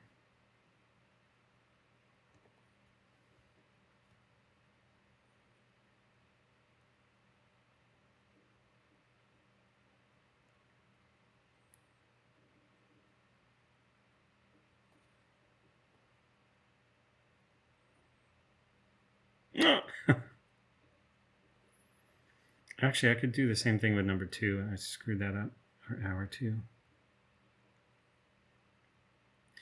The problem is it is damaging the dial paint, you know,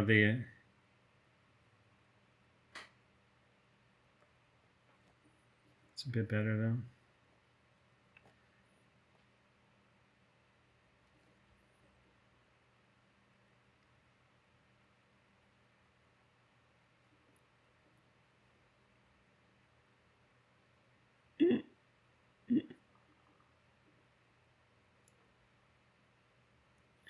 So the lume varnish, you know, just mixes with the dial varnish.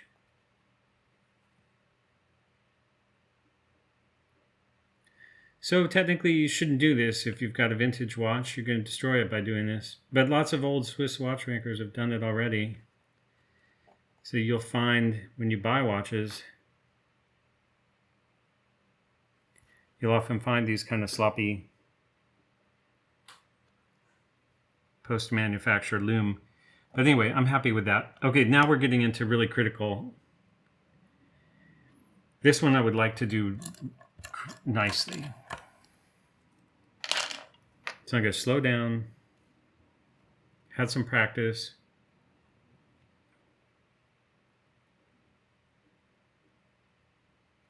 I should probably adjust the focus there.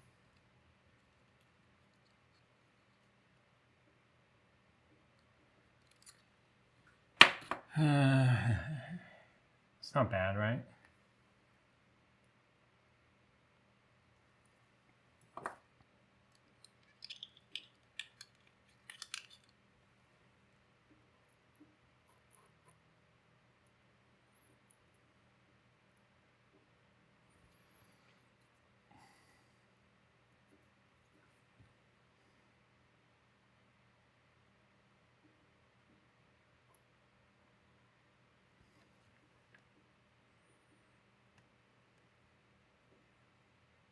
I'm not really comfortable with this method right now.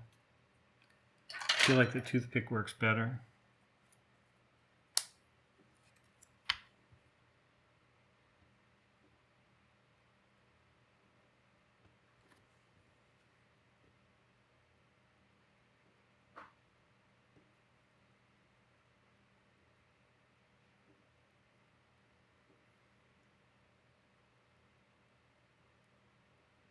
Maybe not.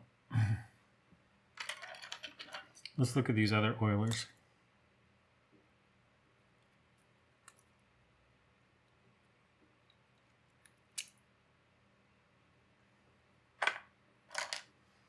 This red one's kind of fatter.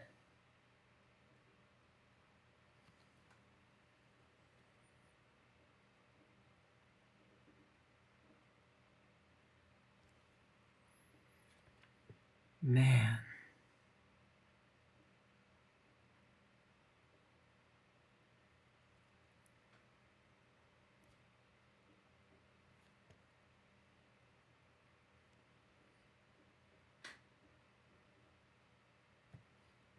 I like that.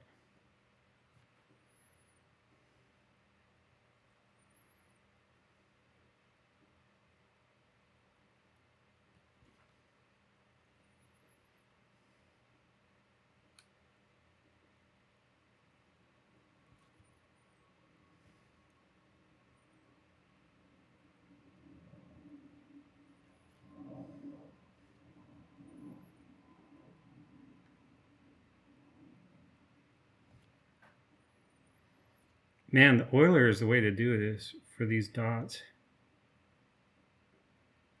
except for that one. I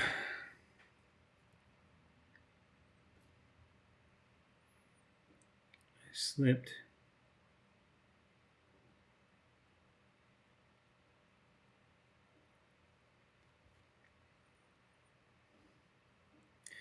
The reason I took that off fast is just to try to avoid it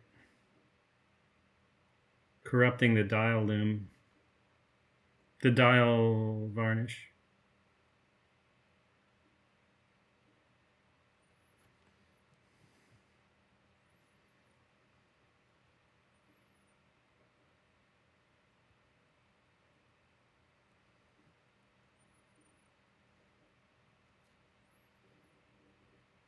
Do I want to do 6 o'clock? It was done before, so I think I do.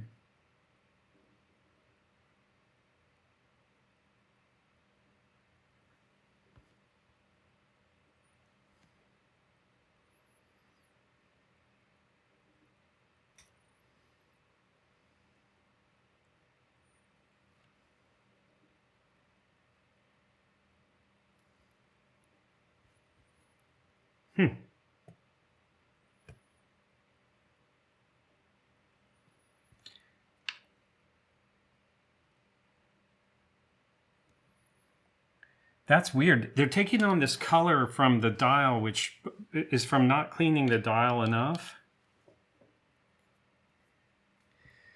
So they have this kind of brown look.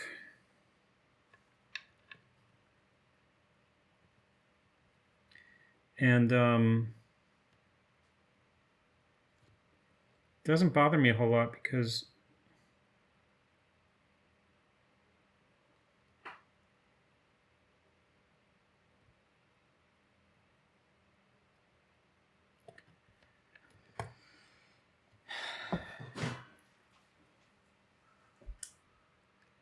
they're still going to glow.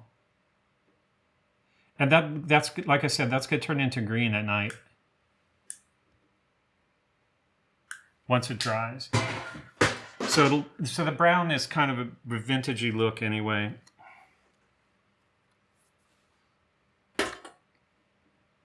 So that's done. I guess I can look at this. I know this looks bad, but I don't care. That's not terrible. It's readable. Okay, this guy gets very tricky.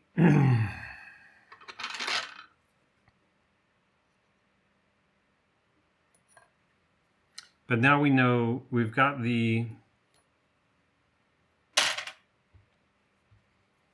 technique with the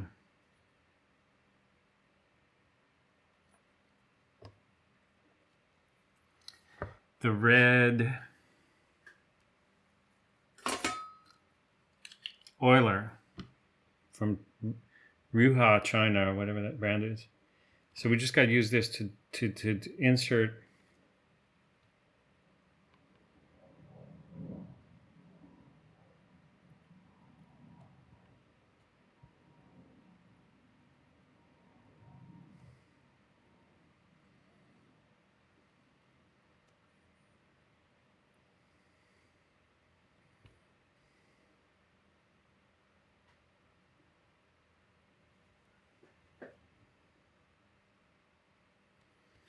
I'm worried about this actually now.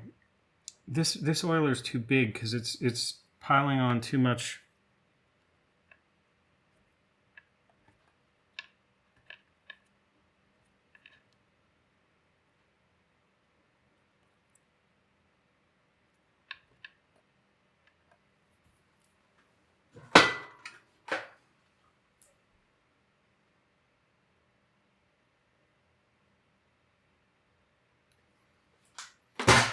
I think the yellow one was better in terms of tininess, because I actually want to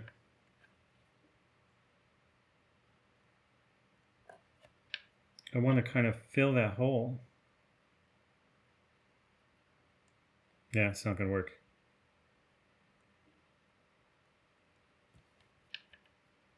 It just wants to flood outside.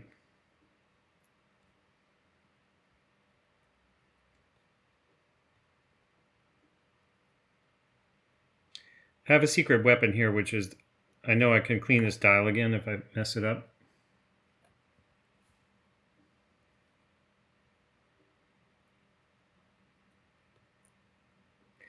I wonder if I do this from behind.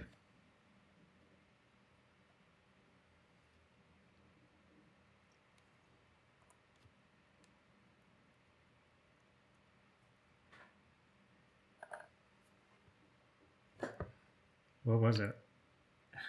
Let's do 1 o'clock from behind.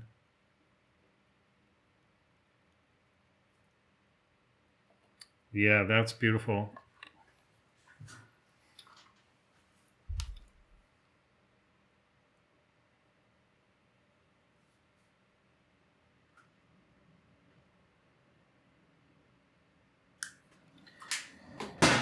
So now I need to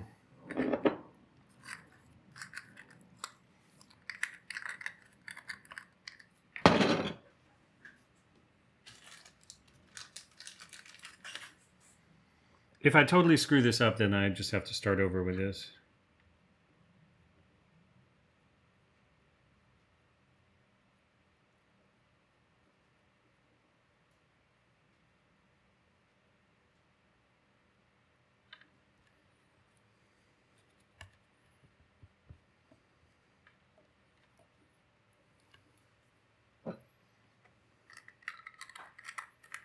I think that's the case actually, because this is not going to evaporate.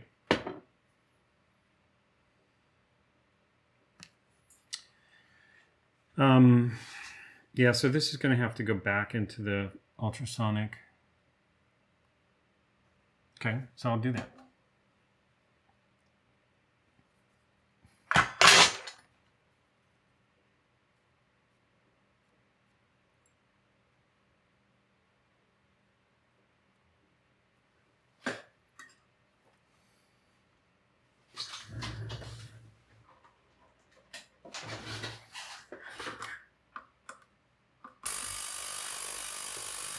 And then that'll have to be rinsed and dried. Meanwhile, I have other things to do.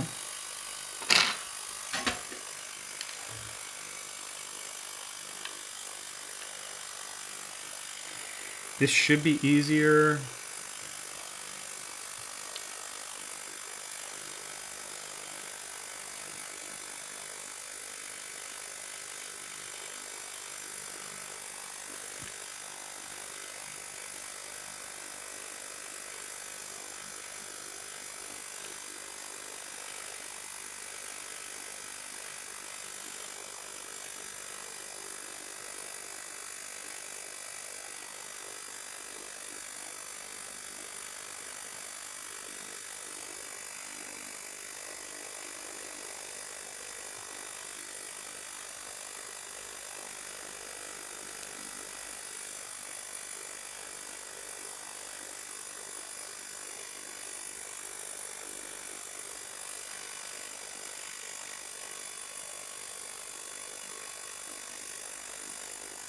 Believe it or not, I think that's done.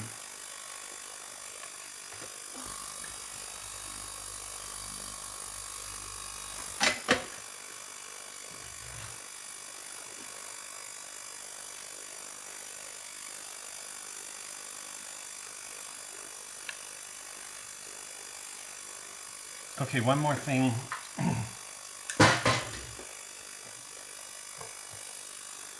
This guy just lost the lume dot at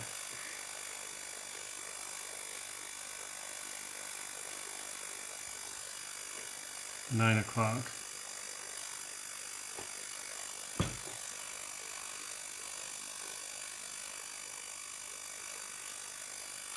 Ugh. Okay, so this is still pretty liquidy.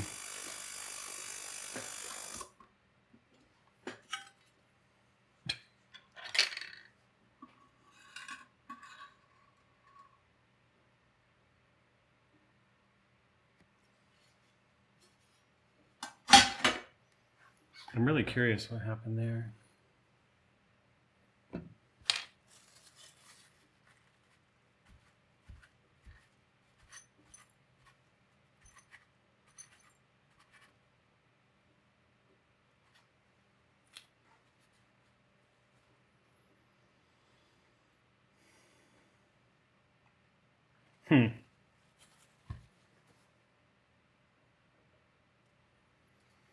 Okay, so this dial is going to require some more work because the smudged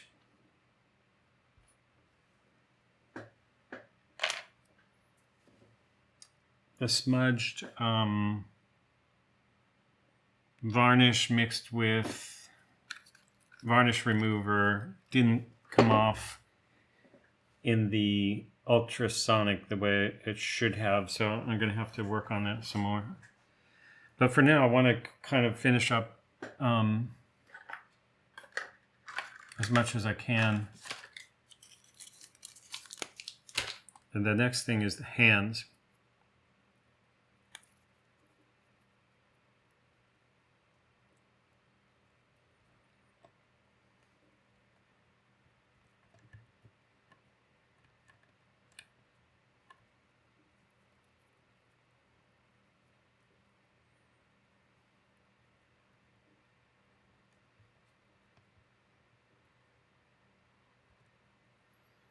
Yikes.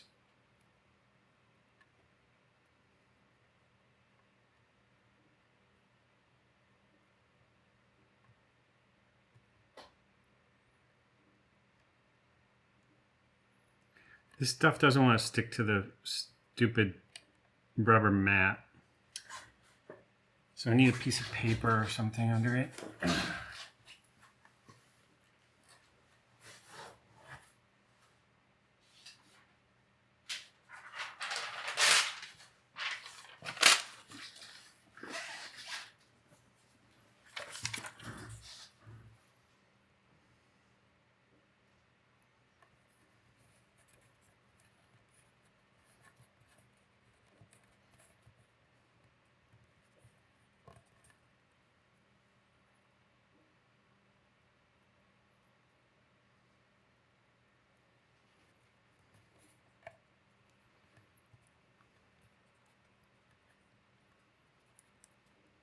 Oh, so annoying.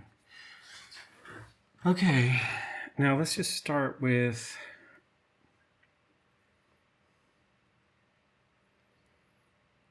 I think these are the exact same as these new ones. Oh, so that already has black though, so that's different. So start with these. These are for the Lanco. I already have black. Then we'll move on to these.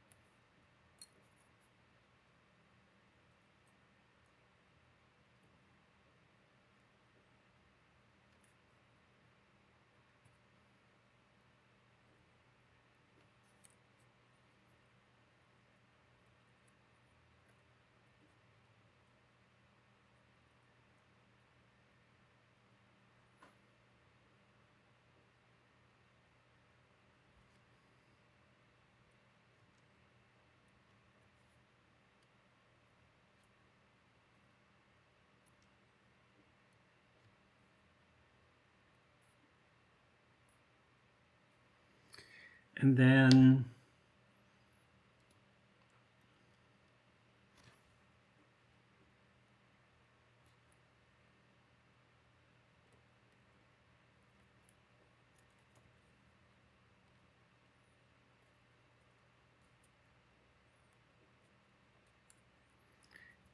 so annoying. Just stick.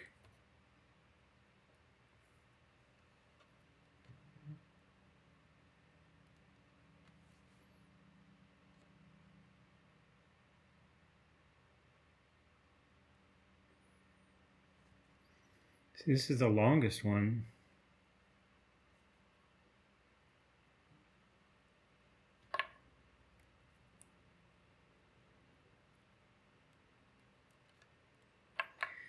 And then this.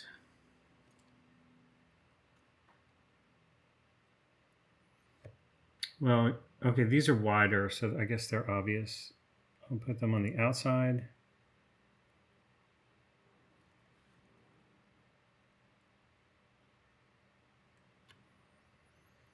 And then these will go on the inside.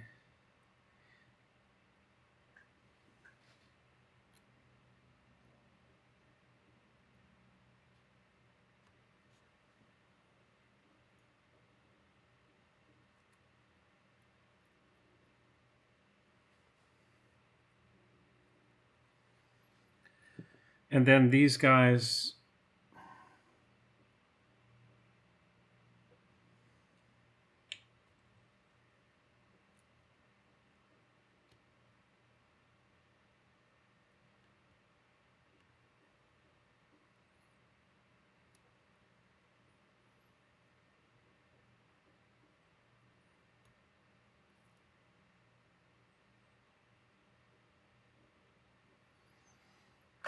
it'll be a miracle if I keep track of what all these are. But okay, so we're just going to try to just quickly paint these.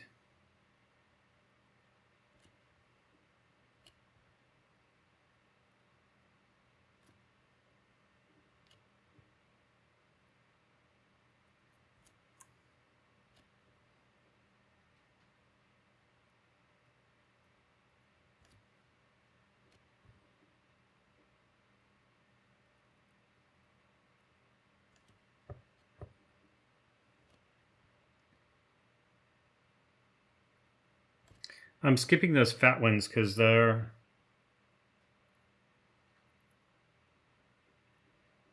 think this paint is too thin for those right now.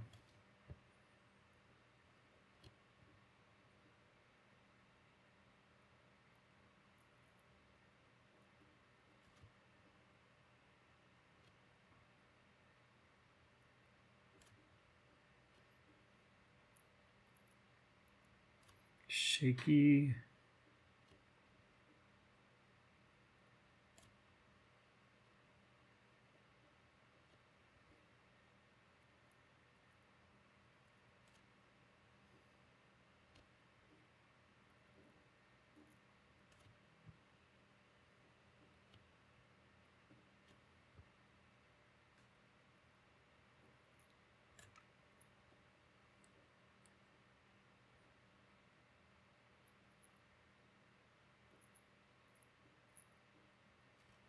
Almost too thin for that.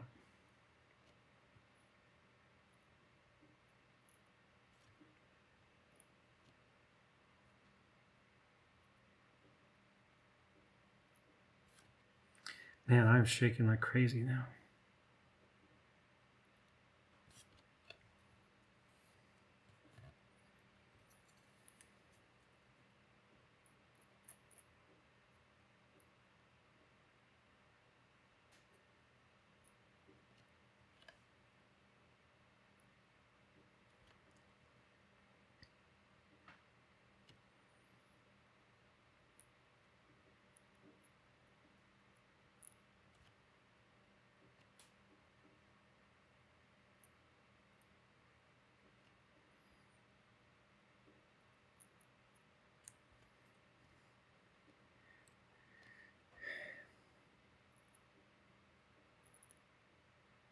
See how that surface tension pulls it away? That's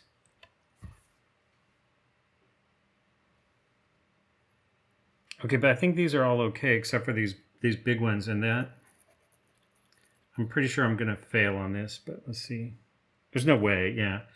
This has got to be thickened.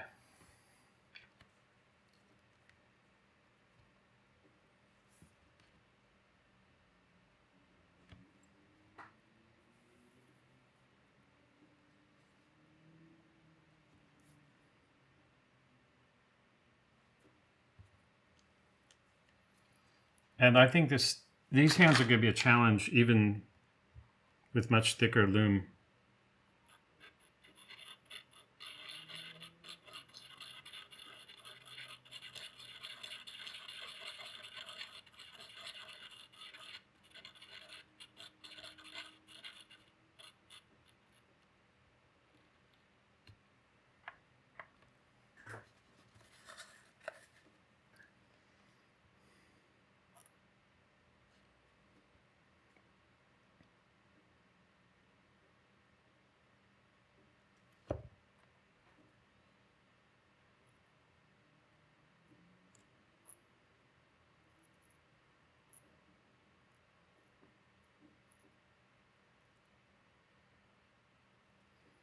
Okay, in theory, that's how you do it. And this last one is even wider.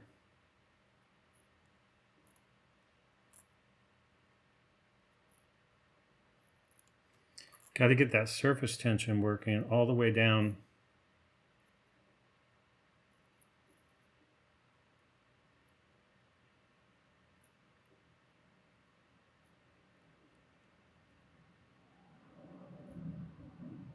Okay, this is starting to turn into a disaster.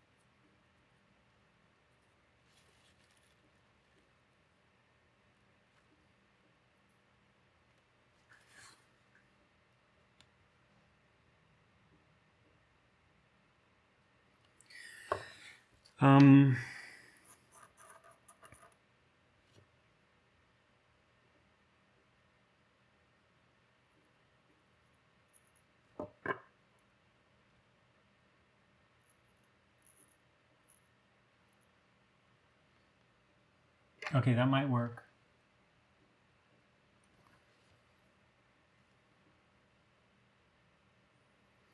So those are all done.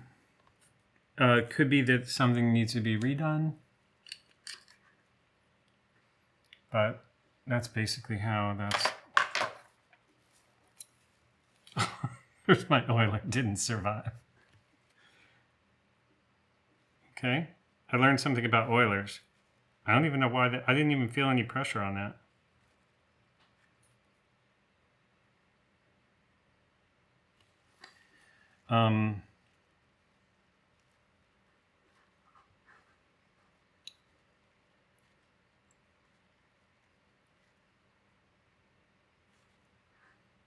Yellow.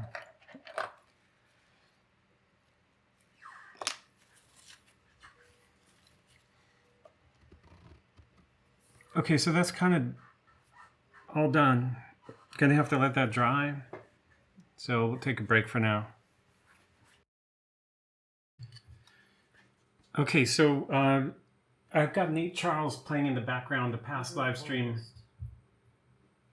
Not sure what he's up to back there, but hopefully that won't bother you, the sound. It's not live right now, but I just want to catch up on that while I continue doing this.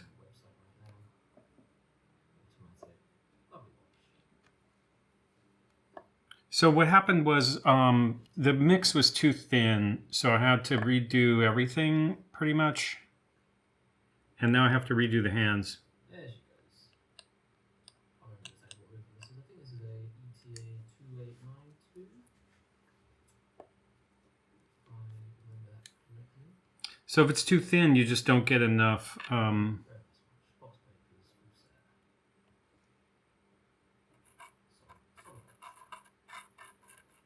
Don't get enough lume volume in the mix, and then it doesn't glow bright enough. The lume work, you need some thickness. Some of the watches that we have in the pipeline that I want to actually work on. These are watches to be stripped down, restored.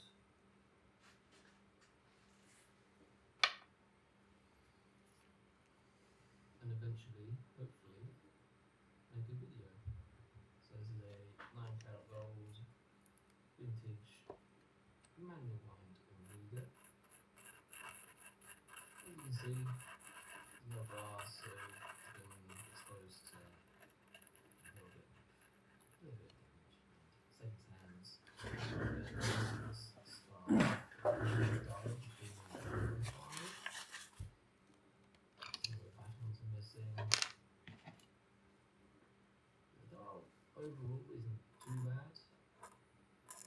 I might be able to salvage it. So the thing is, I already did all the dials, and now I just have to add some volume to Which I have actually learned how to fiddle now. So the hands.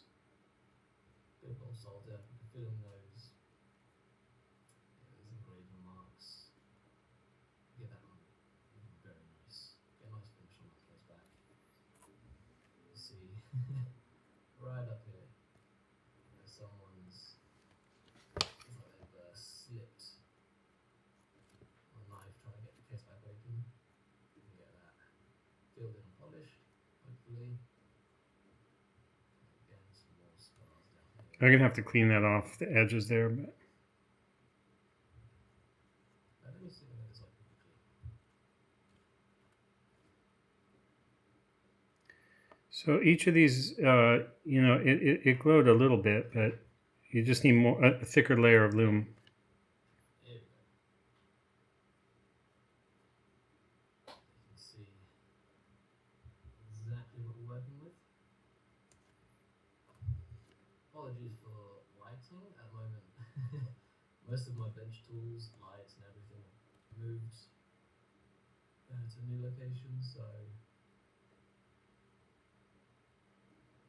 the lighting may be a bit scuffed. But here you go, this is it's actually pretty good condition.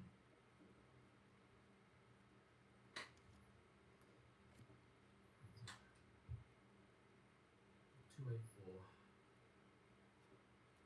So it should actually be quite a smooth surface on this.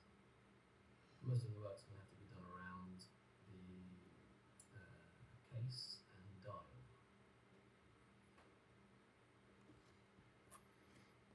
Yeah. Shame about the Okay, so I think that's gonna do it. The only thing is these chunks. gold that's the dial. I think we've got You would see those on the side if you don't remove them. maybe I'll be able to replace them, but I think that could be unlikely.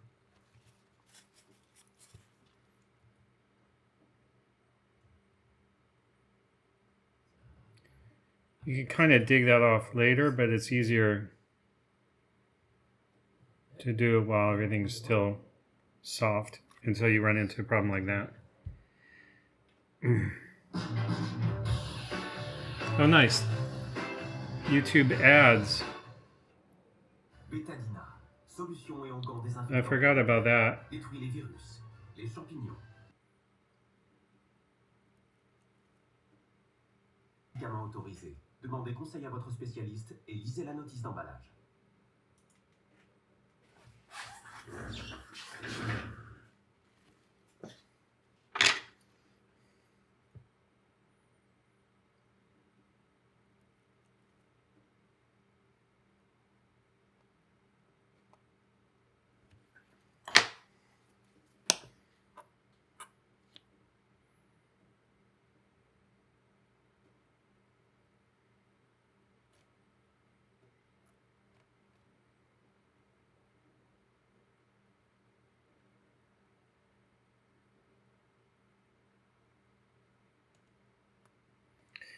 So it's possible with lume to get it right the first time.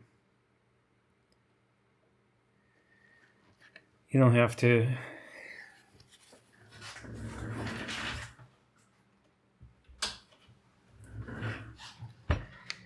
usually it doesn't require redoing it. Of course, since I decided to do so many things all at once, that did make it more prone to failure.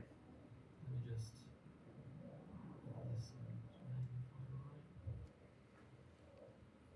right. It's a big rose. Very nice. The dial's a little bit everywhere. Okay, so I think that's good. It's too bright to turn off the lights. So we'll just pop it right off. So Just zoom in a little. I guess I could show you, so you can see this is kind of the thickness. Oh, there's some edge.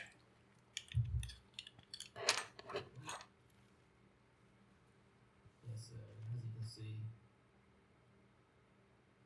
the dial is not in great nick. Hello, Edward. Good morning from Colorado territory. Hello. How are you doing? Are you doing well? Yes, we're expecting a lot of heat over here in the UK for the next couple of days. So I'm probably going to be bunkering down here a little bit.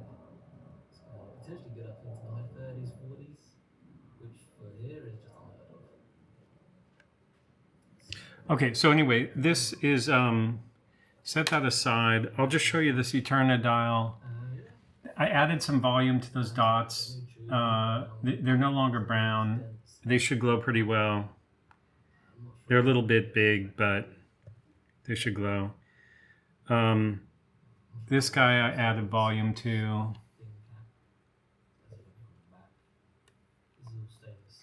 This guy I added volume to. Oh,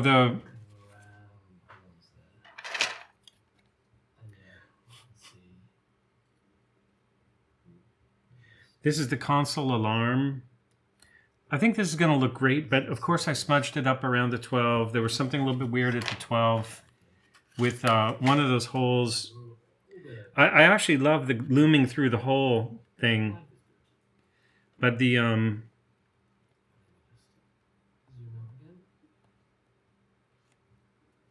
someone's really had a hack at this with the case back opening tool. Clearly didn't have the correct tool, and now it's can't do anything with this. Sadly, this is beyond my expertise. Let me just get the case back open. I'll show you the movement. So anyway, I think it's going to look great. The point is that you loom it from behind, and then the loom is very precisely controlled to those holes. So that's actually a really nice system. I've never seen a dial with that before.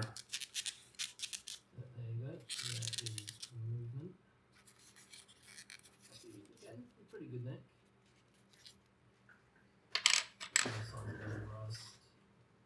Okay, so I'm going to go back to watching Nate Charles, and I'll come back to this when this is dry and I'm able to. I think it'll be dark by then because it's almost 9 o'clock now, and then I'll be able to recase them and show the loom how it worked out on each of them.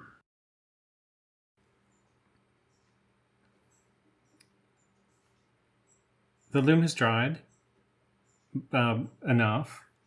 And I'm gonna start to reassemble these things. So I think the first thing will be Eterna.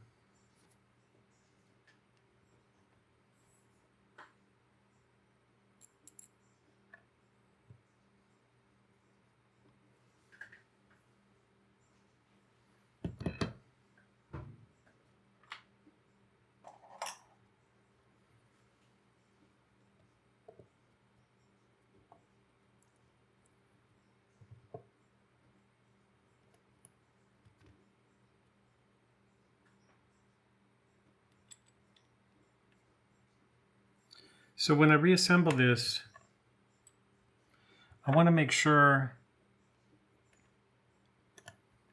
the loom dots are not too far out and they're not going to hit the edges of the metal, which is fine. On this one, there were previous loom dots there that I followed the placement of, so not much risk of that. But if you're doing something for the first time, you might create a conflict there. And then I want to put some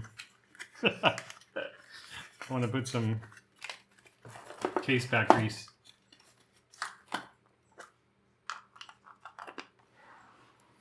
I laughed because I cleared my throat, and there was this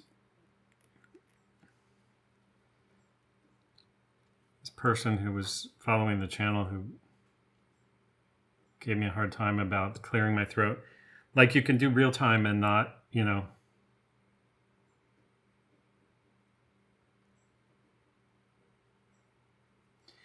Okay, so I want to put some grease on there.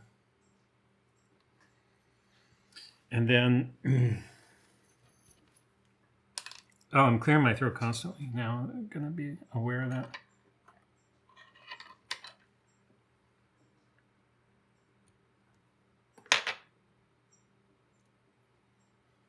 I think I can use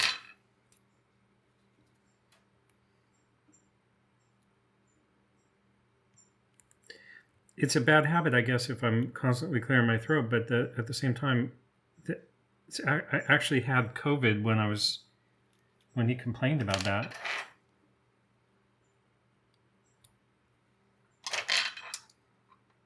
So I got to be careful here. I want to pull this out. Don't want to damage anything. Gold is a soft material. Kind of need more magnification.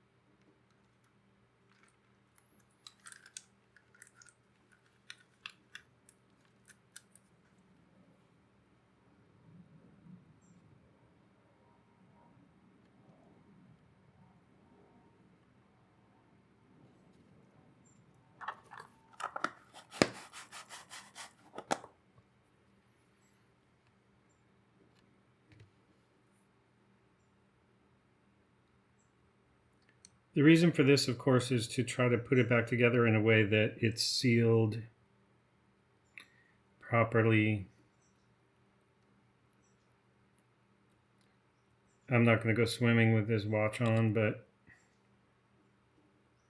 I would like to keep the elements out of it.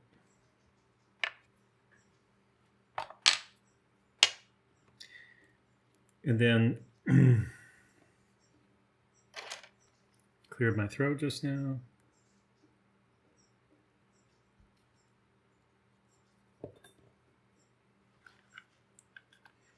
Screwdriver.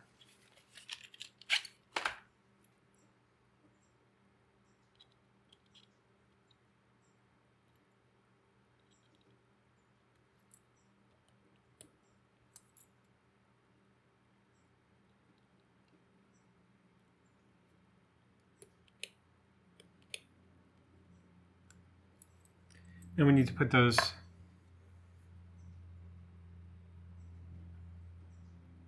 case back clamps in there.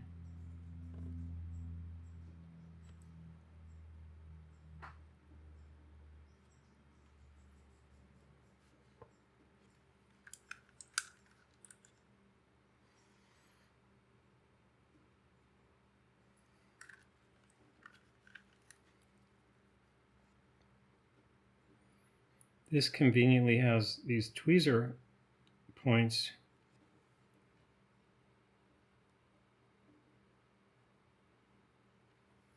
I think I'll use Radico for that.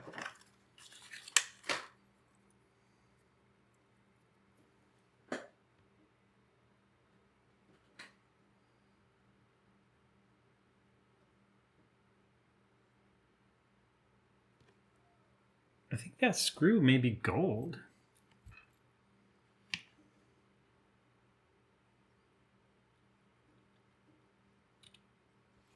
That doesn't really make sense though.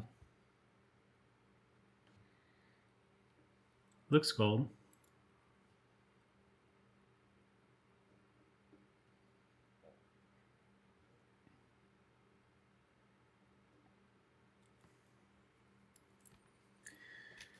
The screwdriver's almost too small.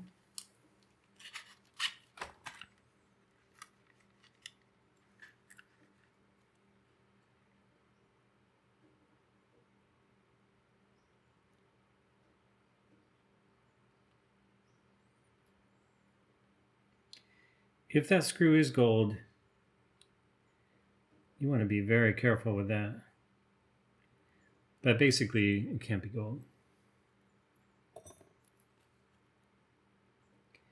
If anybody knows of any watch that uses solid gold screws, even 14 karat, let me know.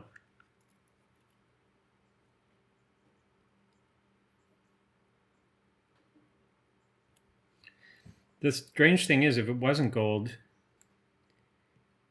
it would tarnish. So it could be gold plated.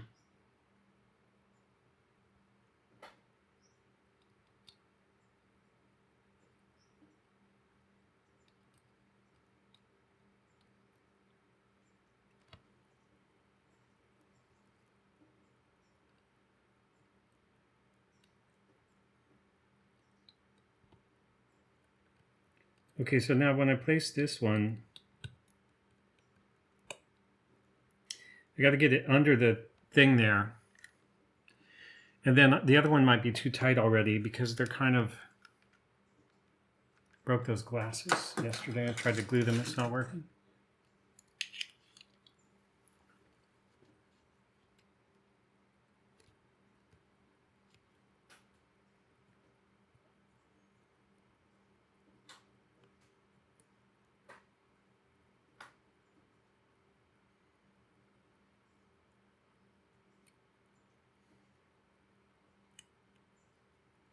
That's going to be really hard to do unless I remove this temporarily, loosen the screw on the other side, because this is already applying too much pressure.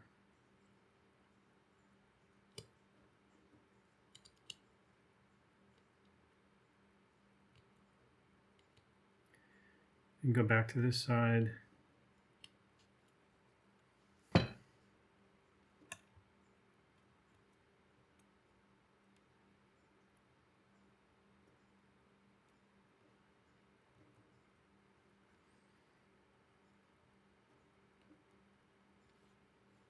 Okay, that's better.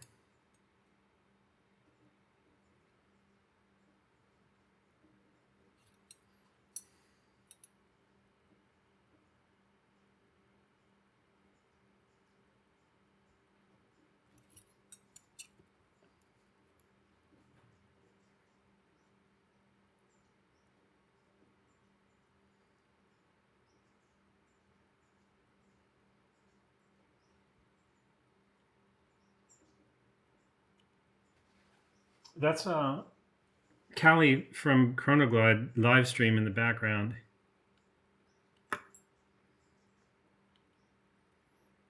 I think it's so cool that Watchmaker's as talented as he is do these live streams.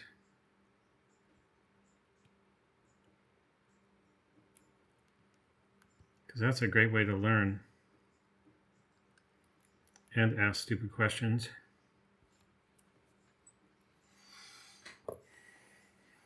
Okay, where's the... Here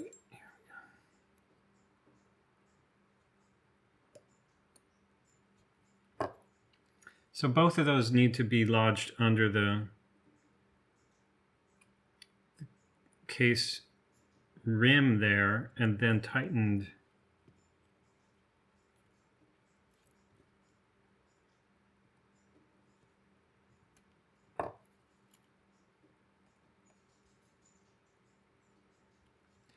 So they provide a kind of constant.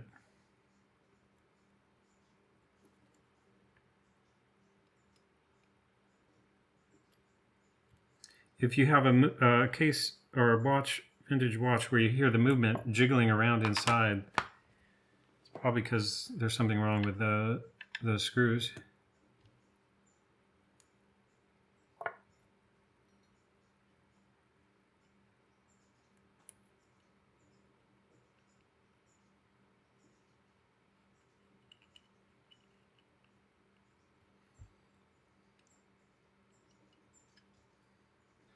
I took that out because something felt strange.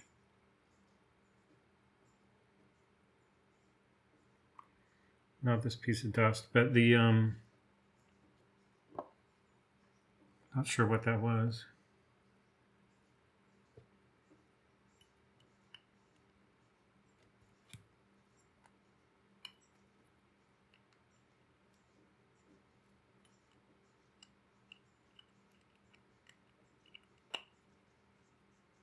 That should be right.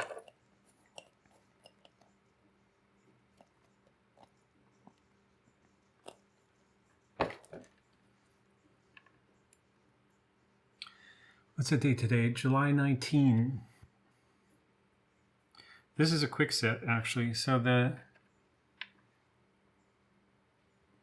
if I pull this, I like to pull it to the day before and then make sure I get midnight at the right time. So it's 19th at noon. Now it's the 19th at 9:23.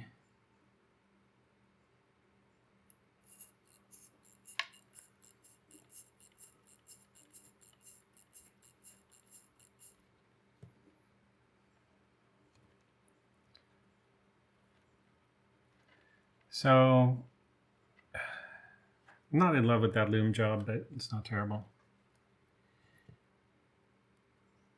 It returns this watch back to the land of usefulness.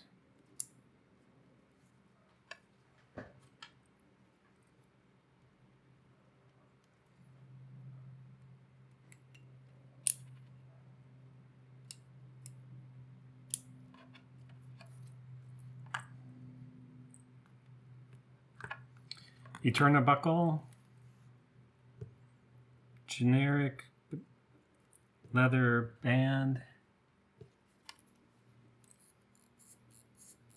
Ah, what a relief. I'm so happy to have that done. Okay, so next up, let's do this Lanco. Oh, that's more complicated. Maybe let's hold off on that.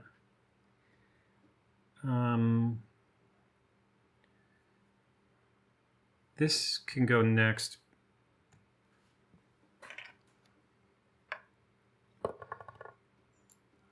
So we're going to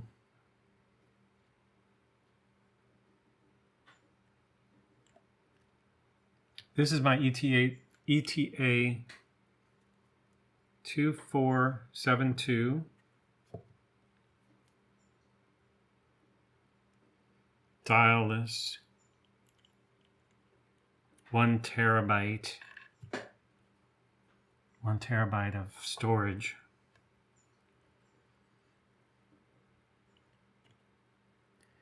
The whole 1 terabyte of storage thing, it's one of my obsession and favorite things, and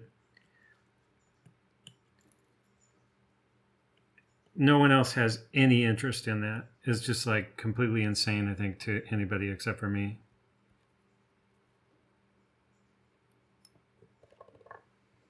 Makes no sense.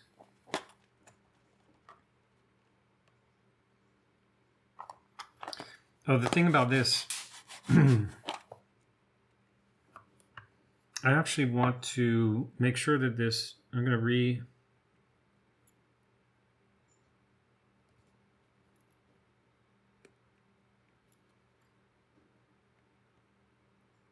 I'm going to grease this crown again because I have taken this watch in the Lake Geneva.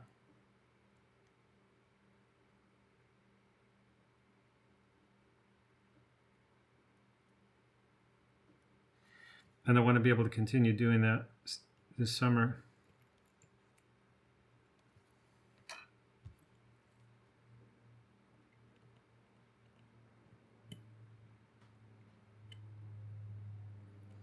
Because this is one of my daily wearer watches. And that's why I like the 1 terabyte. I like this idea of having having a backup for data that's really important to me on my person all the time. And no other technology. It's like you don't really need the technology to access the data. You just need the data. I think this is wrong. I need to put it in the...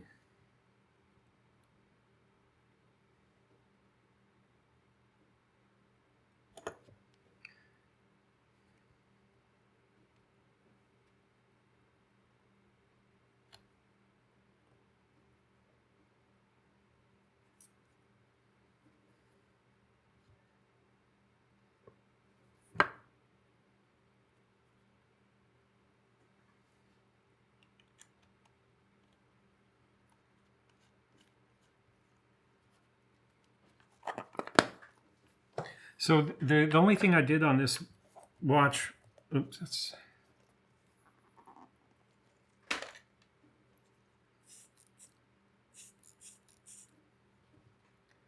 the only thing I did on this was fix one lume dot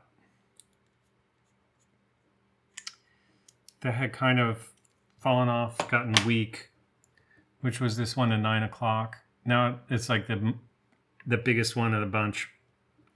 But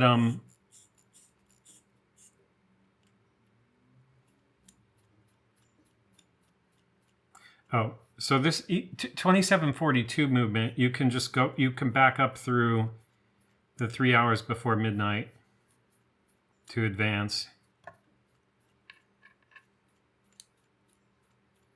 19th at noon, and then 9:29.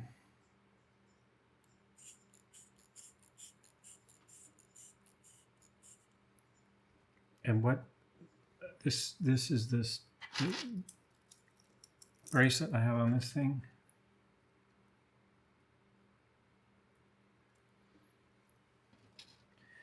This was a AliExpress bracelet. I'm not sure what it was made for. It's kind of weird because it has like a 17.5 millimeter lug width, which is what this watch needs, I think. Let me just check that. I realize I kind of tend to just say things and then I'm not always sure that what I'm saying is correct. So it's like, why not just, if I'm gonna say something, just check it. 17. See, this says 17.1.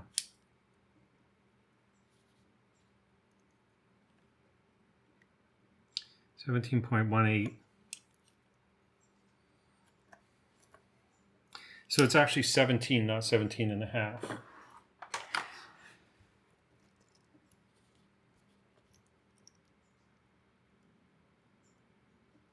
So anyway, I think it was $10 or some of these were like $8 and some of them were maybe as much as 12 or 16, I'm not sure.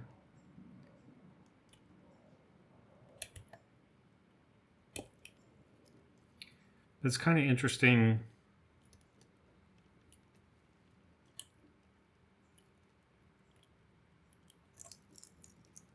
In order to make it work with an old watch like this, I had to do a lot of work on the end links in terms of grinding and shaping. But luckily, whatever watch it was designed for needed much longer end links, and they're just easy to grind off, reshape.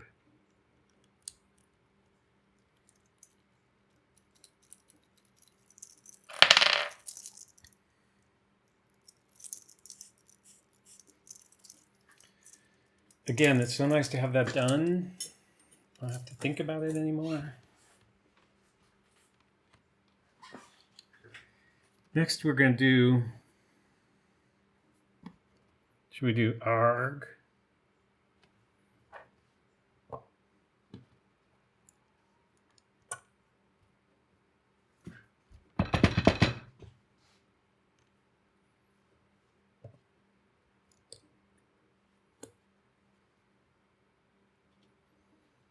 Okay, we've got a couple of things going on here. One is, this is the dial washer.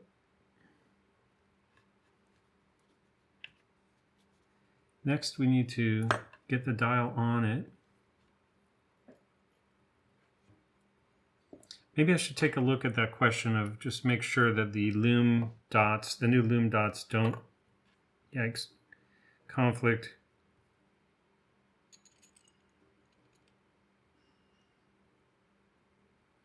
Like I was saying, just make sure that they fit in there. I think that's fine. Okay, so then 3 o'clock, 3 o'clock.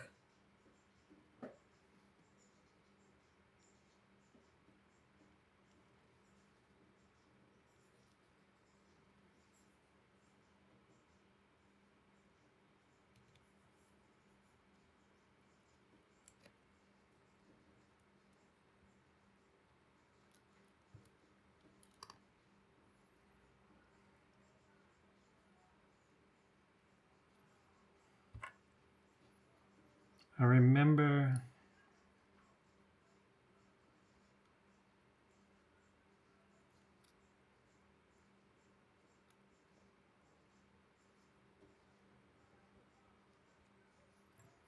So this has this weird screw. You just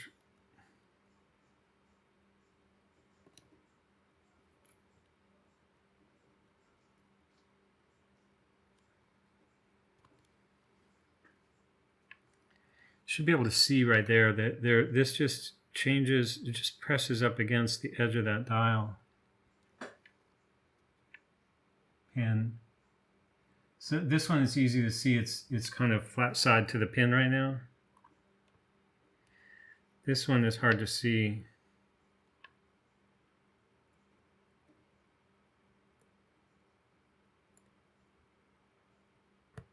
Okay, now it's flat side to the pin. Now I'm pressing straight down on the dial. And I'm going to give these both a turn.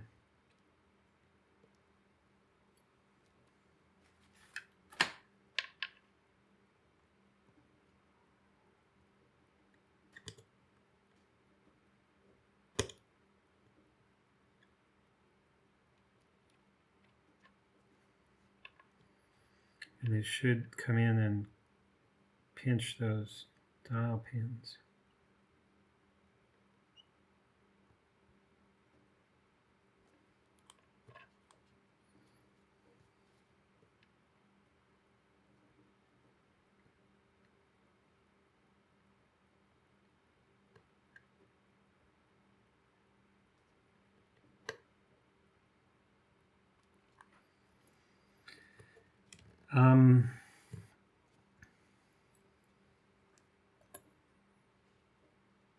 I should use finger cots, but I washed my hands before doing this. That's not the right thing to say or do, but I don't really care about this watch that much. I'm just having some fun with it. The truth is I need to order a bunch of finger cots and I haven't.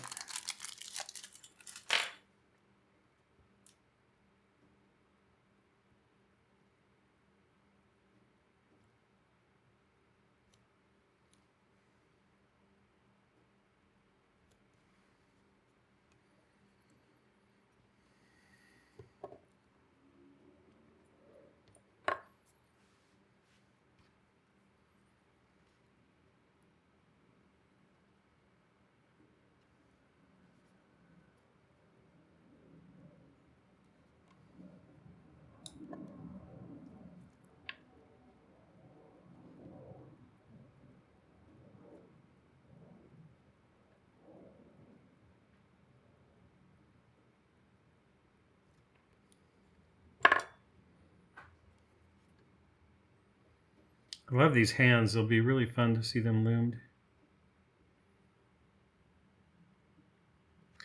Also, I'll be on the lookout for a long time now for a replacement dial for this.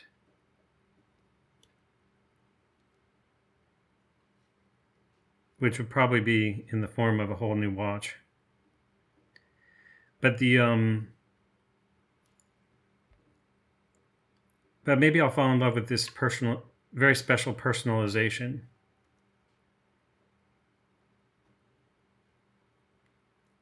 I think it'll make me laugh when I look at it.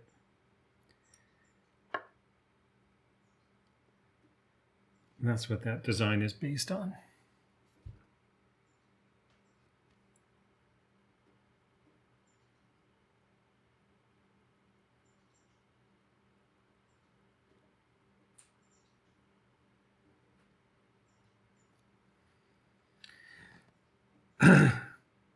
Oh, throat clearing.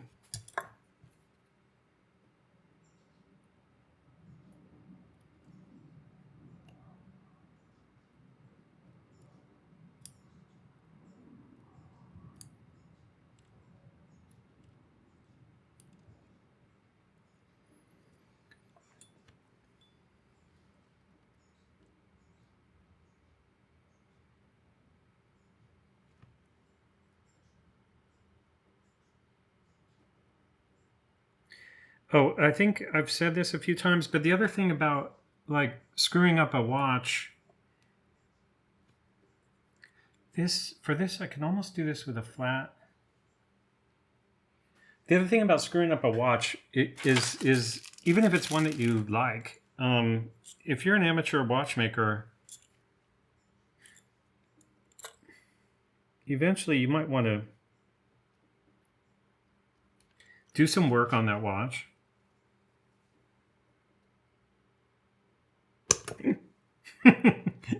Knowing that it's not that big a deal if you damage it further, because you already started damaging it. And then eventually, when you become a really talented watchmaker and you no longer make those mistakes, you can be proud of that. You can be proud that you left all that behind.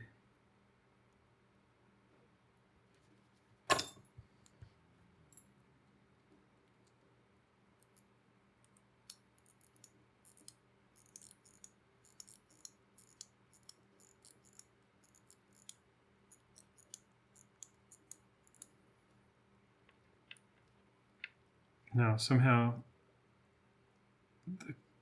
Oh, wait, that's kind of cool, actually.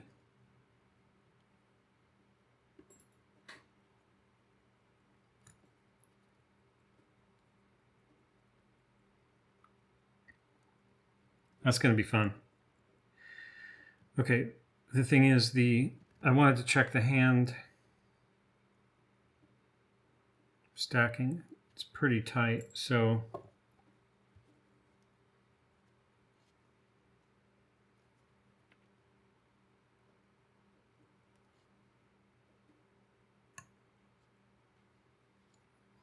Gotta make sure that second hand clears the minute hand.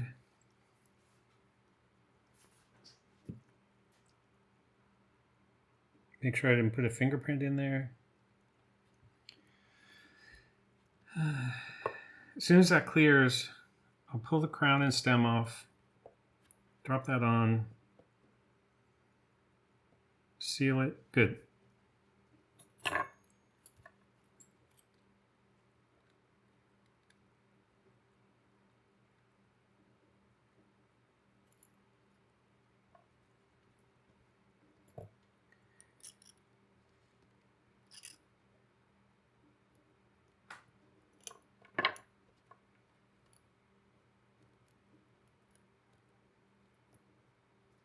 Oh, so before I do that, again, I need to do the crown tube silicone grease application.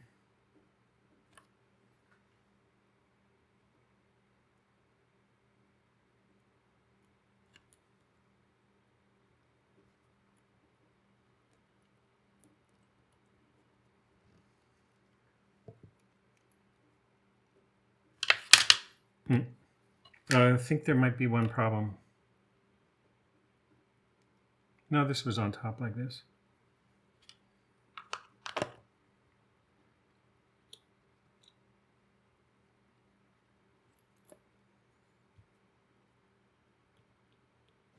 But what was holding that? I think it just clamped on there.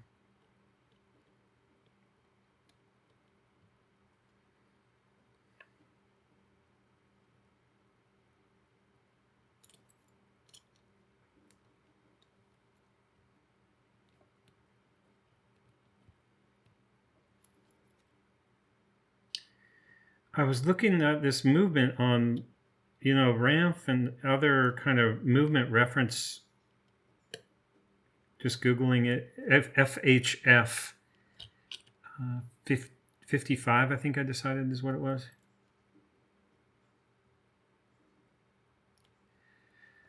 And I couldn't find... What I was going to say is I couldn't find any references to it, which, I don't know, seemed weird. But then also, it's such an interesting movement because it has this exposed gear there. It would be really nice in a kind of clear case back.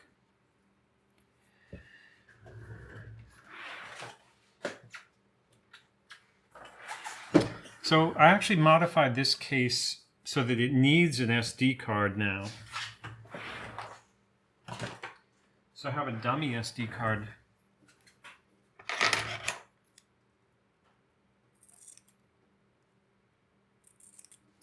And the reason it needs it is because this case back spacer is supposed to press up against something. When I got the watch, there was a clear acrylic disc in the back. And I removed that so I could put an SD card. So now I have to keep an SD card in it, or the movement will flail around inside there.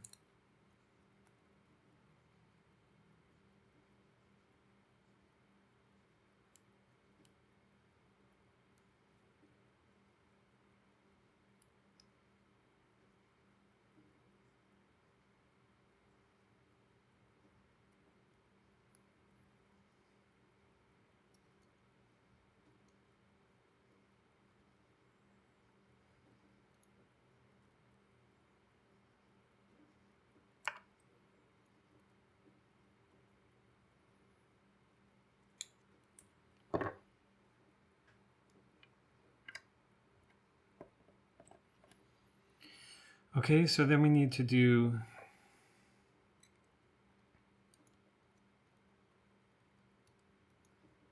some case back grease. Man, I don't remember that gasket being that thin. Yeah, I kind of do now, actually.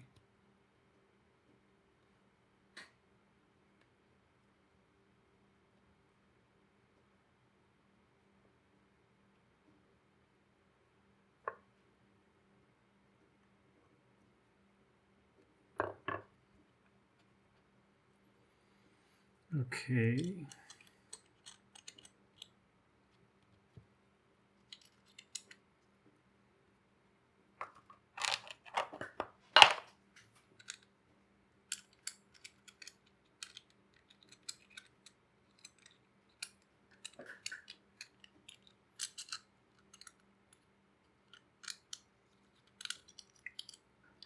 This is going to be one of those insanely long videos because I don't know why I insist on doing that, but I know nobody will ever watch it, or I mean, very few people will watch it. So I think it's just interesting to make these and then edit everything together. It's this whole crazy process of real time. Of course, you don't really want to watch it, but I'm learning. I should use the case back holder at this point.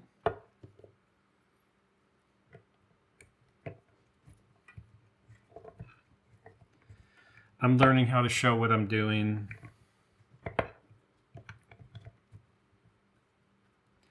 I'm making a record that's useful if people want to know how not to do certain things, because if they do them the way I'm doing them, they're at risk of damaging. That should not be that difficult. Something's wrong with the depth of the watch in the case. Oh wait, no, it should not be in setting mode now. Anyway, I'm gonna have to open this up again, but I just thought I'd look at it. I think it's funny. Ah, boy.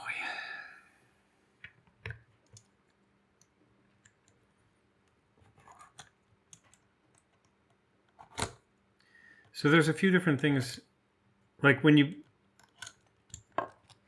I love it, like I make a mistake and then I'm going to lecture about, like I know something about the mistake I just made. But before completely sealing everything up, it makes sense to kind of make sure that the crown is working. So that should be setting mode, which it is. And then in should be winding mode, which it is. So I just took that jiggle and then I think that's going to solve the problem.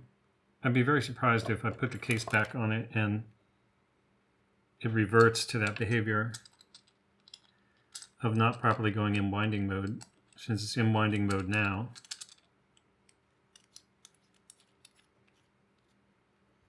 But that's something about the keyless works, like when you first put the crown in,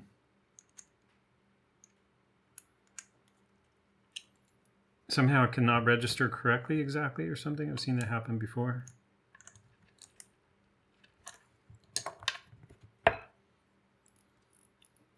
So this is a manual wind, so we need to be able to go into manual wind mode.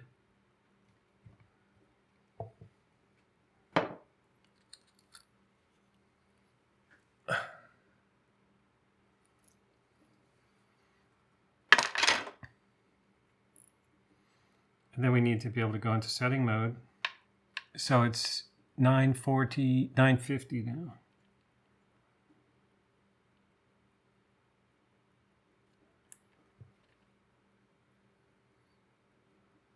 That's 850.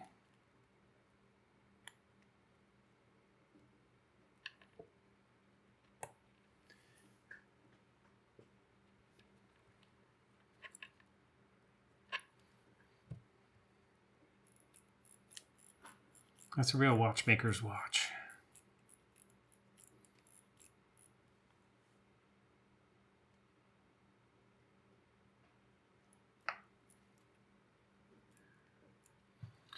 I like manual wind watches because they stop when the wind is, when it's fully wound, it stops. Automatics, you just keep winding and slipping.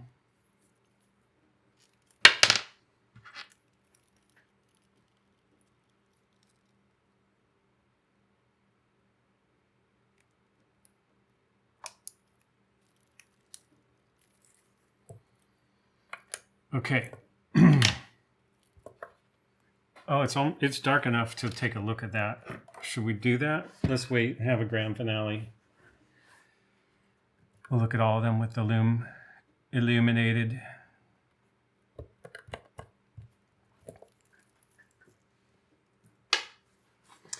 Next up, how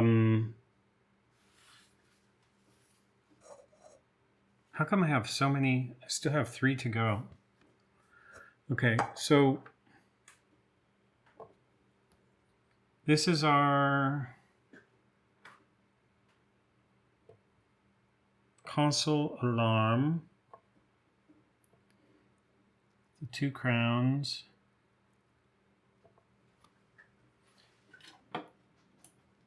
It still has some background radiation.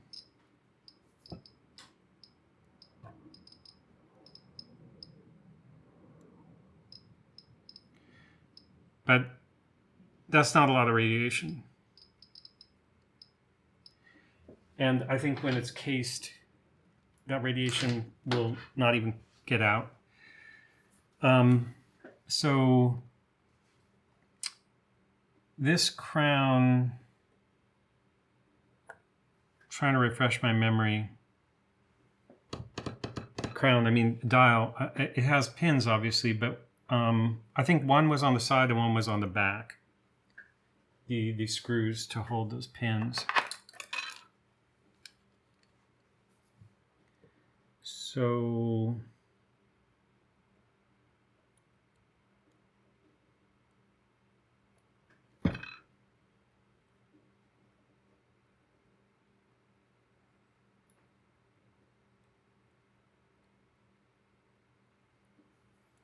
man, I love that. It just had to go straight on. If you don't go straight on, that was not going to go.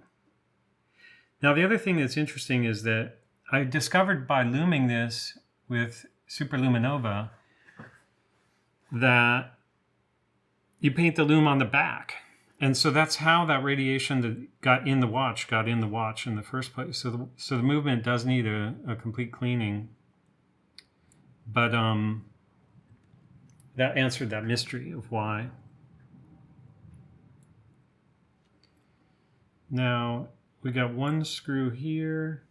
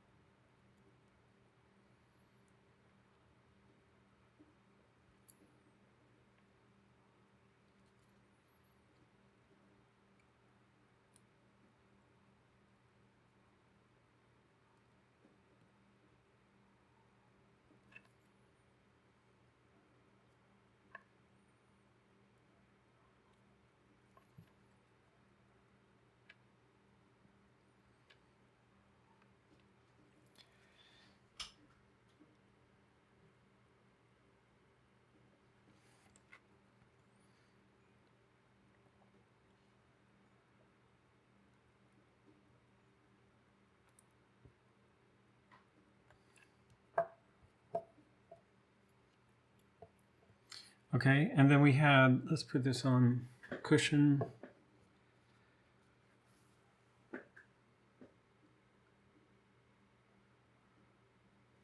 Can't focus.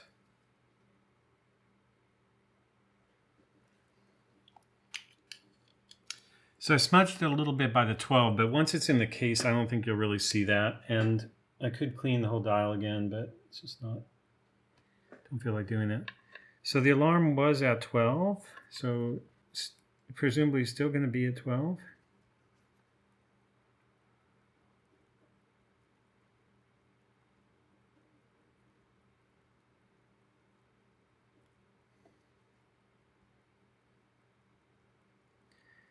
Alarm hand is missing some paint, which is probably something I did to it. And it's going to happen again.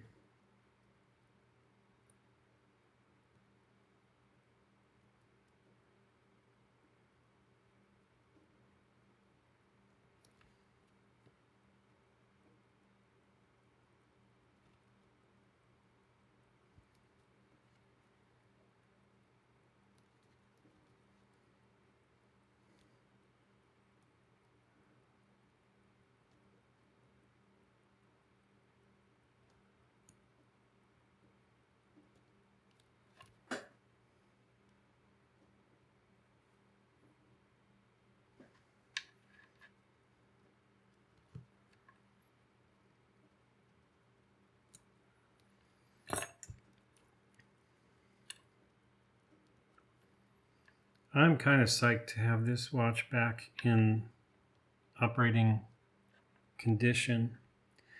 So this has, okay, so this has hands. Where do we put all our hands? These hands were the narrower of the Dauphine style hands. So it was this one.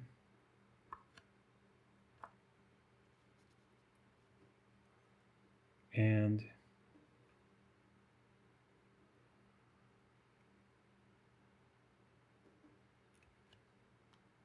this one.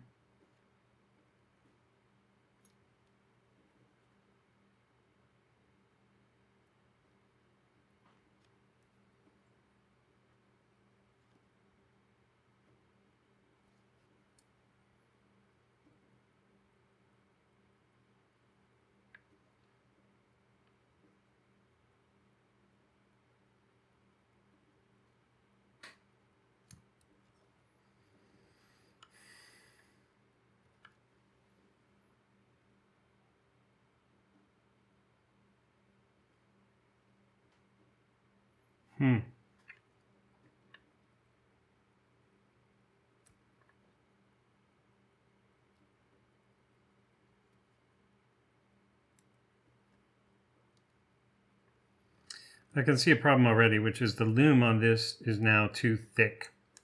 So, cough. That can be scraped off. The question is the hour hand also a problem?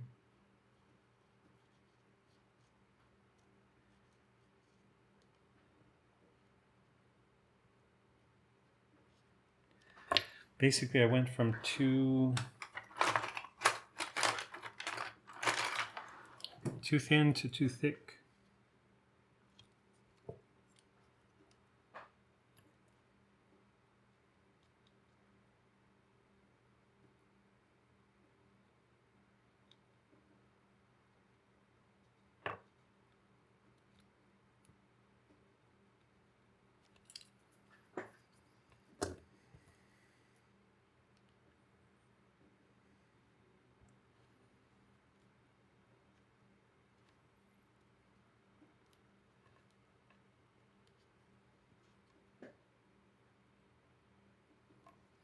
Honestly, I think the hour hand is a problem also. So unfortunately, rather than put that back together and confirm that, I'm going to try to remove that right now. So this makes me nervous because that's kind of a perfect blank dial now, which means it's really obvious if I do something bad to it.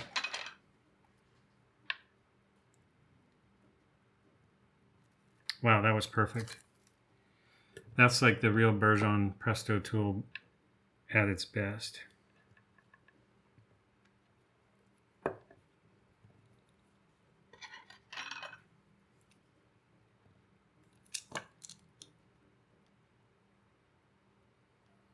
Get this over to the edge. Hold it down. Scrape it a little bit.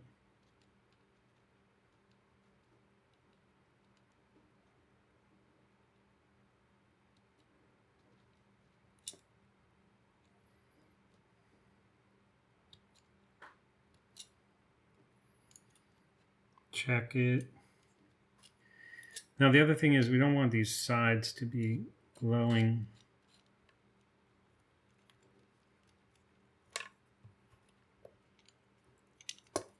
Isn't this crazy?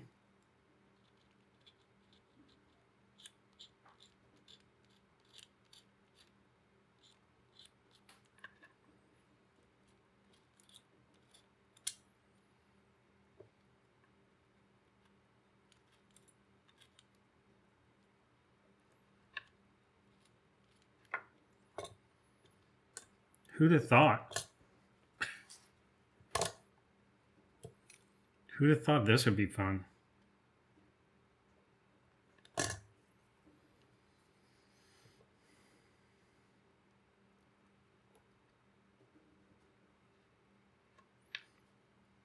And that's the hour hand, right? So I think I'll try a different approach. This is not gonna be the right way to place it.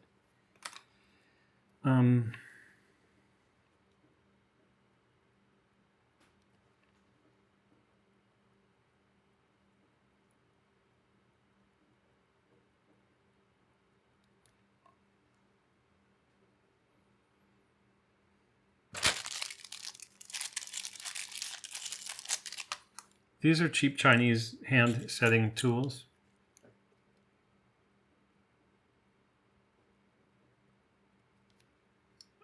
I think I need a deeper.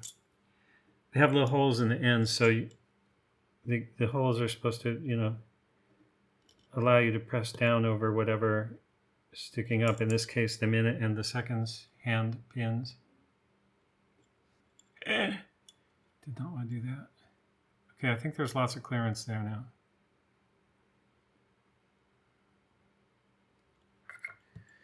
Okay.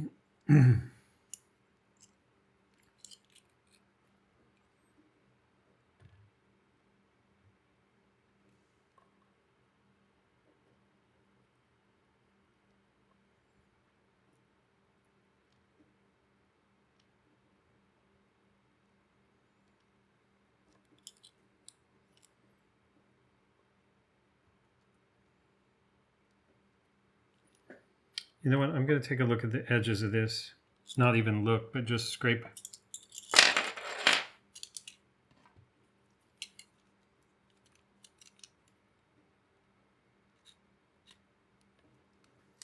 I feel like there's sweat like running down my neck or an insect.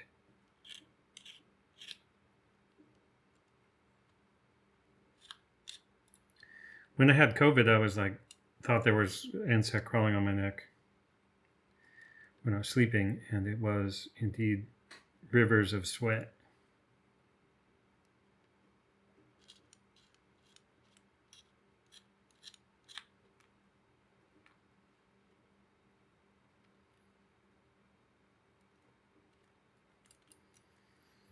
Okay.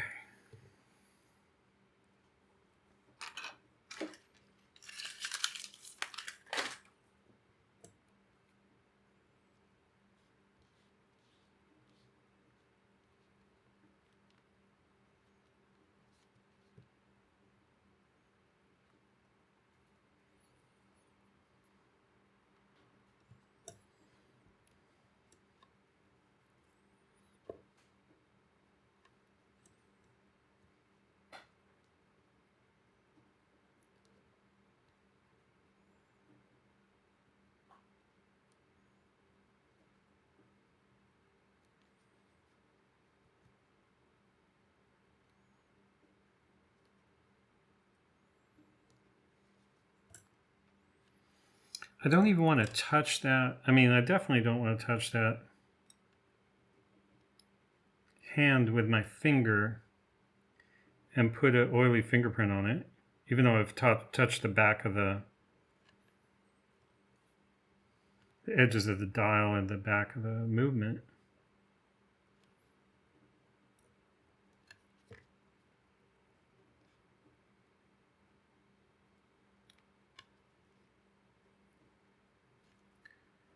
I should be better at this by now.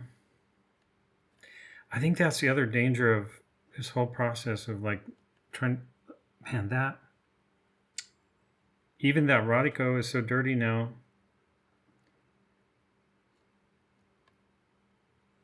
Okay, stop.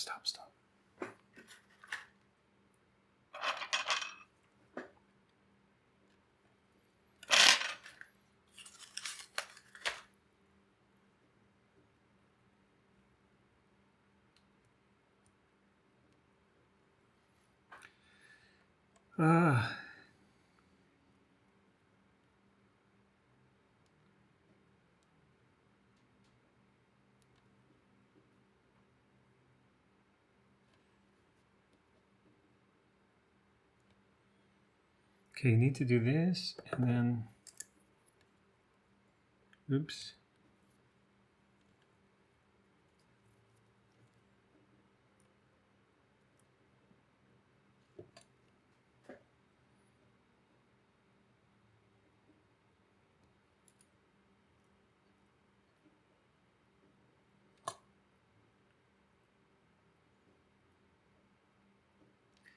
It's kind of fun to have this dial that just, it feels so fragile and so clean right now. And it's like,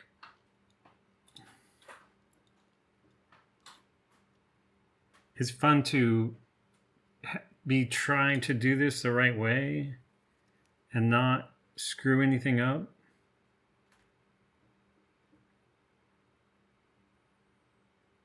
Because things scratch so easily. I don't know why that doesn't. It's still going to be really hard to, even with the right tool.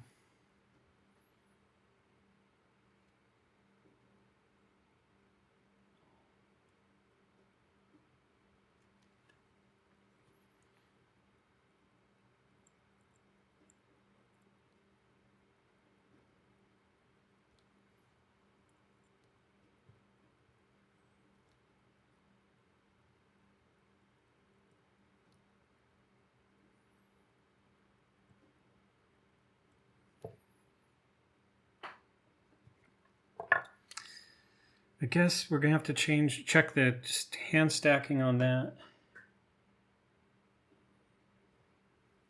Oh, it is a fly. Nice. Oh, and this was a hand that I polished.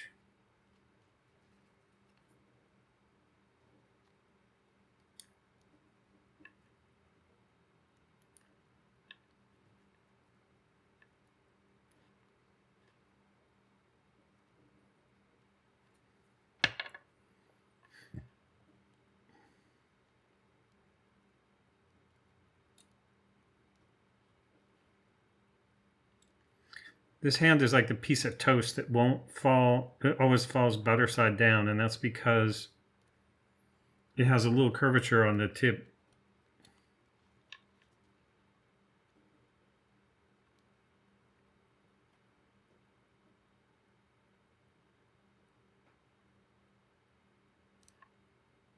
Ah, nice.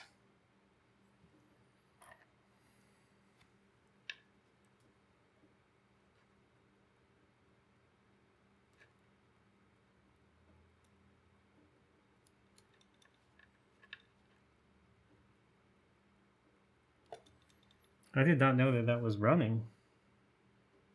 It's not really. Okay, so next thing, I think I just got to get the case on it.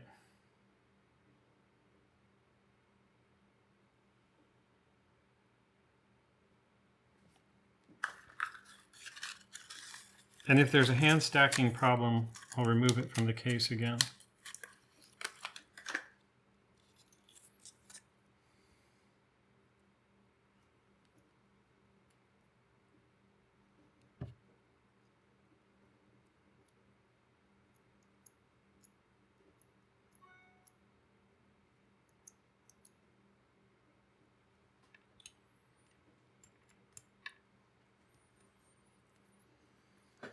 What else do we have there? Water seal.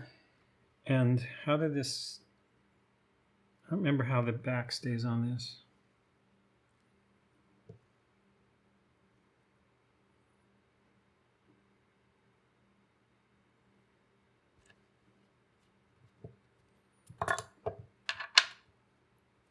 I mean, how the movement stays placed.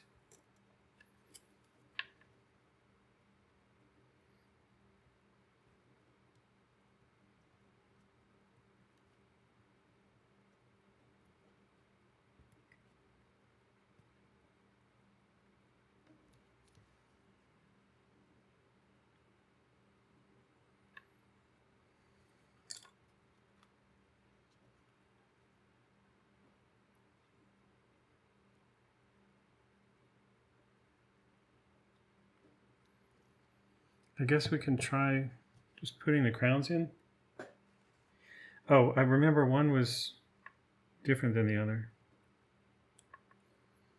Also have to get the right rotation on this.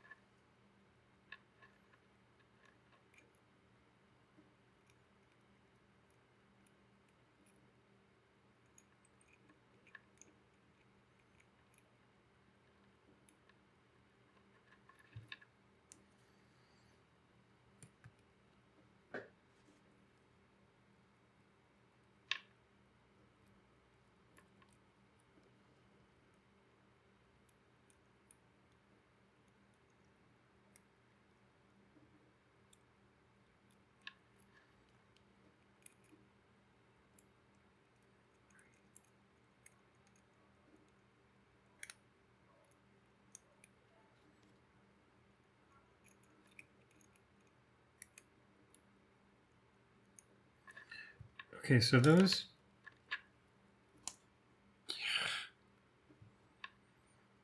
That's the proper crown placement. I think that the... Oh, yeah, I remember. This was the thing I had the difficulty with the with these screws.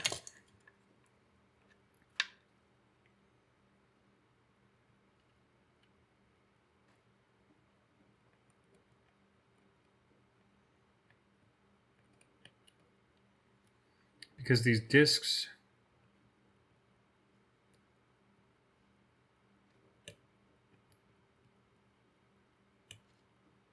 needed to rotate under there, and the other one's under this.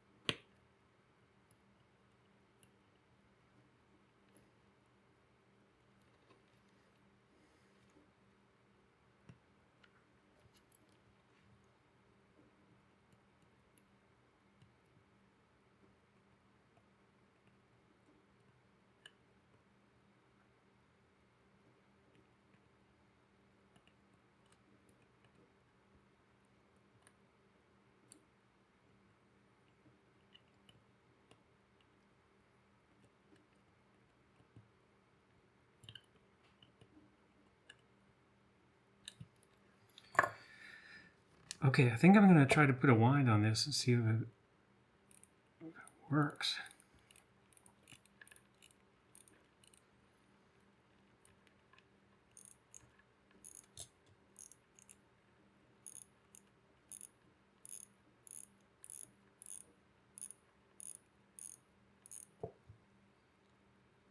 Okay, so it's working. The problem is going to be if there's a hand stacking issue, so I'm not going to go too crazy on I think it's already secured in the case by these case clamp things, but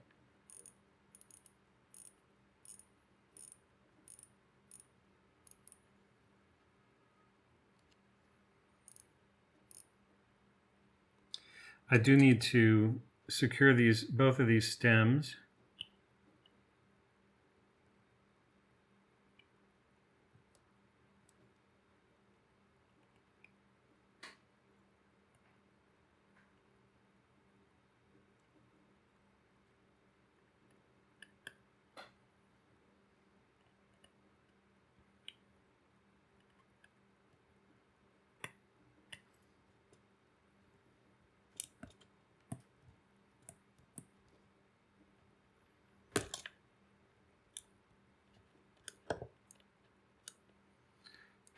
Okay, so that's to make sure, at least functionally, the stems are popping in and out. Next, might as well grease this. Chances are we're gonna have to open this back again, and I didn't grease these crowns because the rubber seemed tight on them. And my recollection is this is a new old stock.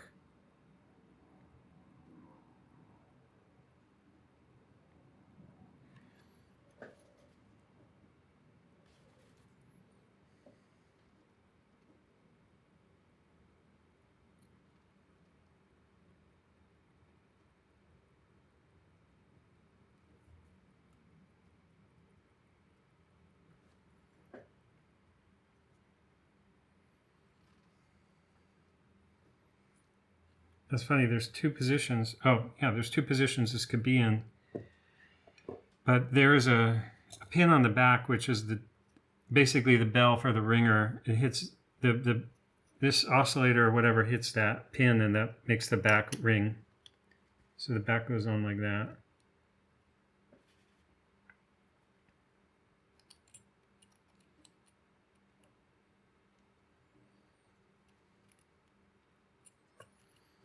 I'm really worried that I'm going to turn this around and find that the hands are jamming on each other.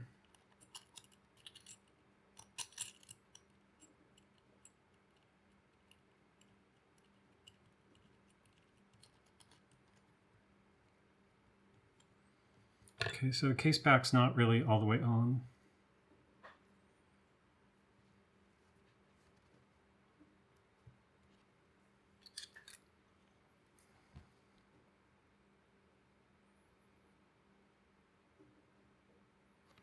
But everything seems to be moving right now. It's been moving for 5 minutes, so that's good. Now, if we go around, oh shit.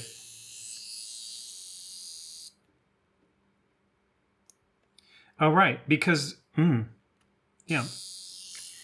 So you heard the alarm there. So the problem was I set the alarm back to 12, but they're relative, like. It would only be 12 if the hour hand was also at 12.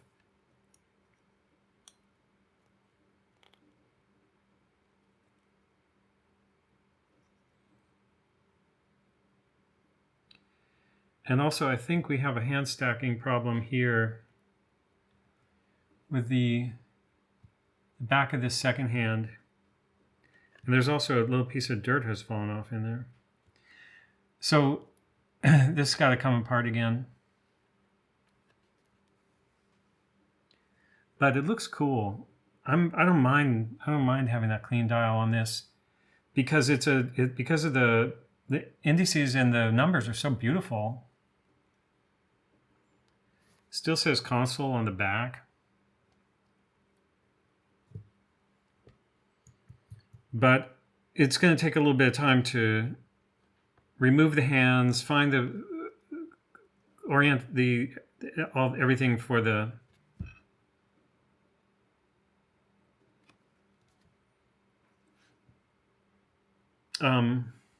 alarm to be correct. Oh yeah, one thing we can do though, it's be fun for this. So I'm not going to do that right now. I think you can imagine that process.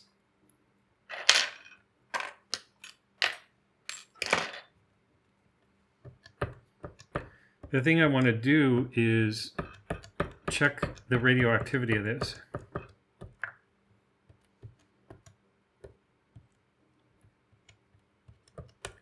So this watch, I was terrified of it.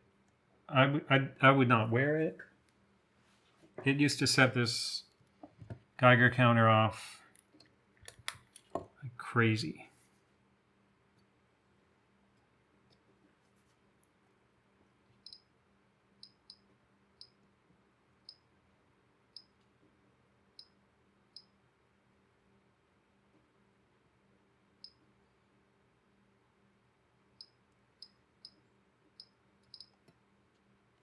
So that's been reduced to very much to background. Even without the watch there, you know, the Geiger counter does click. So that's cool. Just needs some final work on it.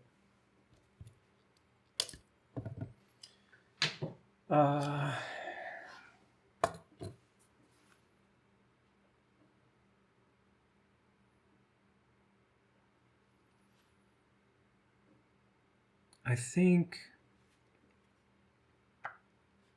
10:30 p.m.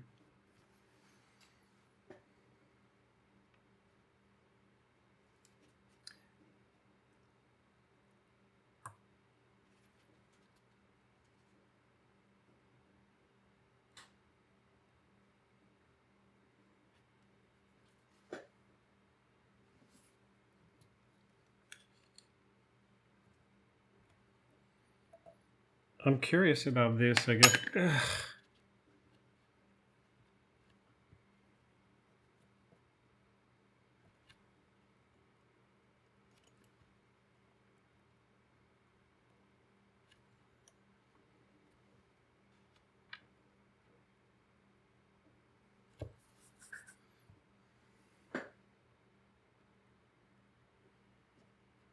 Okay, so both of those case back screws need to be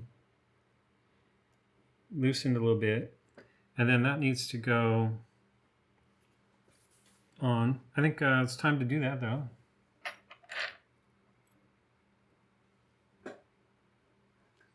So we can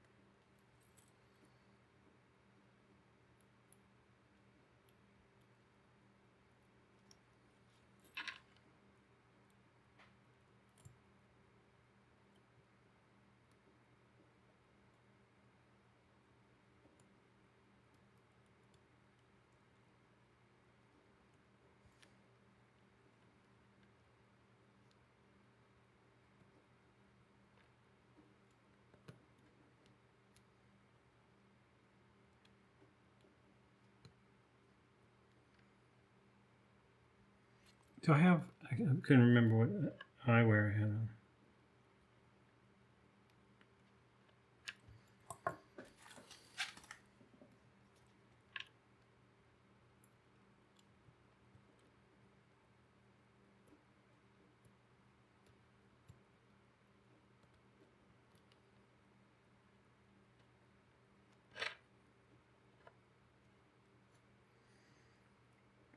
Gross. Oh man, do not need that right now.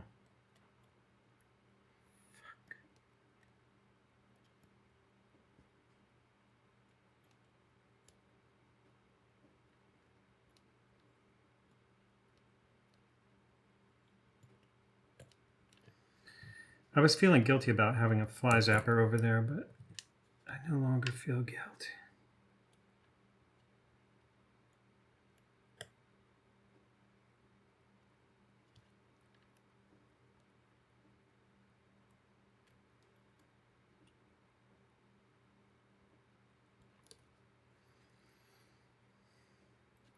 Okay, we have the hour hand gear that was taken from another movement. I need to figure out where the date is, which is, I mean the stem.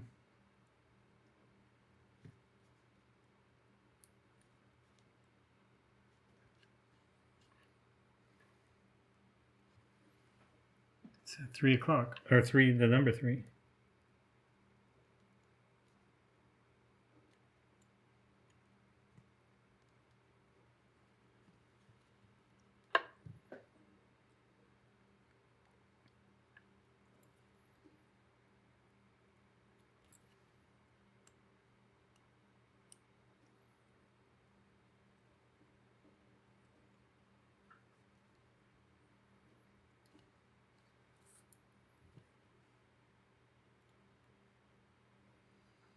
Okay, I don't know why this doesn't want to go down.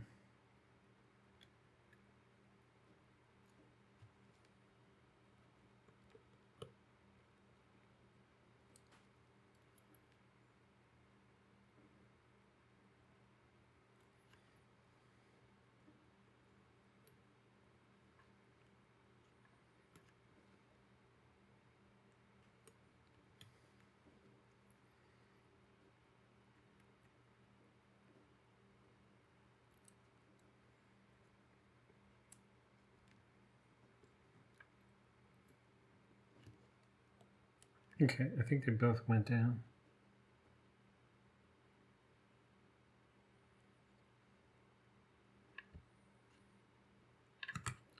So there's only one weird thing, which is that the movement, this movement is for a curved dial, and that dial is not curved. So I don't know if that's a normal thing, if you just mount it, or if it's the wrong, this is not, ugh.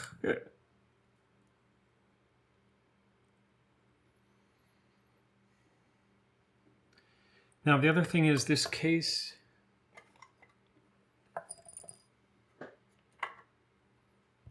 that's the case I'm going to put that in. And what's this? This is the, why did I use that movement actually?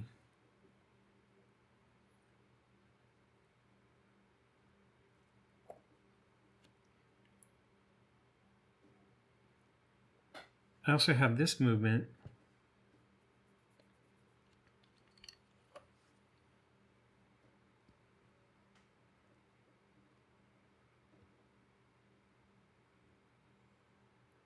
Oh wait, that's a 2472. That's not the movement that I want to use here. Right.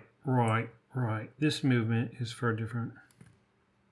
Okay, that's 2472. This is the movement I want to use on this watch.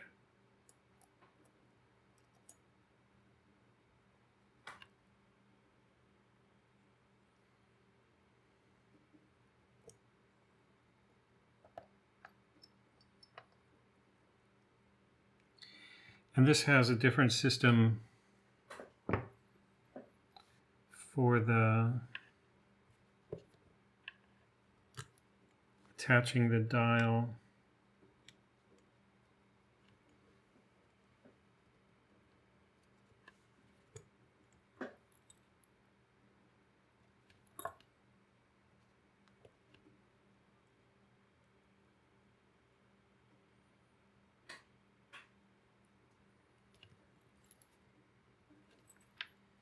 So for this, we pull this out. Sorry. Pull that out, push down.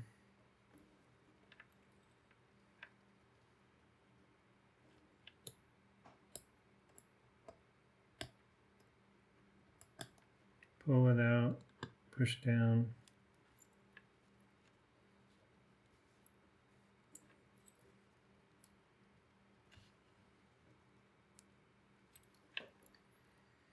Now we can push this back in.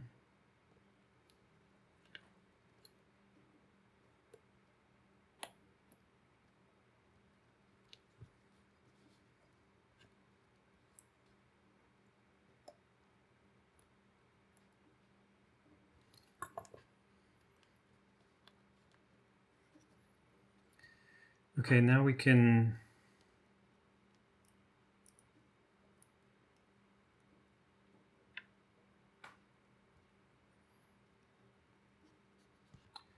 That seems suspicious, but let's remove that.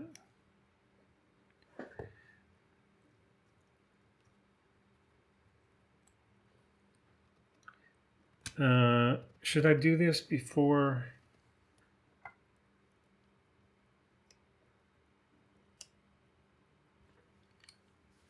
$27.42, 20 or 20. Let's just try this.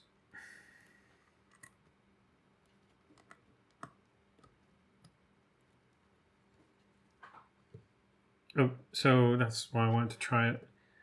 I need this, and this goes in first, and then the movement needs to get attached to that.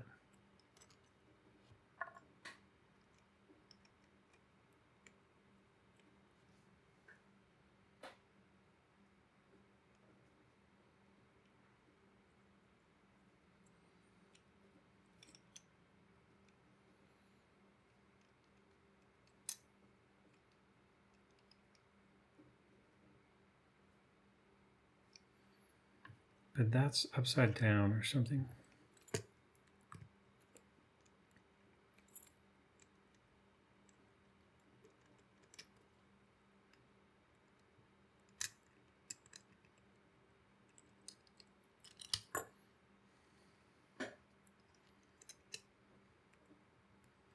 That's more like it.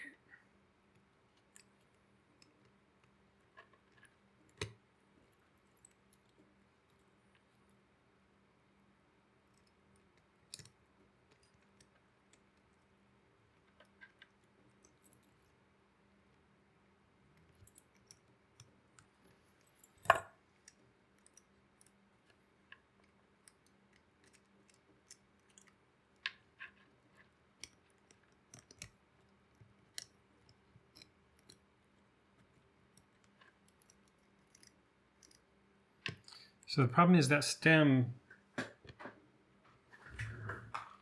too short, and I think it's probably not the right stem for some reason.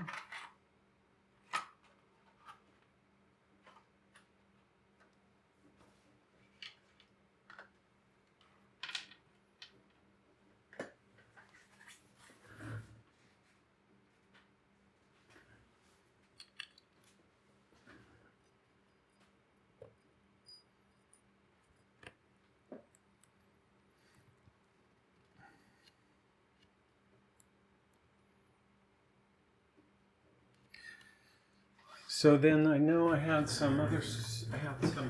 I threw all my extra stems in here. And I think the 20, this is a 2783. I think the 2783 stem has this like twist on it.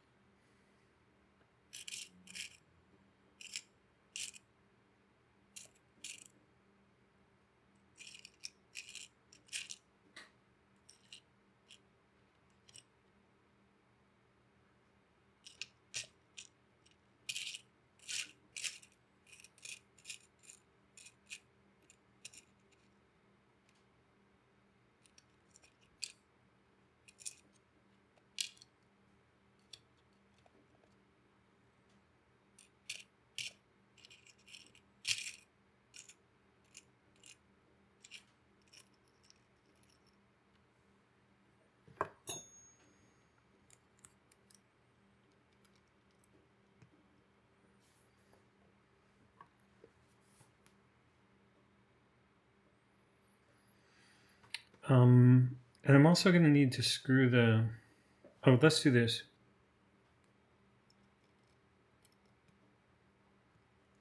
Let's find some screws.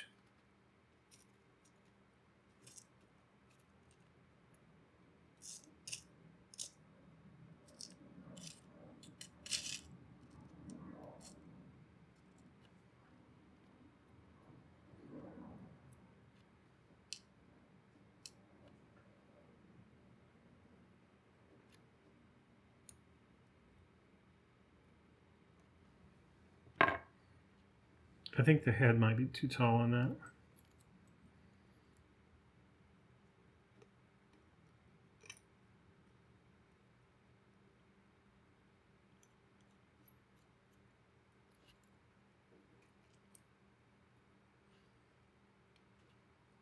Seems okay.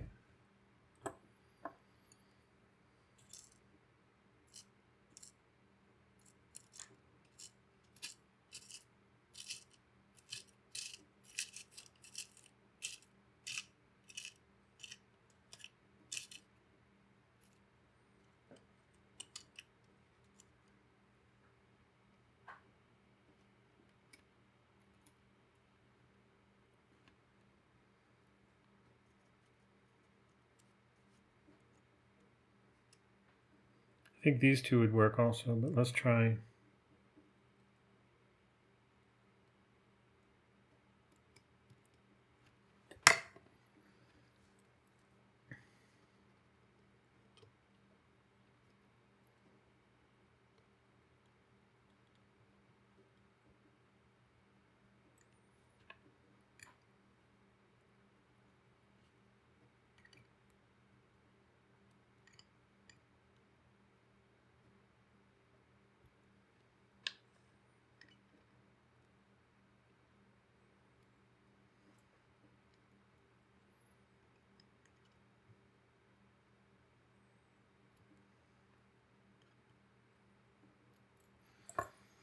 Okay, so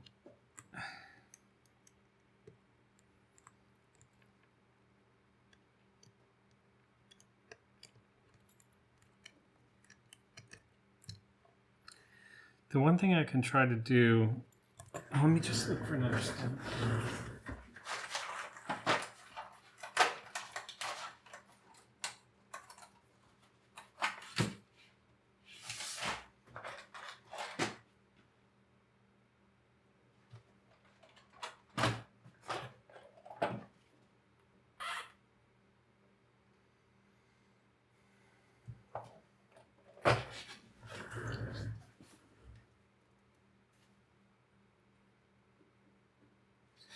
It's not this, right?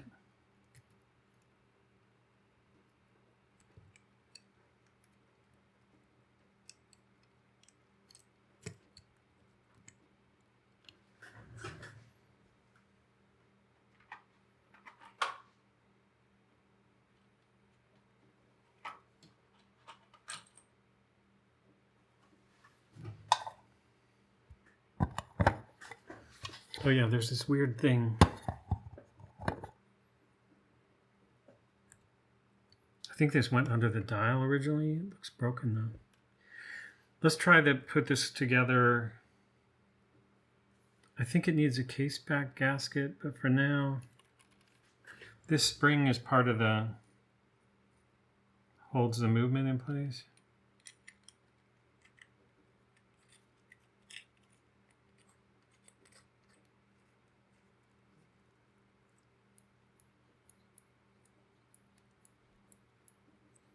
I think it's winding.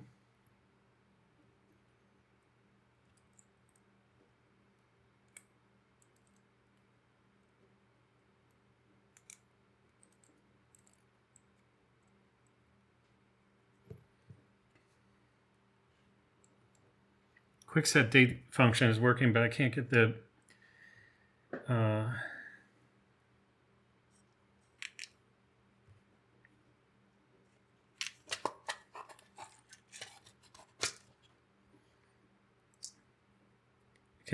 the stem to come out far enough. So the way to test that, I have a stem extension. I can test that with a stem extension. And then make the stem extension permanent or look for the other stem.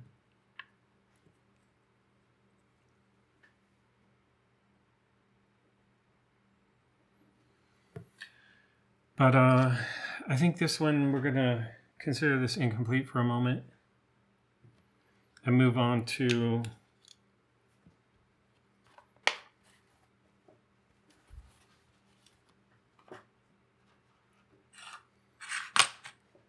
the Lanco. Now the Lanco has a dial, a crystal problem, which is it's new old stock. It's in great condition, but the crystal was damaged. So that has to be sanded and polished. And I'm not going to show you that, but basically I'll show you the beginning and then I'll turn off the camera.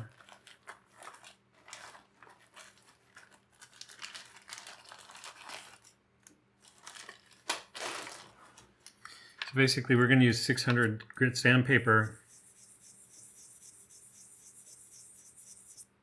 to smooth. It looks awful, but basically you got to take out those deep scratches and then polish it with poly watch.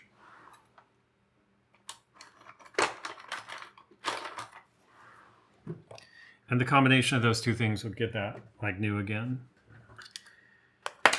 But I'm gonna take a break and do that in the background. Okay, so I just wanted to finish this up. I've finished. Well, I want to finish this video. So I'll just walk you through the ones that are complete now. This is the Lanco.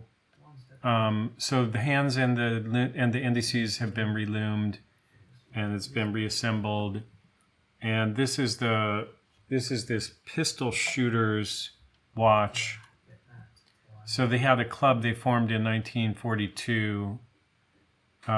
Switzerland is big on militias, so probably as a result of World War II and Hitler's rise, they all had their pistols. Anyway, that's working fine. And then this one, I destroyed the dial, so I just wrote ARG on it with a Sharpie, and I love it. And the lume is looking great. So after I show you these,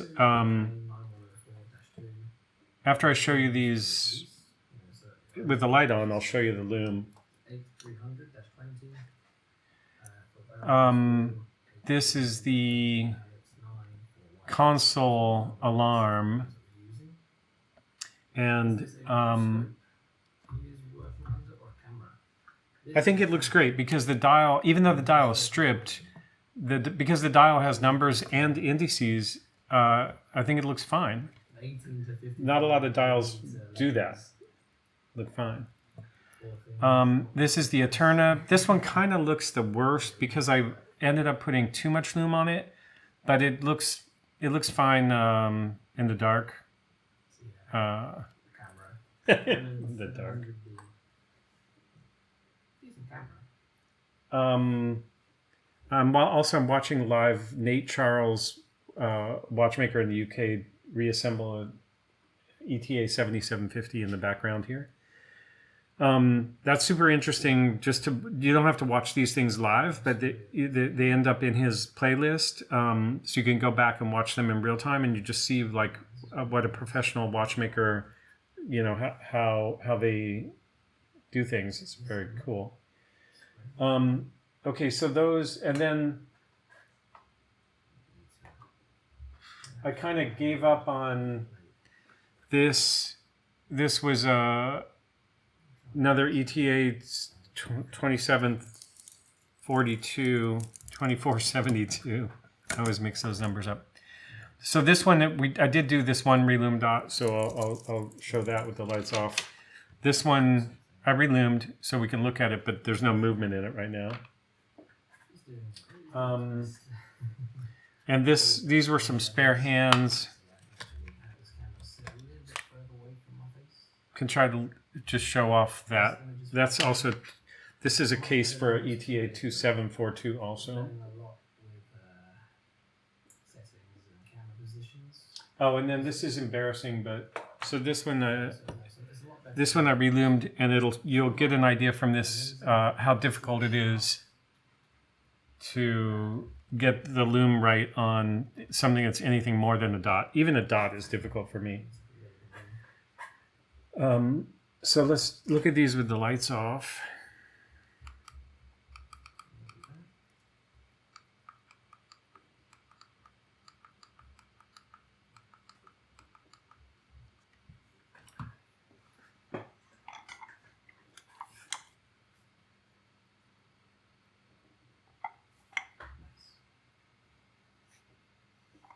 So that looks terrible.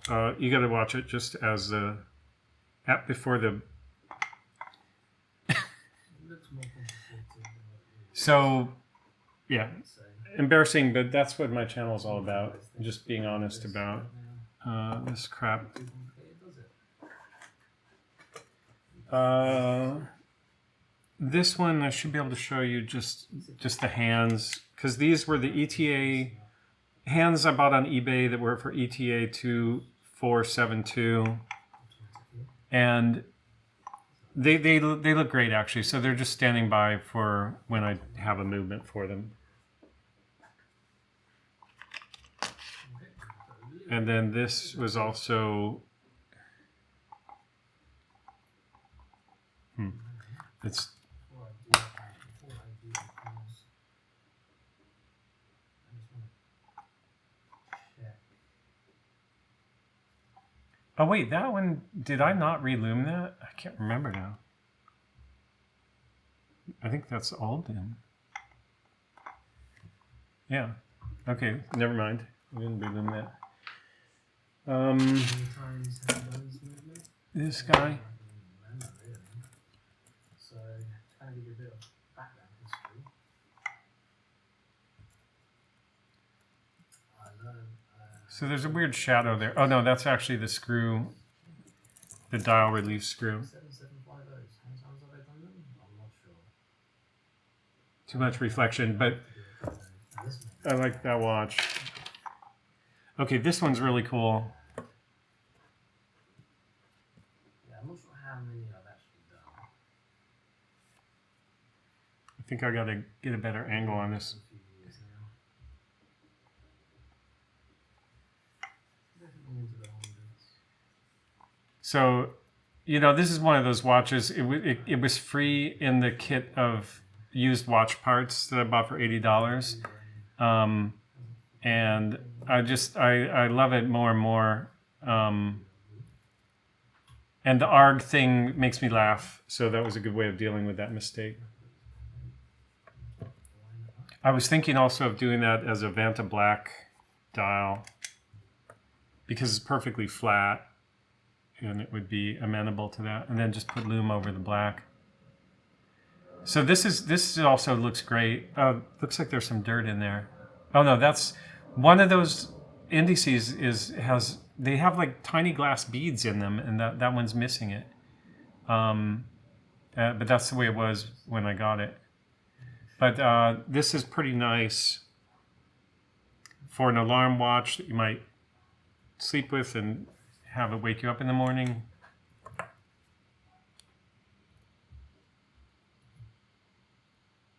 I love the fact that the lume actually goes in the holes in the dial.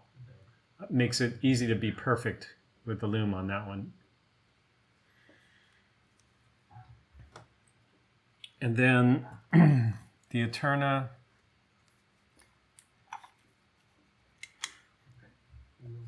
This is a watch that I was never that into, but it's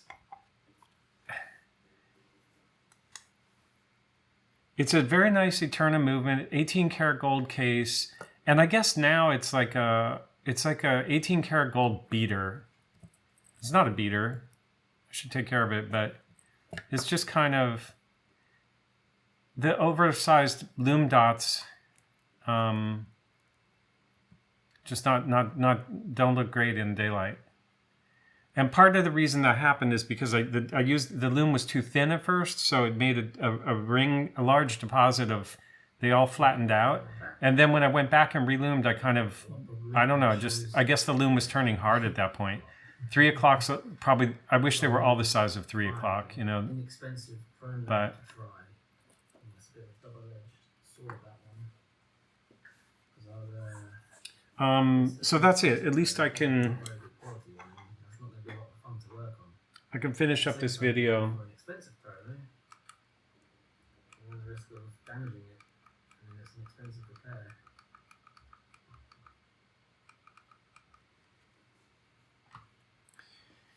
So this is one of those long videos that I just want to put on the channel just so that people can see the pain and Still be good quality. delirium of doing these long things. This was a mistake just to try to do so many things at once. I don't recommend doing it. I don't think I'll ever do that again. Try to lume so many things at once. And it took me a few days. I kept coming back to it, and I was confused each time. And then also trying to, I mixed that up with also trying to figure out how. So this watch, like I hate the lume on it now anyway, and I can kind of put it together, but I have two. These are 2783s. These movements.